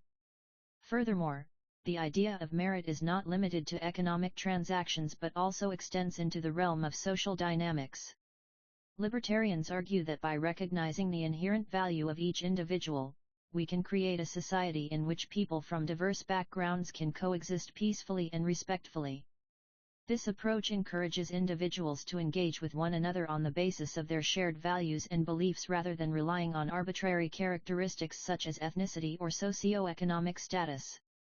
In conclusion, the emphasis on merit within the libertarian creed serves as a critical foundation for understanding individual liberty and its intricate relationship with social order and economic organization.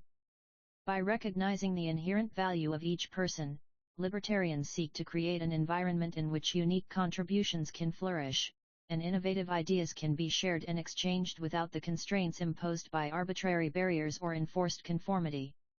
It is essential to note that this concept does not imply that every individual possesses equal opportunities or resources. Instead, it underscores the importance of recognizing the inherent value of each person, regardless of their background or socio-economic status. Chapter 4, Liberty's Tapestry, Diversity of Thought and Peaceful Coexistence. Within the framework of Liberty's Tapestry, it is imperative to acknowledge the inherent value placed upon diversity of thought within the libertarian creed.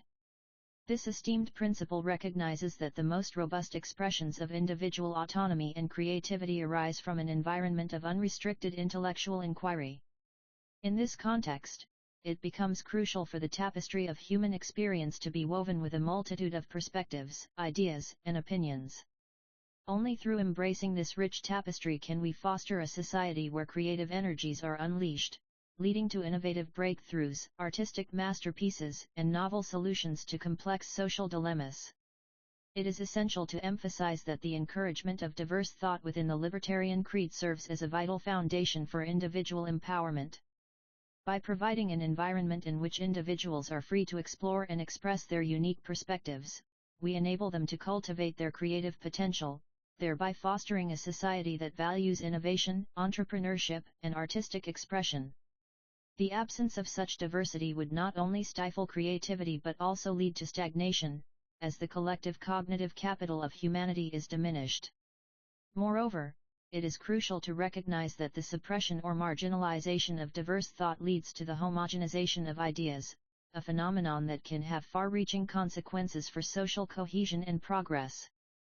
By permitting the free exchange of ideas, we facilitate the synthesis of disparate perspectives, thereby fostering a deeper understanding among individuals and groups.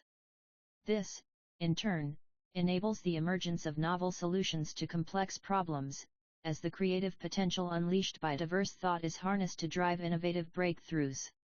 Furthermore, it is imperative to acknowledge that the embracing of diversity within the context of liberty's tapestry serves as a bulwark against the erosion of fundamental liberties.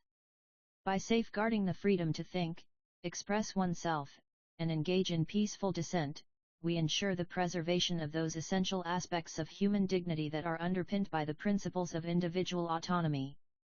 In conclusion, the encouragement of diverse thought within the libertarian creed serves as a vital component of liberty's tapestry, ensuring the cultivation of creative energies, fostering innovation, and protecting fundamental liberties. In this crucial section, Liberty's Tapestry, it becomes imperative to emphasize that individual autonomy is fundamentally rooted in the acceptance and celebration of diversity. The notion that individuals can be categorized under a singular mold or forced into conformity through external pressures is not only unrealistic but also profoundly detrimental to the very fabric of our society. In reality, each person brings their unique experiences, values, and moral frameworks to the table, which are inherently diverse in nature. It is crucial to recognize and respect these distinctions rather than attempting to impose a homogenized understanding upon them. When we ignore or suppress these differences, we risk stifling innovative thought, creativity, and progress. In contrast, a society that actively fosters an environment of divergent perspectives can give rise to a rich tapestry of ideas, each strand woven together by the threads of individual experiences and worldviews. By embracing this diversity, we can create a space where opposing viewpoints are not merely tolerated but actively sought out and engaged with. This dialectical process is essential in that it enables the development of novel insights, as competing perspectives stimulate critical thinking, problem-solving, and collective progress. As individuals engage with contrasting ideas, they must navigate the complexities of those differences, leading to a deeper understanding of the underlying concerns and values driving each perspective. Through this interactive process, we can break free from the shackles of dogmatic thinking, which often masquerades as conviction or principle. Instead, we can foster an environment where intellectual curiosity is rewarded, encouraging individuals to question their own assumptions and those of others. Furthermore, such a society would be better equipped to address the most pressing challenges facing humanity today. By embracing diversity and promoting constructive dialogue, we may find innovative solutions to seemingly intractable problems, as diverse perspectives are brought to bear on the complexities of our world. In essence, Liberty's Tapestry underscores the importance of recognizing individual autonomy within a context of moral relativism, where no single perspective can claim absolute authority. By acknowledging this fundamental diversity, we may construct a society that is not only more just and equitable but also uniquely positioned to harness the collective wisdom of humanity. In conclusion, it becomes clear that any attempt to impose a rigid, monolithic understanding on our world would be an affront to the very principles of individual liberty. Instead, we must work tirelessly to create spaces where opposing viewpoints can engage in constructive dialogue, leading to a future where diverse perspectives are not only tolerated but celebrated. By embracing this reality and fostering an environment that respects and encourages diversity, we can construct a society that is at once more resilient, adaptable, and forward-thinking. The notion that a society can be governed by a singular ideology or doctrine is a misconception that has been perpetuated throughout history. Such simplistic approaches often lead to the erosion of trust and stifling of constructive dialogue, as they fail to acknowledge the inherent complexity and nuance of human experiences. The concept of Liberty's Tapestry serves as a poignant reminder of the importance of embracing diversity in thought and fostering peaceful coexistence. The tapestry metaphor is particularly apt, as it highlights the intricate web of perspectives, beliefs, and values that exist within any given society. Just as a tapestry is woven from countless threads of varying texture, color, and pattern, so too must our understanding of human existence be multifaceted and inclusive. This necessitates a fundamental shift in our approach to ideology, one that prioritizes the inherent value of each individual's unique experiences over dogmatic adherence to any particular doctrine. The recognition of the inherent messiness and ambiguity of human existence is crucial in this regard.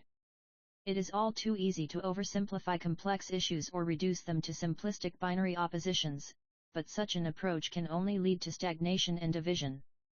Instead, we must strive to create a society that acknowledges the inherent complexity of human nature and seeks to navigate the subtleties and nuances of our shared existence. This requires a profound respect for the inherent value of each person's experiences, which in turn necessitates a willingness to engage with perspectives that may challenge or contradict our own.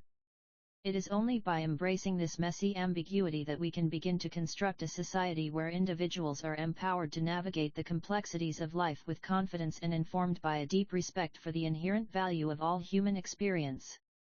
The notion that any given ideology can provide a comprehensive solution to the challenges facing humanity is a fallacy, as it fails to account for the infinite variations in human experience. No single thread from this tapestry can be expected to weave the entirety of our shared existence into a coherent narrative. Instead, we must learn to appreciate and respect the intricate patterns that emerge from the intersection of countless threads. By acknowledging the inherent messiness and ambiguity of human existence, we may begin to construct a society where individuals are empowered to engage with the complexities of life without being beholden to any particular ideology. This necessitates a profound shift in our approach to understanding the world, one that prioritizes empathy, tolerance, and respect over dogmatic adherence to doctrine. In this regard, it is imperative that we recognize the inherent value of each person's unique experiences and perspectives. No individual can be reduced to a single label or category. Instead, they must be acknowledged as a complex tapestry of thoughts, beliefs, and values that are inextricably linked to their own distinct narrative. It is only by embracing this complexity and acknowledging the inherent ambiguity of human existence that we may begin to construct a society that truly values the inherent value of each person's experiences. This necessitates a profound shift in our approach to understanding the world, one that prioritizes constructive dialogue over dogmatic adherence to doctrine. In conclusion, it is imperative that we recognize the inherent messiness and ambiguity of human existence. As we delve into the intricacies of liberty's tapestry, it becomes increasingly evident that the harmonious coexistence of individual liberty and collective peace is contingent upon the acknowledgement and celebration of intellectual and moral diversity. It is only through embracing this tapestry that we may construct an environment conducive to the unfettered flourishing of creative energies and the empowerment of individuals to contribute meaningfully to society without fear of reprisal or persecution. The notion of celebrating diversity, rather than attempting to impose a uniform ideology, necessitates a profound shift in our collective understanding of what it means to prioritize individual freedom. This perspective is predicated on the assumption that the exercise of liberty is not mutually exclusive with the pursuit of peaceful coexistence. Rather, it is through the deliberate cultivation of an environment that values and respects the myriad perspectives, beliefs, and worldviews that we may transcend the false dichotomy between these two ideals. In this sense, liberty's tapestry presents a compelling vision for how individual liberty and collective peace can harmoniously coexist. The tapestry metaphor serves as a poignant reminder of the intricate web of relationships, values, and beliefs that undergird our society. It is only by acknowledging and embracing this tapestry's complexity that we may begin to dismantle the artificial barriers that have historically divided individuals along ideological lines. The celebration of diversity necessitates a profound re-evaluation of our understanding of what it means to prioritize individual freedom. This perspective requires us to reimagine the relationship between the state and its citizens, shifting from one in which the former is tasked with dictating the terms of acceptable thought and behavior, to one in which it serves as a facilitator for the free exchange of ideas. In this reimagined paradigm, the exercise of individual liberty is not predicated upon the suppression or marginalization of competing perspectives. Rather, it is precisely through the deliberate cultivation of an environment that values diversity that we may unlock the creative potential of each individual, allowing them to contribute meaningfully to society without fear of reprisal or persecution. Furthermore, the acknowledgement and celebration of intellectual and moral diversity necessitates a critical re-evaluation of our understanding of what constitutes acceptable thought and behavior. It is only by embracing this tapestry that we may transcend the stifling orthodoxy that has historically characterized many societies, allowing for the emergence of novel perspectives and innovative solutions to the complex problems that confront us. In conclusion, it is through the deliberate cultivation of an environment that values and respects intellectual and moral diversity that we may construct a world in which individual liberty and peaceful coexistence are not merely platitudes, but living, breathing realities. Part 6. Explore fundamental principles of libertarianism. Chapter 1. Individual sovereignty, the cornerstone of freedom. In the bedrock of libertarian thought, individual sovereignty assumes a pivotal role as the unwavering foundation upon which freedom is constructed. This axiomatic principle asserts that every human being is endowed with inherent autonomy, thereby vesting them with exclusive jurisdiction over their own life and decision-making processes. Libertarians, in their uncompromising stance, categorically reject any notion of collective authority or paternalistic governance, instead advocating for an unbridled exercise of personal agency. This fundamental tenet serves as the cornerstone of libertarian ideology, predicated on the notion that each individual possesses an inherent capacity for self-governance. By extension, libertarians posit that this autonomy necessitates the absolute protection and preservation of one's own life, liberty, and property. Any attempts to usurp or restrict this autonomy are, by definition, illegitimate and morally reprehensible.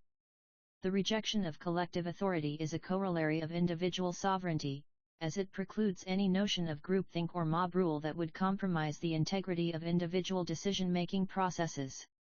Libertarians are resolute in their refusal to acknowledge the validity of such concepts, recognizing them as fundamentally antithetical to the principles of individual freedom. This unwavering commitment to personal agency is predicated on a deep-seated respect for the inherent value and dignity of each human life. Libertarians believe that individuals possess an innate capacity for rational decision-making, and that their choices should be respected regardless of potential consequences or perceived moral implications. In this regard, the notion of paternalistic governance where authorities presume to know what is best for others is viewed as a gross violation of individual autonomy. Concomitantly, libertarians acknowledge the existence of irreconcilable differences in values, beliefs, and lifestyles among individuals, which necessitates the preservation of an unfettered realm for creative experimentation, innovation, and self-expression. Any attempt to impose uniformity or homogenization would stifle the very essence of human creativity and progress.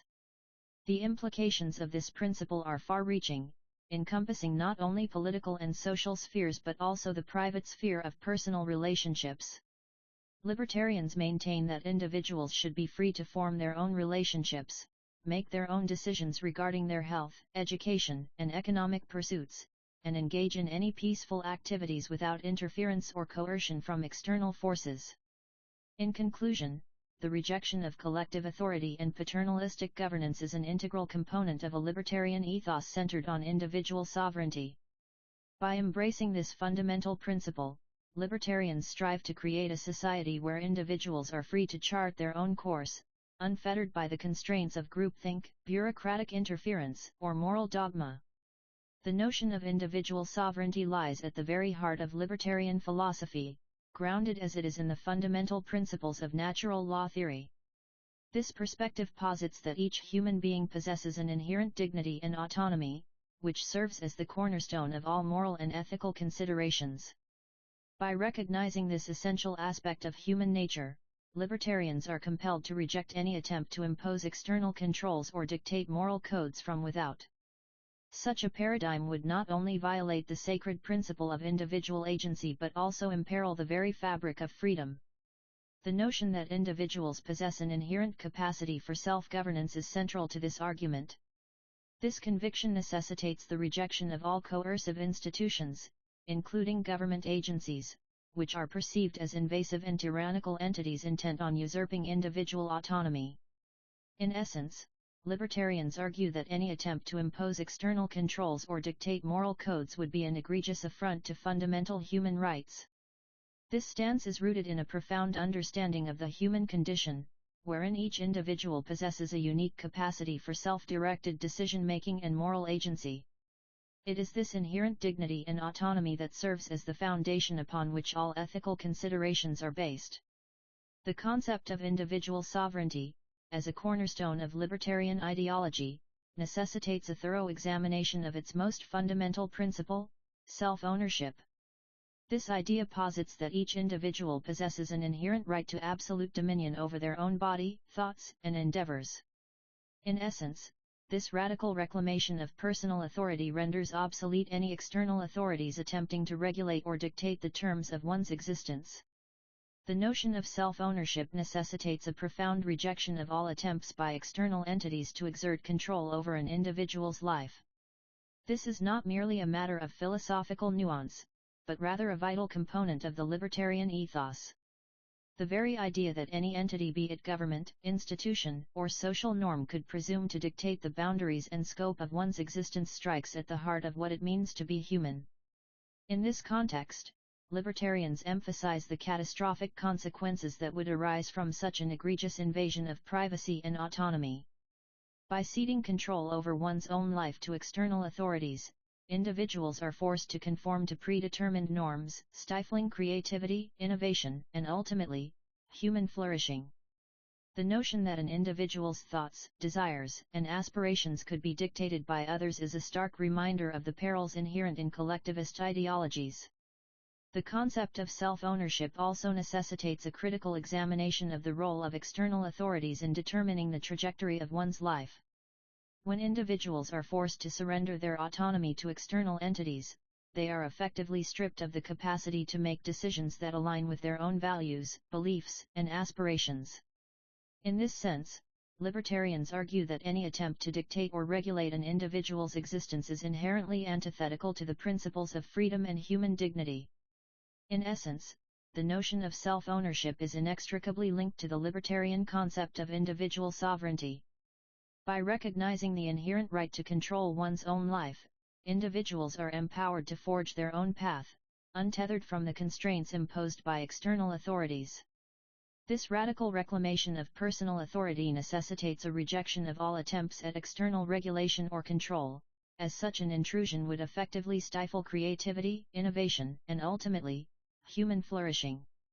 Ultimately, the concept of self-ownership serves as a clarion call to reject any notion that external entities possess the right to dictate the terms of one's existence. By embracing this principle, libertarians underscore the vital importance of individual agency in shaping the trajectory of their own lives. In their pursuit of a society that honors the fundamental principles of individual sovereignty, libertarians vehemently reject the notion of tyranny by majority. This inherent threat to individual autonomy arises when the dominant group seeks to impose its will upon minority views, often through coercive means such as state-sanctioned oppression or social ostracism. Libertarians firmly believe that every individual possesses an inherent dignity and autonomy, which must be respected and protected at all costs. In order to create a society where diverse perspectives can coexist harmoniously, it is crucial to safeguard the freedom of each individual to express themselves without fear of reprisal or persecution. This necessitates the creation of a social and political environment that fosters tolerance, understanding, and open-mindedness. By doing so, libertarians aim to establish a society where individuals are not forced to conform to uniform standards or adhere to dogmatic ideologies. It is essential for libertarians to eschew any attempt to impose such uniformity, as this would ultimately lead to the erosion of individual freedom and autonomy. Instead, they emphasize the importance of preserving the sacred right to dissent and nonconformity. This, in turn, allows individuals to continue exploring their own unique values and beliefs without fear of coercion or reprisal. In a society that recognizes individual sovereignty, it is vital to protect the rights of minority groups from being silenced or marginalized by the dominant majority. By doing so, libertarians aim to create an environment where diverse perspectives are not only tolerated but celebrated. Chapter 2: Aggression Principle, Respecting Boundaries, Physical and Otherwise. The aggression principle constitutes a cornerstone of libertarian thought, serving as a guiding tenet that underscores the paramount importance of respecting individual boundaries in all their forms. This fundamental precept is predicated upon the notion that aggression, defined as the initiation of force or coercion against another's will, is inherently unjustifiable and morally repugnant. Libertarians, in turn, assert that recognizing and honoring the autonomy and sovereignty of each person necessitates refraining from utilizing force or coercion to impose one's will on others. In essence, this principle serves as a philosophical framework for understanding the boundaries that exist between individuals, underscoring the imperative need for respecting those limits. This respect is not limited solely to physical interactions but extends to encompass all forms of coercion, whether psychological, emotional, or otherwise. Libertarians argue that any attempt to impose one's will on another through force, coercion, or manipulation constitutes a violation of this fundamental principle and is thus morally reprehensible. The importance of respecting individual boundaries cannot be overstated, as it serves as the bedrock upon which all just and ethical interactions are predicated. The initiation of force or coercion against another's will is tantamount to disregarding their very existence, thereby diminishing their agency and capacity for self-determination. Such actions are fundamentally incompatible with the libertarian ethos, which emphasizes the sanctity of individual rights and freedoms. In this context, it is essential to recognize that any form of aggression, regardless of its justification or perceived necessity, constitutes a violation of this principle.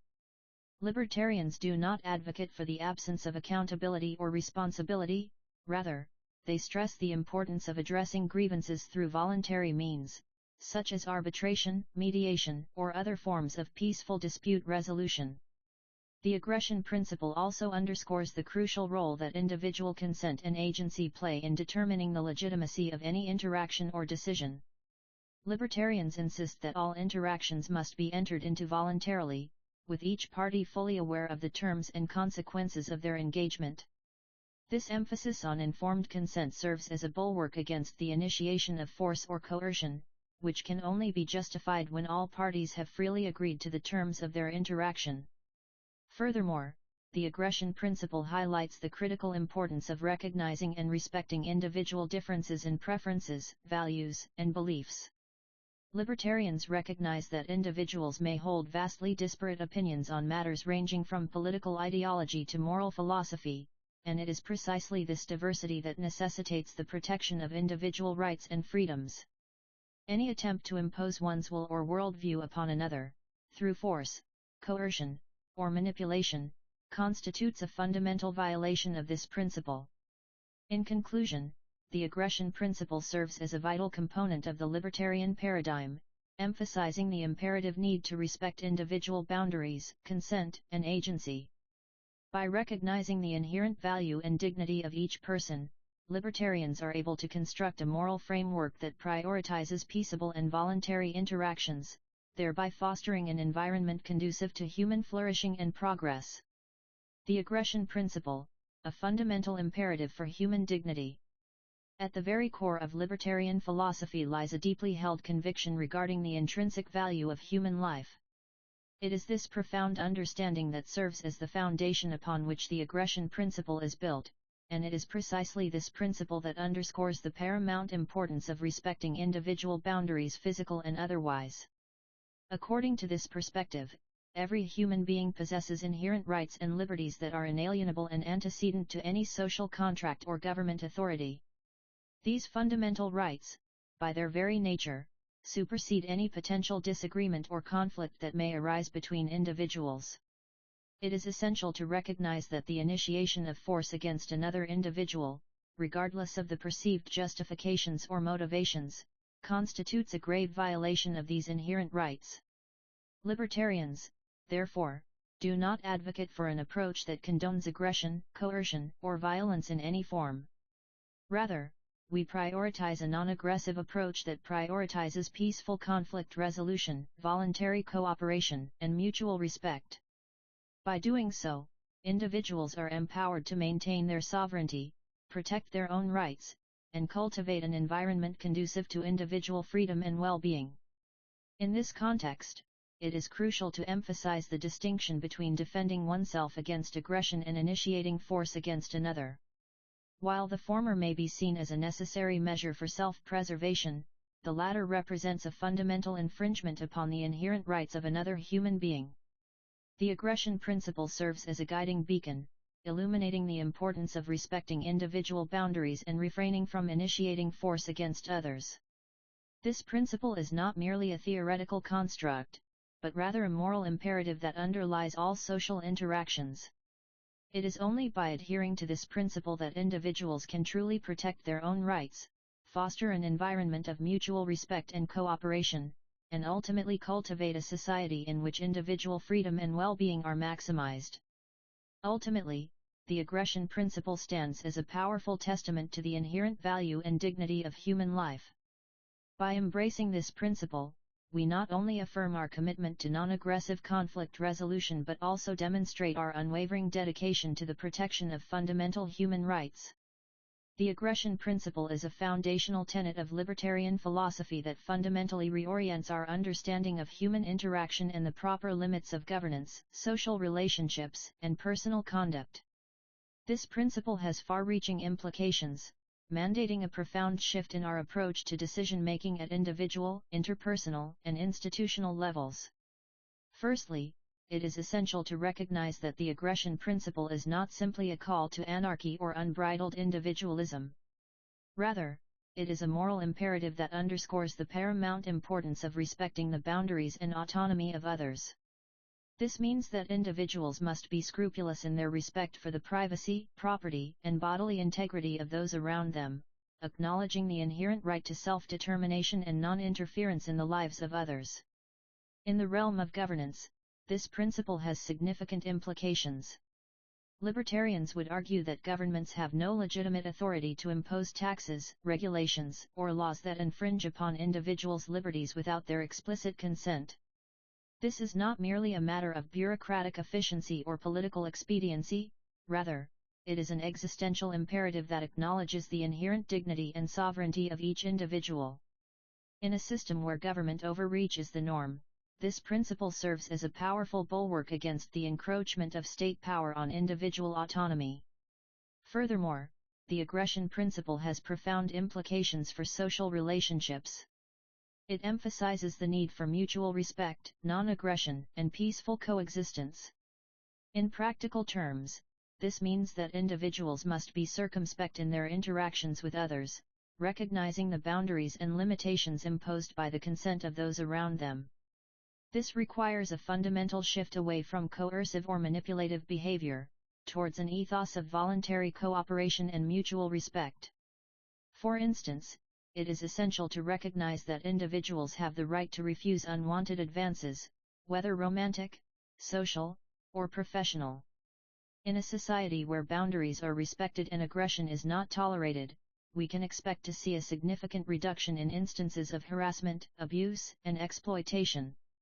Moreover, this principle has far-reaching implications for issues such as intellectual property, data privacy, and the right to free association.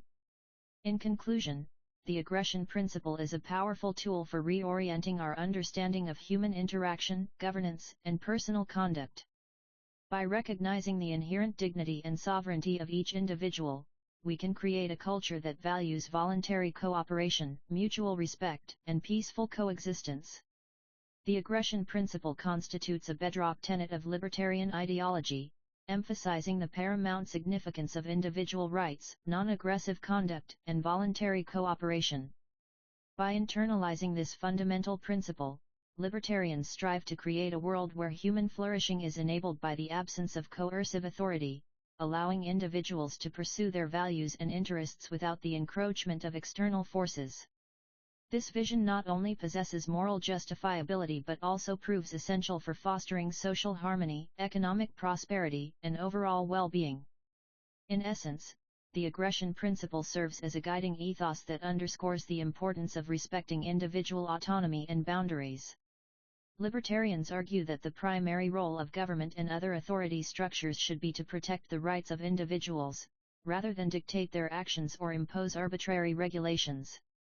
By doing so, these institutions would not only safeguard individual liberties but also foster an environment conducive to innovation, creativity, and collective progress. The absence of coercive power is crucial in facilitating this vision, as it enables individuals to engage in voluntary exchanges and interactions that are mutually beneficial and respectful of one another's boundaries. This, in turn, promotes a culture of peace, tolerance, and open-mindedness, where diversity is celebrated and creative potential is unleashed. In the absence of external coercion, individuals can freely pursue their passions, explore their values, and contribute to society in meaningful ways. Furthermore, it is imperative to recognize that the aggression principle is not merely a moral or philosophical abstraction but has profound implications for human well-being.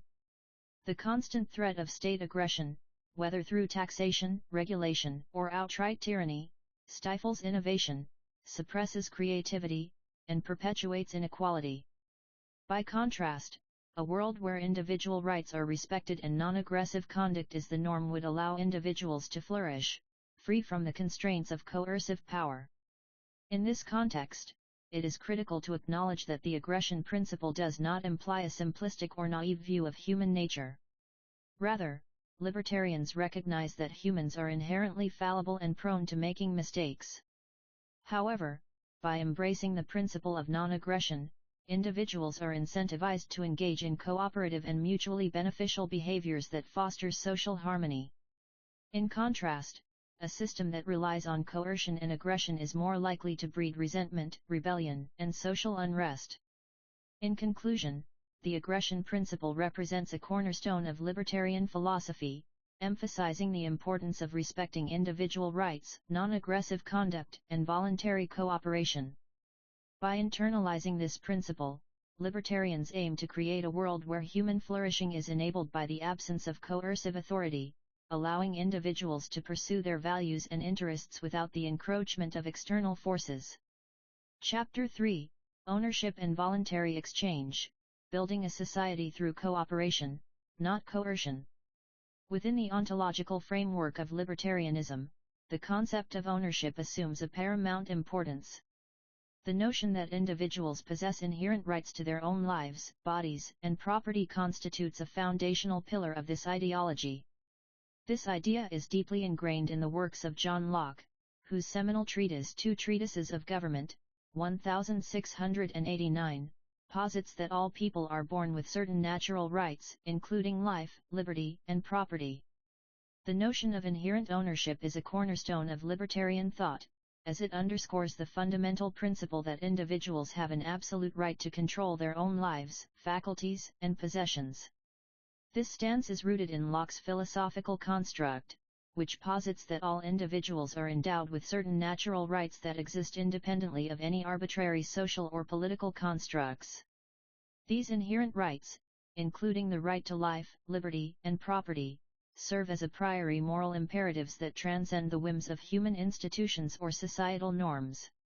Libertarians adhere tenaciously to this principle, arguing that these fundamental rights are inviolable and sacrosanct.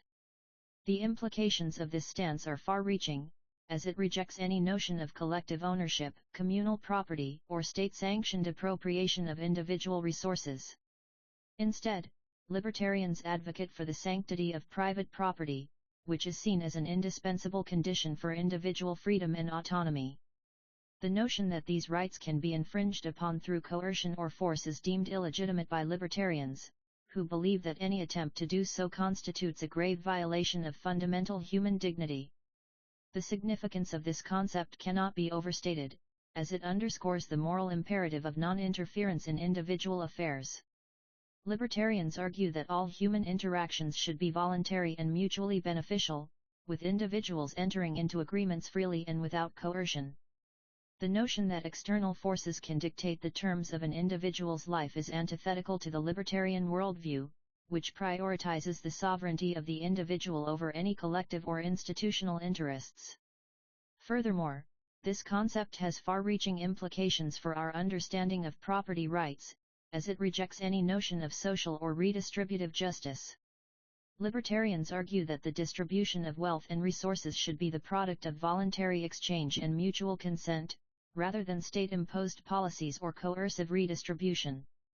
This stance is often criticized by proponents of socialism and communism, who see the private ownership of property as inherently exploitative and unjust. In conclusion, the concept of ownership plays a pivotal role within the libertarian paradigm, serving as a bedrock for the protection of individual rights and freedoms. Libertarians adhere to the principle that these fundamental rights are inviolable, rejecting any notion of collective or state-sanctioned appropriation of individual resources.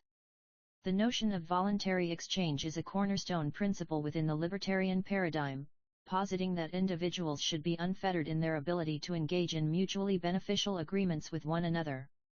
This fundamental tenet underscores the paramount importance of autonomy and agency, as it enables individuals to assume control over their own lives and well-being.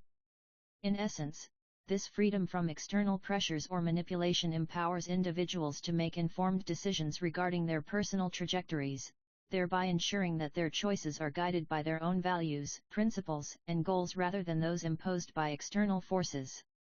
The absence of coercion in voluntary exchange permits the marketplace of ideas and actions to flourish, fostering an environment where individuals are able to pursue their own self-interest in harmony with others.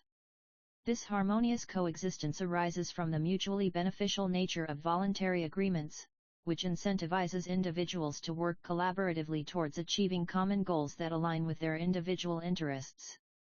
One of the most significant consequences of this paradigm is the proliferation of cooperation and innovation. When individuals are free to engage in voluntary exchange, they are more likely to collaborate on a wide range of projects and initiatives that advance their shared objectives. This cooperative spirit fosters a culture of mutual benefit, where parties recognize the value of working together towards common goals that align with their individual interests. Moreover, the absence of coercion allows for the emergence of novel solutions and approaches that might not have been possible under conditions of external manipulation or compulsion. By empowering individuals to pursue their own creative potential, voluntary exchange promotes a culture of innovation, as individuals are incentivized to develop new ideas and technologies that address pressing social, economic, and environmental challenges. In this context, it is essential to note that the libertarian vision does not advocate for anarchy or lawlessness but rather seeks to establish a framework that respects individual autonomy while ensuring social cohesion. The absence of coercion in no way implies the absence of regulation. Instead, it emphasizes the need for institutions that protect individual rights and freedoms while also promoting cooperation and mutual benefit. In conclusion, the concept of voluntary exchange is a fundamental principle within libertarian philosophy, as it embodies the core values of autonomy, agency, and cooperation. By recognizing the inherent value of individual decision-making and the importance of mutually beneficial agreements, libertarians seek to create a society that prioritizes personal freedom while also promoting social harmony and collective progress. The notion of property rights occupies a pivotal position within the libertarian paradigm, serving as a cornerstone for fostering a harmonious societal framework predicated upon voluntary exchanges. This emphasis on individual ownership is fundamentally at odds with collectivist ideologies that seek to subjugate individual interests beneath those of the collective.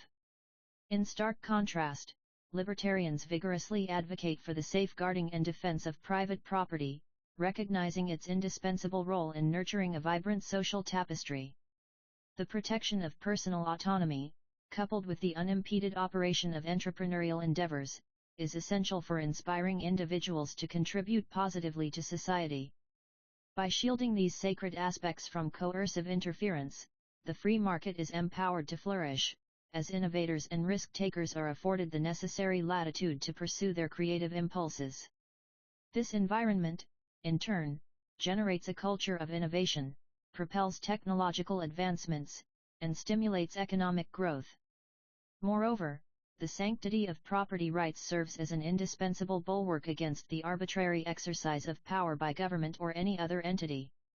It is only when individuals possess unassailable control over their own property that they can truly be said to possess autonomy, a condition that is, in turn, essential for preserving individual dignity and fostering a robust sense of personal responsibility. In this context, it is crucial to underscore the distinction between private property and mere possessions. Private property, in its most fundamental sense, constitutes a means by which individuals can actualize their own values, interests, and goals. It provides an indispensable foundation upon which one may construct a life that reflects their unique vision of purpose and fulfillment. Possessions, on the other hand, represent mere material goods or assets, devoid of any inherent value beyond their utility.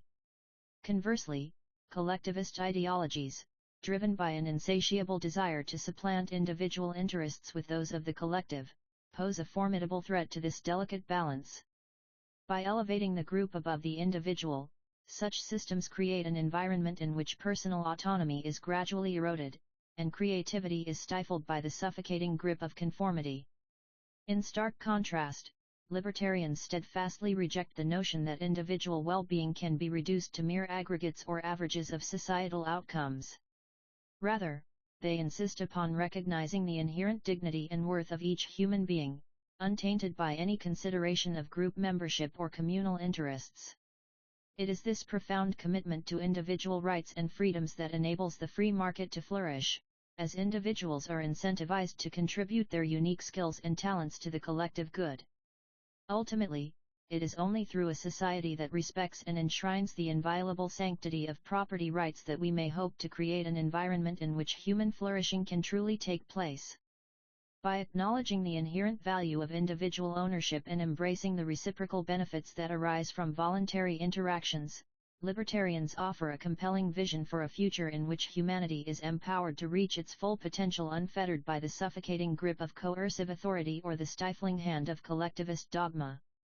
In this sense, it becomes clear that property rights represent an indispensable bulwark against the arbitrary exercise of power and the gradual erosion of individual autonomy. By recognizing the inherent worth of each human being, libertarians strive to create a world in which creativity, innovation, and progress are unleashed upon the world unencumbered by the stifling hand of authoritarianism or the suffocating grip of groupthink. It is only through a profound respect for individual rights and freedoms that we may hope to construct a society that truly honors human dignity and enables humanity to reach its full potential. The concept of ownership and voluntary exchange is a cornerstone of libertarian theory, providing a foundation for the philosophy's rejection of authoritarian approaches in favor of individual agency and mutual consent. This paradigmatic shift in perspective underscores the paramount importance of recognizing the inherent value and autonomy of each individual, thus necessitating a re-evaluation of the state's role in society.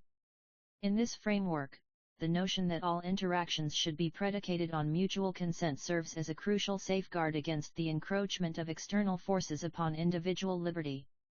By acknowledging that individuals possess an inherent right to ownership over their own lives and bodies, libertarians propose a fundamental distinction between state actions that protect individual rights and freedoms, versus those that seek to impose moral or social norms. This dichotomy is critical in understanding the libertarian position, as it underscores the importance of limiting government intervention to its sole legitimate purpose, the protection of individual agency. The implications of this stance are far-reaching, as they necessitate a rethinking of the state's role in society.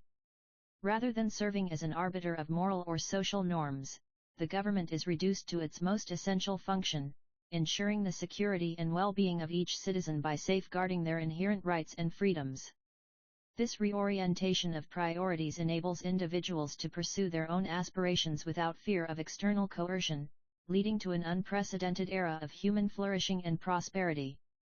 Furthermore, this shift in perspective encourages a re-evaluation of traditional notions surrounding property rights and economic organization.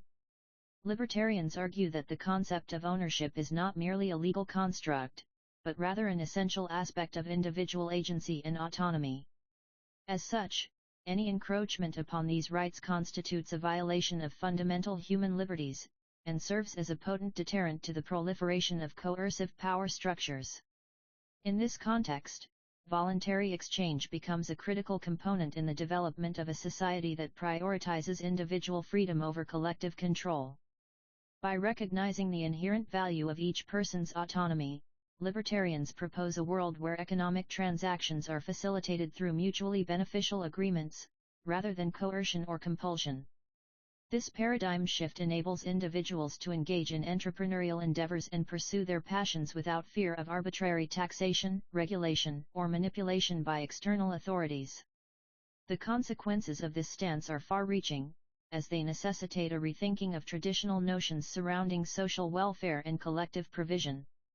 Libertarians argue that the creation of a free society is not merely a matter of ensuring individual rights and freedoms, but also of fostering an environment where innovation and entrepreneurship can flourish. By recognizing the inherent value of each person's autonomy and agency, libertarians propose a world where individuals are empowered to improve their own circumstances, rather than relying on centralized authorities for sustenance. Ultimately, this philosophy underscores the importance of prioritizing individual freedom over collective control, and serves as a powerful counterpoint to traditional notions surrounding state authority. By reorienting our understanding of ownership, property rights, economic organization, and social welfare, libertarians propose a society that values human flourishing above all else. Chapter 4: Beyond Positions of Power, Cultivating Meritocracy and Decentralized Authority. In this seminal chapter, we embark on a meticulous exploration of the foundational principles that underpin the libertarian ideology, as it strives to overcome the entrenched hierarchies of power. At the heart of this endeavor lies the notion of meritocracy, which posits that individuals should be assessed solely based on their inherent capacities and character traits, rather than their position or social standing within society.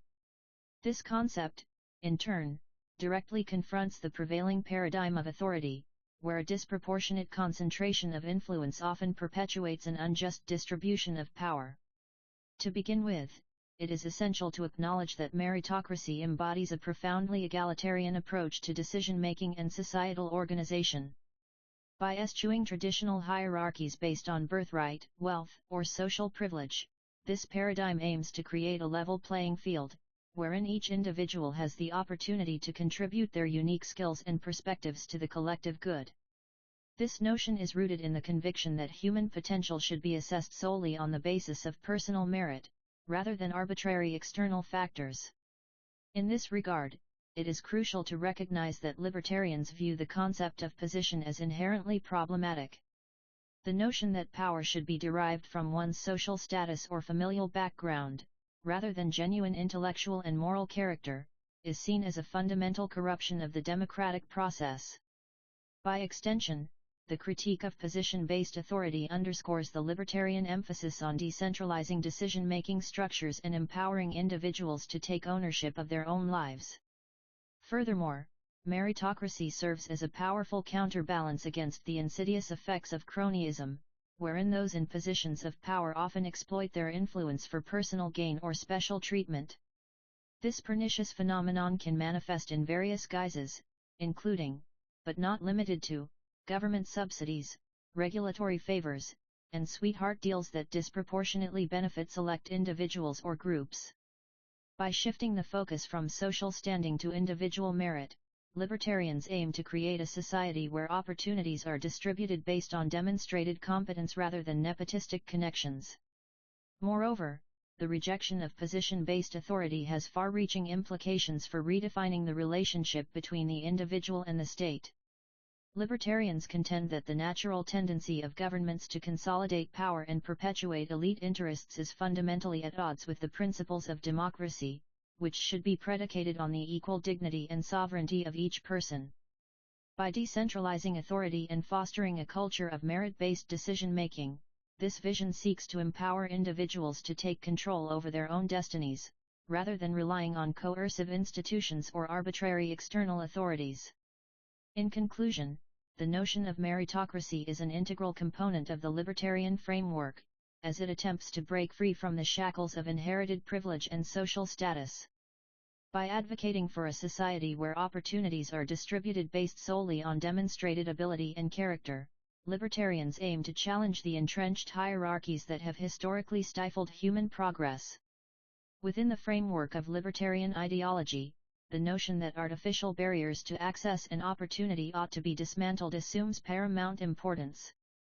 It is posited that such impediments hinder genuine merit-based ascension, thereby stifling the potential for individuals to ascend based on their actual contributions rather than being artificially buoyed by their birthright or social connections. In other words, libertarians advocate for a paradigm shift in which the existing power structure is recalibrated to prioritize individual merit over arbitrary circumstances of birth or upbringing. This idea is predicated upon the notion that government intervention often perpetuates inequality, thereby limiting opportunities for upward mobility and stifling entrepreneurial endeavors. By contrast, libertarians propose a decentralized system where individuals are free to rise or fall based on their genuine contributions, untainted by extraneous factors such as social connections or family background. This meritocratic approach is envisioned to serve as a potent catalyst for social mobility, allowing innovative ideas and untapped talent to flourish in an environment devoid of artificial barriers. The notion of leveling the playing field by severing ties between government intervention and individual success is particularly noteworthy within this context. Libertarians posit that the current system, replete with regulations and bureaucratic red tape, serves as a formidable obstacle to social mobility. Rather than perpetuating a culture of dependency and entitlement, libertarians advocate for the promotion of self-reliance and individual initiative. This, in turn, would enable individuals to capitalize on their unique strengths and skills, thereby fostering a society that rewards innovation and hard work.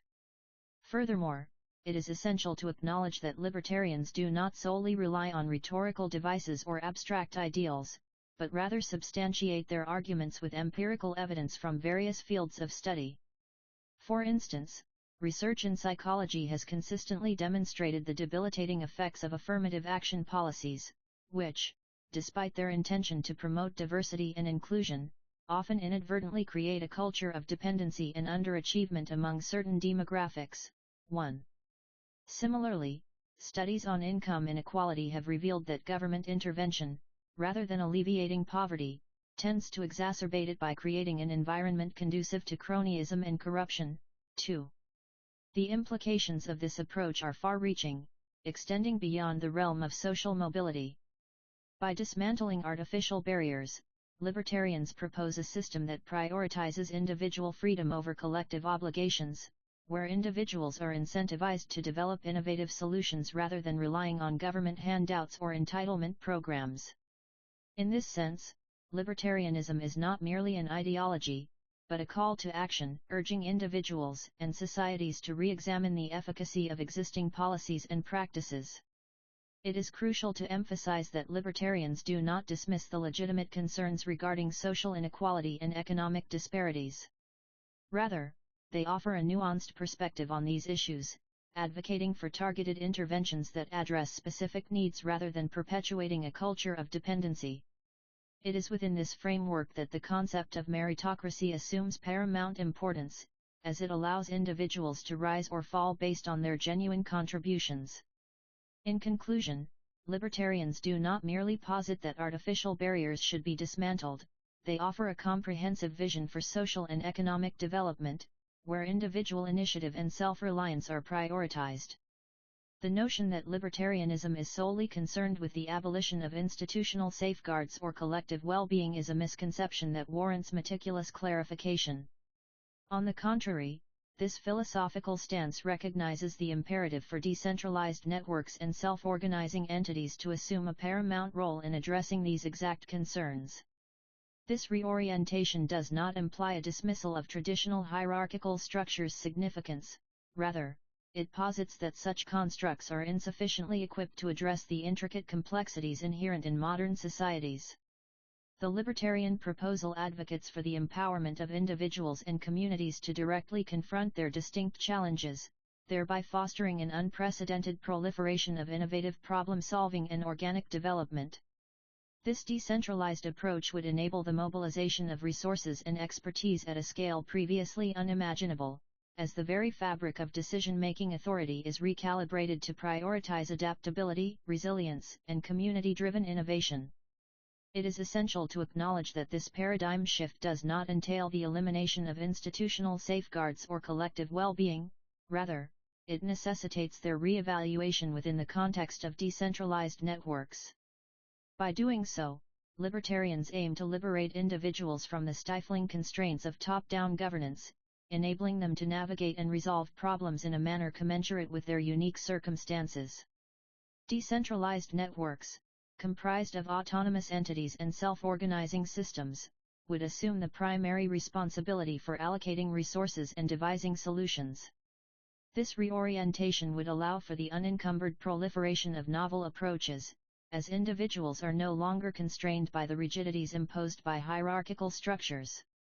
By decentralizing authority, libertarians seek to unlock the inherent potential of human ingenuity, as diverse perspectives converge to tackle complex problems. Moreover, this approach would precipitate a profound shift in the dynamics of collective well-being. Rather than relying on centralized authorities to prescribe solutions, communities would be incentivized to assume ownership and agency over their own development. This empowerment would catalyze a profound transformation, as individuals and communities are enabled to forge novel paths toward self-sufficiency and social cohesion. Ultimately, this re-evaluation of traditional hierarchical structures necessitates a radical recalibration of how we approach collective well-being. Libertarians propose that the decentralized allocation of resources, coupled with an increased reliance on individual agency, would result in more effective and targeted interventions.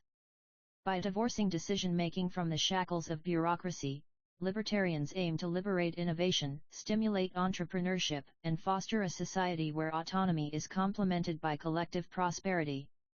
In conclusion, it is crucial to distinguish between the libertarian stance and the misguided notion that this philosophy prioritizes individual self-interest over the collective good. On the contrary, libertarians recognize the inherent interdependence of societal well-being and individual agency.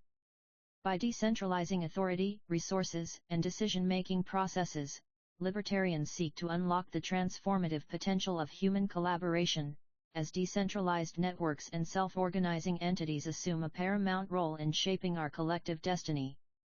The notion that by acknowledging and celebrating the inherent diversity of human potential, libertarians posit that society can transcend artificial hierarchies and ultimately become more resilient, adaptable, and innovative. This paradigmatic shift has far-reaching implications that extend beyond mere speculative fantasy to concrete, tangible realities. By eradicating the arbitrary constructs that perpetuate social inequality, we are empowered to unlock the boundless creative potential latent within every individual. The primary mechanism by which this transmutation occurs is through the rejection of artificial hierarchies. These constructs, often masquerading as necessary pillars of stability and order, in reality serve only to stifle innovation and creativity. By abandoning these artificial stratifications, we are freed from the suffocating grip of dogmatic orthodoxy, allowing us to tap into the vast reservoirs of collective genius that exist within our midst. This rejection is not merely a philosophical exercise, rather, it is a fundamental shift in societal orientation. No longer would we be bound by arbitrary notions of social status or position, but instead, we would be driven by a profound appreciation for the unique talents and abilities that each individual brings to the table. The consequences of this radical reorientation would be nothing short of revolutionary. Firstly, the eradication of artificial hierarchies would necessarily lead to a reduction in social inequality.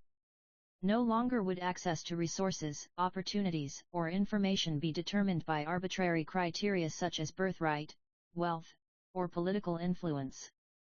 Rather, merit would emerge as the sole arbiter of success, rendering the notion of inherited privilege anachronistic. Secondly, this paradigmatic shift would give rise to a veritable explosion in entrepreneurial activity. As individuals are free to pursue their passions and interests without the stifling hand of arbitrary authority, innovation would flourish. The creative potential that has been silenced by artificial hierarchies would be unleashed, resulting in novel solutions to pressing social problems. Thirdly, the collective self-defense capacity of society as a whole would undergo a profound transformation. No longer would we rely on centralized authorities or rigid bureaucratic structures to provide security, instead, we would foster a culture of decentralized resilience and adaptability. This would manifest itself in the proliferation of community-driven initiatives, grassroots organizations, and informal networks that transcend traditional notions of authority. Furthermore, the notion of a stronger capacity for collective self-defense assumes a critical mass of empowered individuals who are equipped to address external threats as a cohesive entity. This is not to suggest that a single, monolithic entity would arise, rather, it is the distributed, decentralized nature of this approach that would prove most effective. By abandoning artificial hierarchies and embracing diversity, we would unlock the hidden potential within every individual. The collective capacity for problem-solving, adaptation, and innovation would increase exponentially, rendering us better equipped to address the complex, dynamic challenges that confront our world today. In conclusion, it is imperative that we seize this opportunity to reimagine the fundamental principles of human interaction. By embracing the inherent diversity of human potential and eschewing artificial hierarchies, we can construct a society that truly embodies the ideals of freedom, equality, and innovation. Part 7.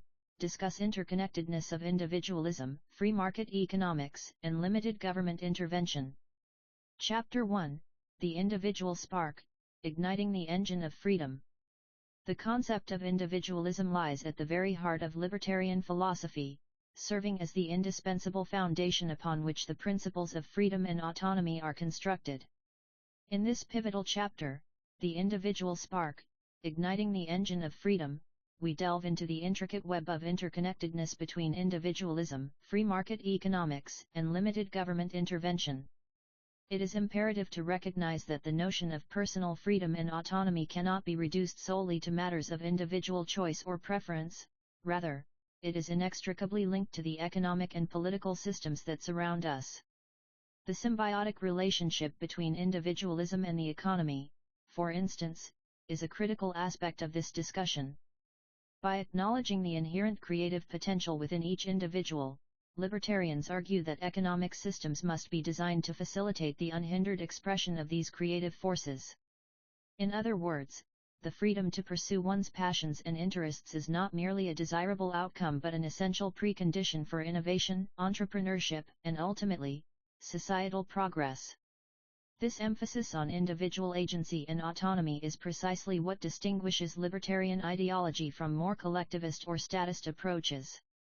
By recognizing the inherent value of each individual's unique perspective, skills, and experiences, libertarians seek to create an environment conducive to creativity, experimentation, and risk-taking, all crucial elements in driving innovation and growth. Furthermore, it is essential to underscore that this emphasis on individualism does not imply a rejection of social responsibility or community engagement. Rather, the libertarian vision seeks to harmonize individual freedoms with collective well-being by establishing a governance structure that respects the boundaries of personal autonomy. This requires a system that fosters trust in the market mechanism, encourages voluntary cooperation and mutual aid, and safeguards individual rights and liberties from encroachment. In this context, the role of government becomes particularly important. Libertarians advocate for a limited interventionist approach, one that does not stifle individual initiative or creativity through overregulation and bureaucratic entanglement. Rather, the state's primary function is to protect individual rights and property while creating an environment conducive to entrepreneurship and innovation. It is imperative to recognize that this vision of individualism as the driving force behind economic growth and social progress is not limited to theoretical abstractions but has far-reaching practical implications for policymaking and governance. By embracing a philosophy that prioritizes individual autonomy, creativity, and entrepreneurial spirit, we can create an environment in which human potential is unleashed and harnessed towards the betterment of society as a whole. In conclusion, the chapter The Individual Spark, Igniting the Engine of Freedom offers a nuanced exploration of the intricate relationship between individualism, free market economics, and limited government intervention. By illuminating the interdependencies between these concepts, we can begin to construct a more comprehensive understanding of libertarian principles and their potential to unlock human potential for the betterment of society as a whole. The notion that individual freedom is inherently at odds with societal well-being has long been a pervasive misconception. In fact, it is precisely the opposite that holds true. Individual freedom serves as an essential prerequisite for fostering a prosperous and harmonious society. This fundamental idea finds its roots in the concept of self-ownership, which posits that each individual possesses inherent sovereignty over their own life, choices, and actions. This notion, however, is not merely a philosophical abstraction but has far-reaching implications for the economic sphere. Specifically, it underscores the importance of limited government intervention in economic matters. The introduction of excessive regulation can stifle personal liberty and creativity, stifling innovation and progress. This is precisely the argument made by thinkers such as Friedrich Hayek and Ayn Rand, who have contributed significantly to our understanding of the interplay between individual freedom and societal well-being. The concept of self-ownership, for instance, necessarily implies that individuals are best equipped to make decisions regarding their own lives, rather than relying on an arbitrary authority. This perspective is rooted in the idea that each person possesses a unique set of skills, talents, and experiences that can only be utilized through the exercise of personal autonomy. Moreover, the notion that individual freedom serves as a necessary condition for societal well-being finds support in the historical record. The Industrial Revolution, for instance, was characterized by a significant expansion of personal liberty and a concomitant increase in economic growth and prosperity. This is not to suggest that there were no regulatory measures in place during this period, but rather that such intervention was proportionate to the needs of society at the time. Furthermore, it is essential to recognize that individual freedom is not antithetical to collective well-being but, rather, is a necessary condition for its achievement. When individuals are free to pursue their own interests and passions, they are more likely to develop innovative solutions to societal problems, driving economic growth and development. This, in turn, enables governments to focus on providing essential public goods and services that promote the common good. In contrast, an overly paternalistic approach can lead to stagnation and decline. The historical examples of socialist and communist experiments demonstrate the devastating consequences of denying individuals the freedom to pursue their own interests and make choices about their own lives. It is crucial, therefore, to recognize that individual freedom is not a zero-sum game in which one's gains are necessarily offset by another's losses. Rather, it is precisely the interplay between individual freedom and societal well-being that holds the key to unlocking prosperity and progress. This understanding underscores the importance of limited government intervention in economic matters, as excessive regulation can stifle innovation and creativity, ultimately undermining the very fabric of society. In conclusion, it is essential to recognize the inherent value of individual freedom in promoting societal well-being. Rather than viewing these two concepts as mutually exclusive, we must acknowledge their interconnectedness and strive for a nuanced understanding that balances the needs of the individual with the demands of the collective. The concept of individualism, deeply intertwined with the principles of free market economics and limited government intervention, serves as the cornerstone upon which a prosperous society can be built. It is within this framework that we must understand the intrinsic value of fostering autonomy for each individual, recognizing their inherent capacity to drive economic growth and development. By acknowledging the pivotal role individuals play in igniting the engine of freedom, it becomes increasingly evident that policies aimed at promoting their agency will naturally yield positive outcomes for society as a whole. This is not a call for unfettered market forces, devoid of any regulatory oversight. Rather, it emphasizes the crucial importance of circumscribed government intervention to ensure a level playing field, thereby preventing the stifling of competition and the perpetuation of monopolistic tendencies. It is essential to underscore that this notion of individual freedom does not preclude the existence of social welfare mechanisms. Rather, it underscores the paramount significance of targeted support systems that prioritize empowering individuals over perpetuating dependency. In essence, this approach seeks to dismantle the paternalistic paradigm, which often relies on government largesse to maintain a status quo of perpetual dependence. In contrast, by focusing on fostering the autonomy and self-reliance of each individual, we can create an environment where innovative entrepreneurship thrives, creative endeavors are encouraged, and progress is driven by the collective efforts of a motivated populace. The significance of this approach lies in its potential to unlock human capital, allowing individuals to transcend the confines of circumstance and contribute meaningfully to the broader social fabric.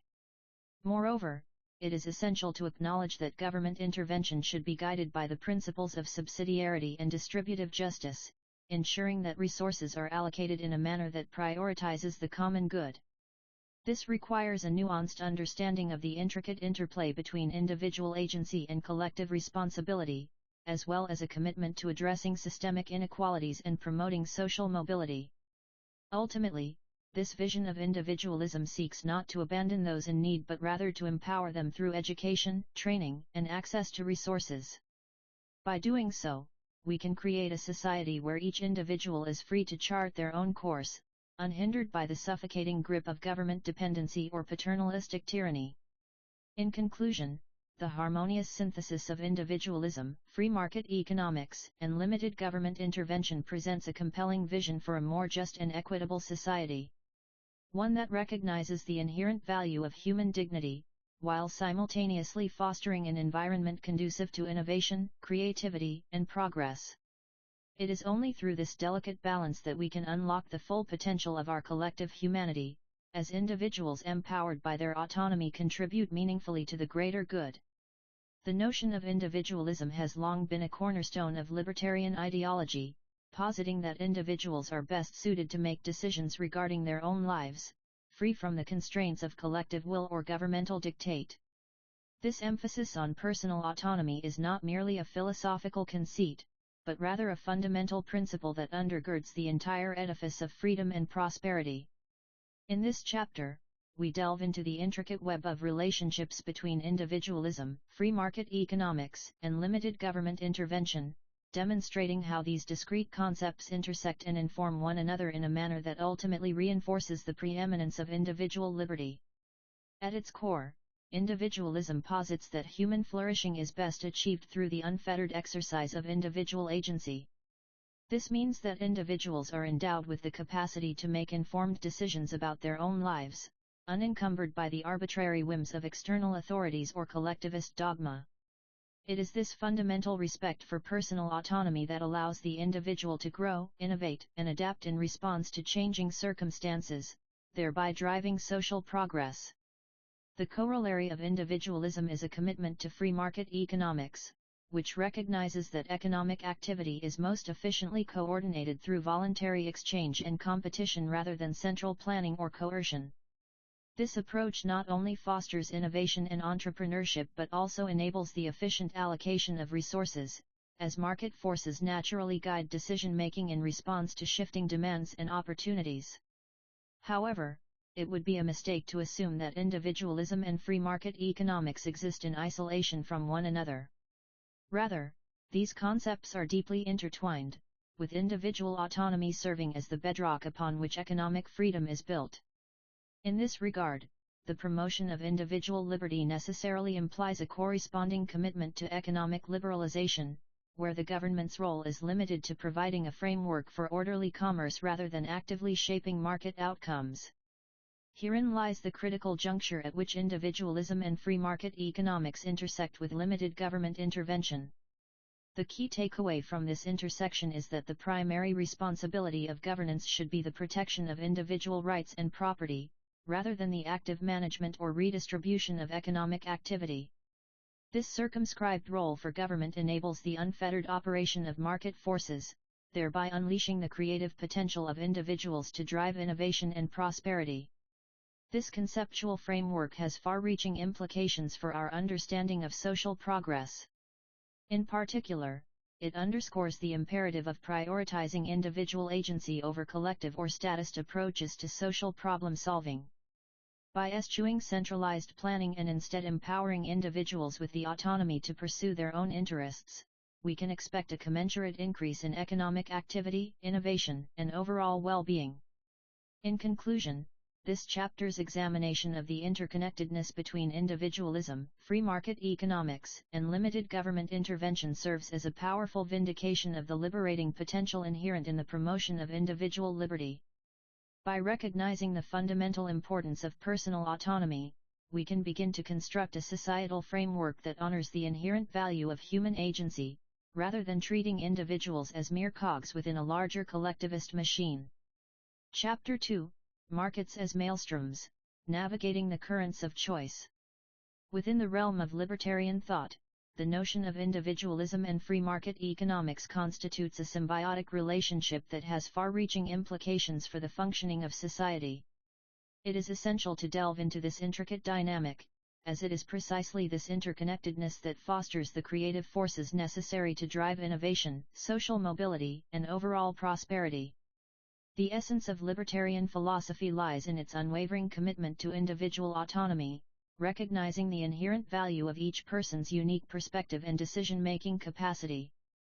This foundational principle underscores the importance of unencumbered market mechanisms, where individuals are free to make choices that align with their own values, preferences, and creative inclinations. It is within this decentralized framework that the transformative potential of human agency comes to the fore.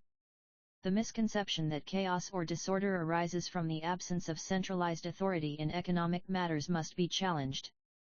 Rather, it is precisely this dynamism that allows for the emergence of novel solutions, as individuals are empowered to respond to market demands and fluctuations with unparalleled creativity and adaptability. The resulting tapestry of choices and outcomes, though potentially unpredictable, embodies the very essence of human ingenuity. In contrast, centralized control and intervention in economic affairs often stifle this creative potential, imposing rigid structures that restrict individual agency and innovation. By embracing a decentralized approach, libertarians posit that the market's inherent dynamism provides a superior framework for addressing societal needs, as diverse actors respond to changing circumstances with unbridled entrepreneurial spirit. This conceptual fusion of individualism and free market economics necessitates an astute understanding of the intricate interplay between these two pillars. It is crucial to recognize that the market's capacity to adapt and evolve lies not in its ability to predetermine outcomes but, rather, in its capacity to facilitate the unbridled expression of human creativity. In this context, it becomes clear that any attempt to regulate or manipulate the market for the purpose of achieving a predetermined vision can only serve to constrain the very forces driving innovation. In conclusion, the relationship between individualism and free market economics within the libertarian paradigm is more than mere theoretical abstraction, it constitutes an existential imperative. The liberty afforded by the unencumbered market allows individuals to pursue their passions, innovate, and create value that would otherwise remain unrealized. It is within this realm of creative freedom that society as a whole benefits from the boundless potential of human ingenuity. In order to successfully navigate the complex and ever-changing currents of choice within free market economics, it is imperative to first acknowledge the intricate web of interconnectedness between individual preferences and market outcomes. This realization necessitates a fundamental shift in perspective, moving away from a simplistic view of individuals as mere passive consumers and instead recognizing them as active agents shaping the market landscape through their deliberate decisions. This paradigmatic change is crucial, as it enables us to understand that any attempts to impose rigid structures or regulations upon the market would inherently restrict the capacity for human innovation and entrepreneurship. It is precisely these qualities, the ability to adapt, innovate, and take calculated risks, that serve as the driving forces behind economic growth and prosperity. In light of this, a more nuanced approach is advocated, one that not only acknowledges the inherent uncertainty and unpredictability of market forces but also provides the necessary protections and safeguards to ensure social welfare. This delicate balance between individual agency and collective well-being can be achieved by fostering an environment that encourages experimentation, creative problem-solving, and collaboration. It is essential to recognize that the market is not a static entity, but rather a dynamic and evolving system that is shaped by the cumulative actions of countless individuals. As such, any attempts to impose rigid structures or regulations would inherently stifle the very drivers of economic growth that these free market ideals aim to promote. In order to successfully navigate this complex landscape, policymakers must adopt a more holistic understanding of the interplay between individual preferences and market outcomes. This necessitates an approach that not only recognizes the inherent uncertainty of market forces but also acknowledges the critical role that human agency plays in shaping the trajectory of economic development.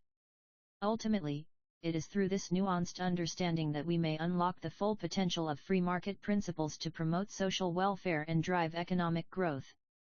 The notion that individual agency ought to be prioritized above all else is a cornerstone of libertarian ideology.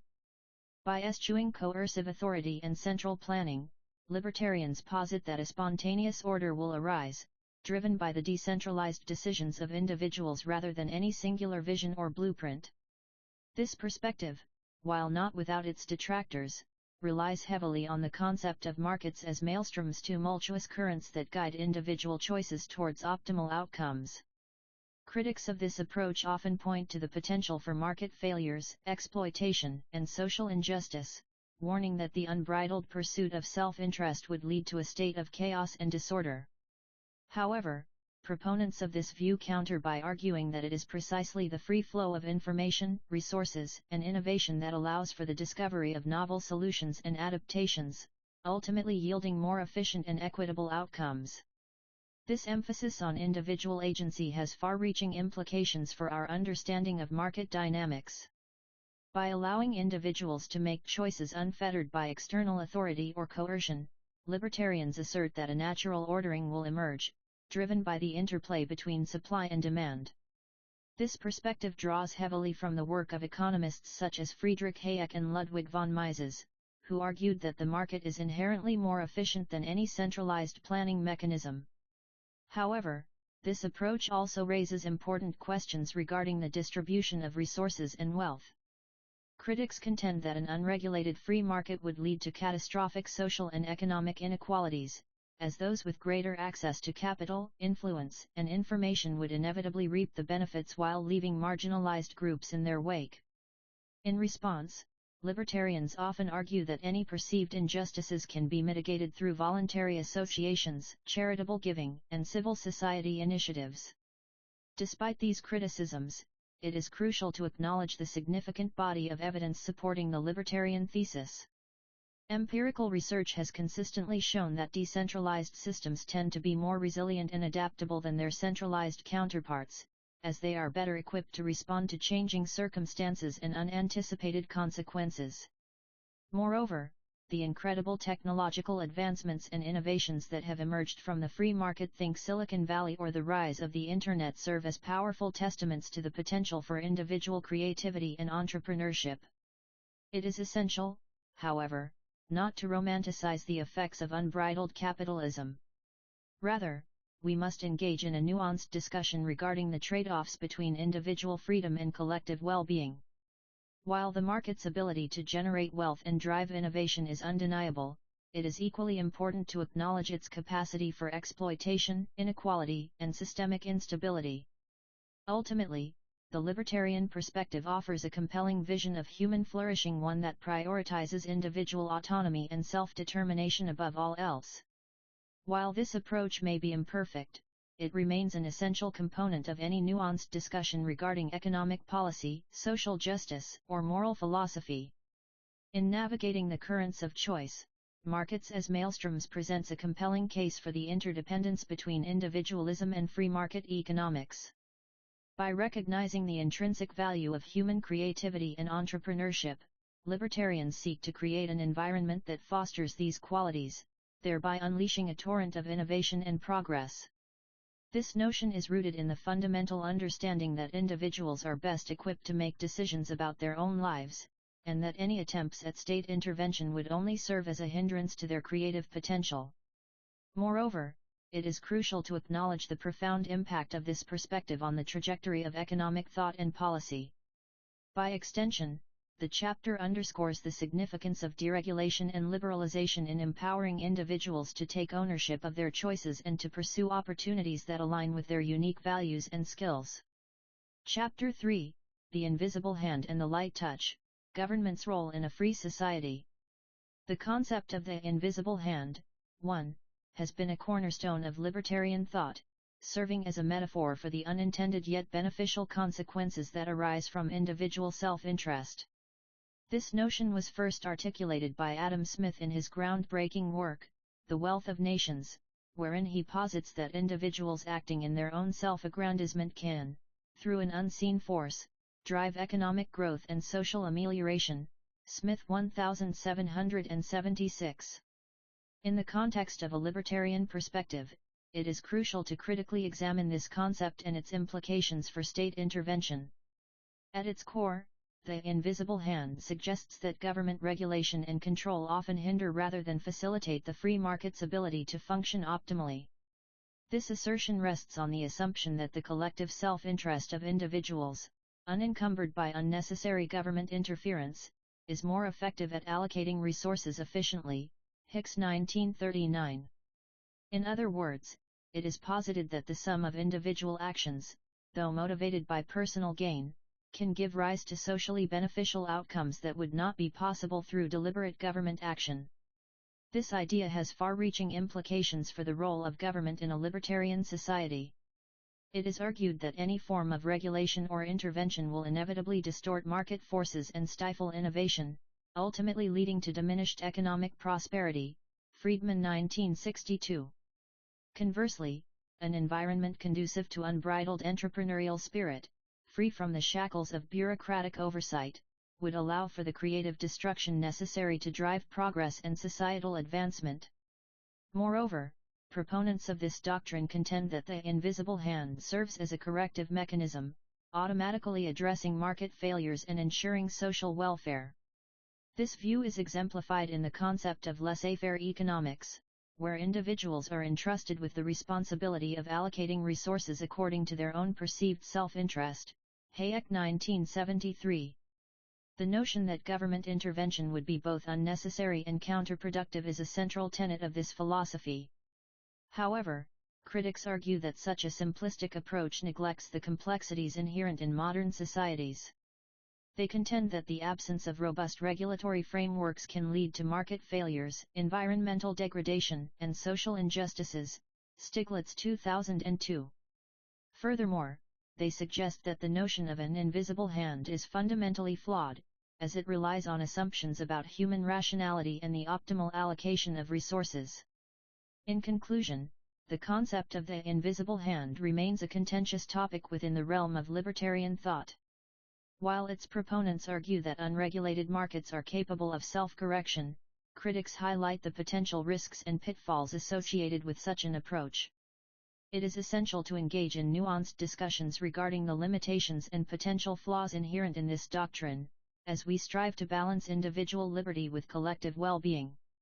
References: Friedman, M. 1962. Capitalism and Freedom. Hayek, F.A. 1973. Law, Legislation, and Liberty. Hicks, J.R. 1939. Value and Capital. Smith, A. 1776. The Wealth of Nations. Stiglitz, J.E. In harmony with the philosophical underpinnings of libertarian thought, it is posited that government involvement within a free society should be judiciously limited, thereby embracing a light-touch approach. This perspective suggests that the market should be allowed to operate unfettered, devoid of excessive regulation or interference from external authorities. This stance finds its intellectual roots in the notion that the free market possesses the inherent capacity to better satisfy the needs and aspirations of citizens than any central authority could conceivably achieve. By eschewing arbitrary constraints and burdensome regulations on businesses and entrepreneurs, governments can cultivate an environment conducive to innovation, growth, and competition. This, in turn, enables individuals to make informed decisions regarding their own well-being and prosperity. The market's intrinsic ability to allocate resources efficiently, driven by the self-interest of participants, is believed to be a more effective mechanism for fostering economic development than any top-down approach. The notion that governments should adopt a light-touch approach is predicated on the understanding that regulatory intervention can often stifle innovation and entrepreneurship. Overzealous legislation and bureaucratic red tape can create an atmosphere of uncertainty, thereby deterring individuals from pursuing novel business ventures or investing in potentially high-risk projects. This, in turn, stifles the creative energies that drive economic growth and prosperity. Furthermore, the free market's capacity to allocate resources is predicated on the concept of comparative advantage. In a world where each individual has unique skills, talents, and preferences, the market allows for the discovery and exploitation of these advantages, thereby fostering greater overall welfare. This process, fueled by the pursuit of self-interest, leads to the efficient allocation of resources, as individuals are incentivized to engage in activities that bring them the greatest utility. In this context, government intervention can disrupt this delicate balance, potentially leading to a misallocation of resources and a decrease in overall well-being. The notion that government should prioritize a light-touch approach is not a rejection of regulation per se, but rather an acknowledgement that excessive interference can have unintended consequences, ultimately harming the very citizens it seeks to protect. Ultimately, the libertarian perspective posits that by minimizing government involvement and allowing the market to operate freely, individuals are granted the autonomy to make choices that align with their own values, preferences, and goals. This approach enables the creation of a society where entrepreneurship, innovation, and economic growth can flourish, thereby fostering an environment conducive to individual freedom and prosperity.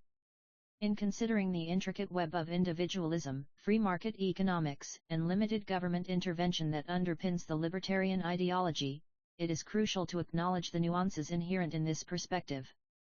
Specifically, while libertarians may be perceived as advocating for a complete withdrawal of the state from economic and social affairs, a more nuanced understanding reveals that this stance does not preclude government involvement altogether. Rather, libertarians propose a measured approach that prioritizes the protection of individual rights and prevents exploitation by intervening only when necessary to rectify market failures or address externalities. This interventionist role is fundamentally distinct from any attempt to dictate the operational details of private enterprise, instead focusing on establishing a regulatory framework that safeguards the well-being of individuals and society as a whole. In instances where market mechanisms falter or exhibit aberrant behavior, such as environmental degradation, monopolistic practices, or other forms of exploitation, government can play a vital function in rectifying these issues through targeted legislation and enforcement. This approach, often characterized as negative or defensive regulation, embodies the libertarian ethos by refraining from imposing undue burdens on business operations while nonetheless ensuring that the free market does not perpetuate harm to individuals or the broader society. To illustrate this point, consider the case of environmental degradation. Libertarians would argue that it is the responsibility of private companies and individuals to prioritize sustainable practices and minimize ecological impact.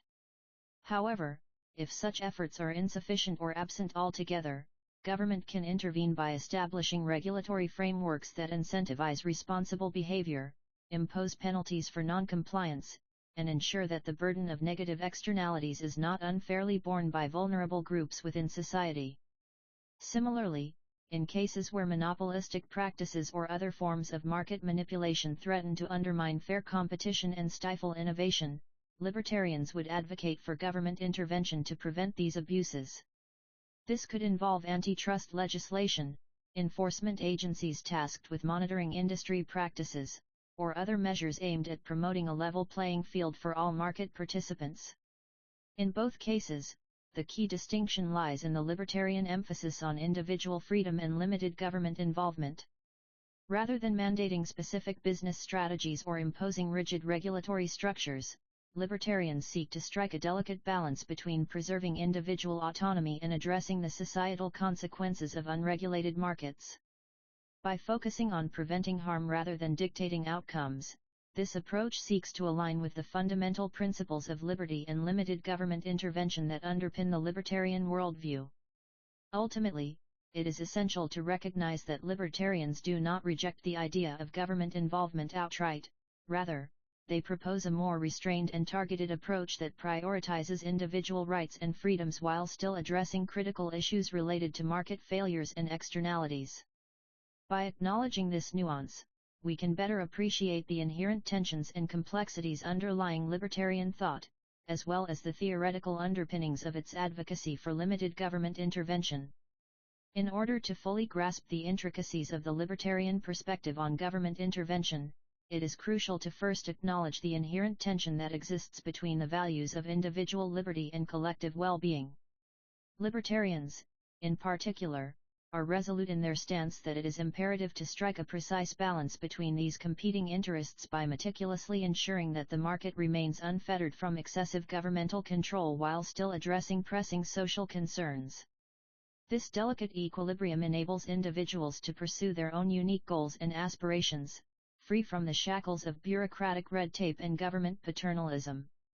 Conversely, it also fosters an environment where every individual can reap the benefits of a truly free society, characterized by unlimited opportunities for growth, innovation, and self-actualization. It is essential to emphasize that libertarians do not subscribe to the notion that government intervention in the economy is inherently malevolent or detrimental to societal progress. Rather, they argue that it is crucial to identify those instances where state involvement is absolutely necessary to address specific social ills, such as ensuring public health and safety, defending national security, and providing essential infrastructure. Moreover, libertarians insist that even these limited instances of government intervention must be executed with the utmost care and precision, avoiding any measures that could potentially compromise the fundamental principles of individual freedom and autonomy. This is precisely why they advocate for a minimalist approach to governance, one that prioritizes laissez-faire economic policies and strictly limits the scope of regulatory overreach. In this context, it becomes clear that libertarians are deeply concerned with safeguarding the integrity of the market by preventing government from imposing arbitrary restrictions or imposing its own brand of social engineering on individuals. By doing so, they believe it is possible to create a self-regulating economy that is driven solely by the principles of supply and demand. It is crucial to recognize that this perspective does not preclude libertarians from acknowledging the very real need for some level of government involvement in matters such as education, social welfare, and environmental protection. However, they would argue that these areas should be strictly off-limits to direct government control, instead advocating for innovative, decentralized solutions that empower individuals and civil society organizations to take ownership of these issues. Ultimately, the libertarian vision posits a world where individual freedom is protected from encroachment by an overzealous state, allowing people to make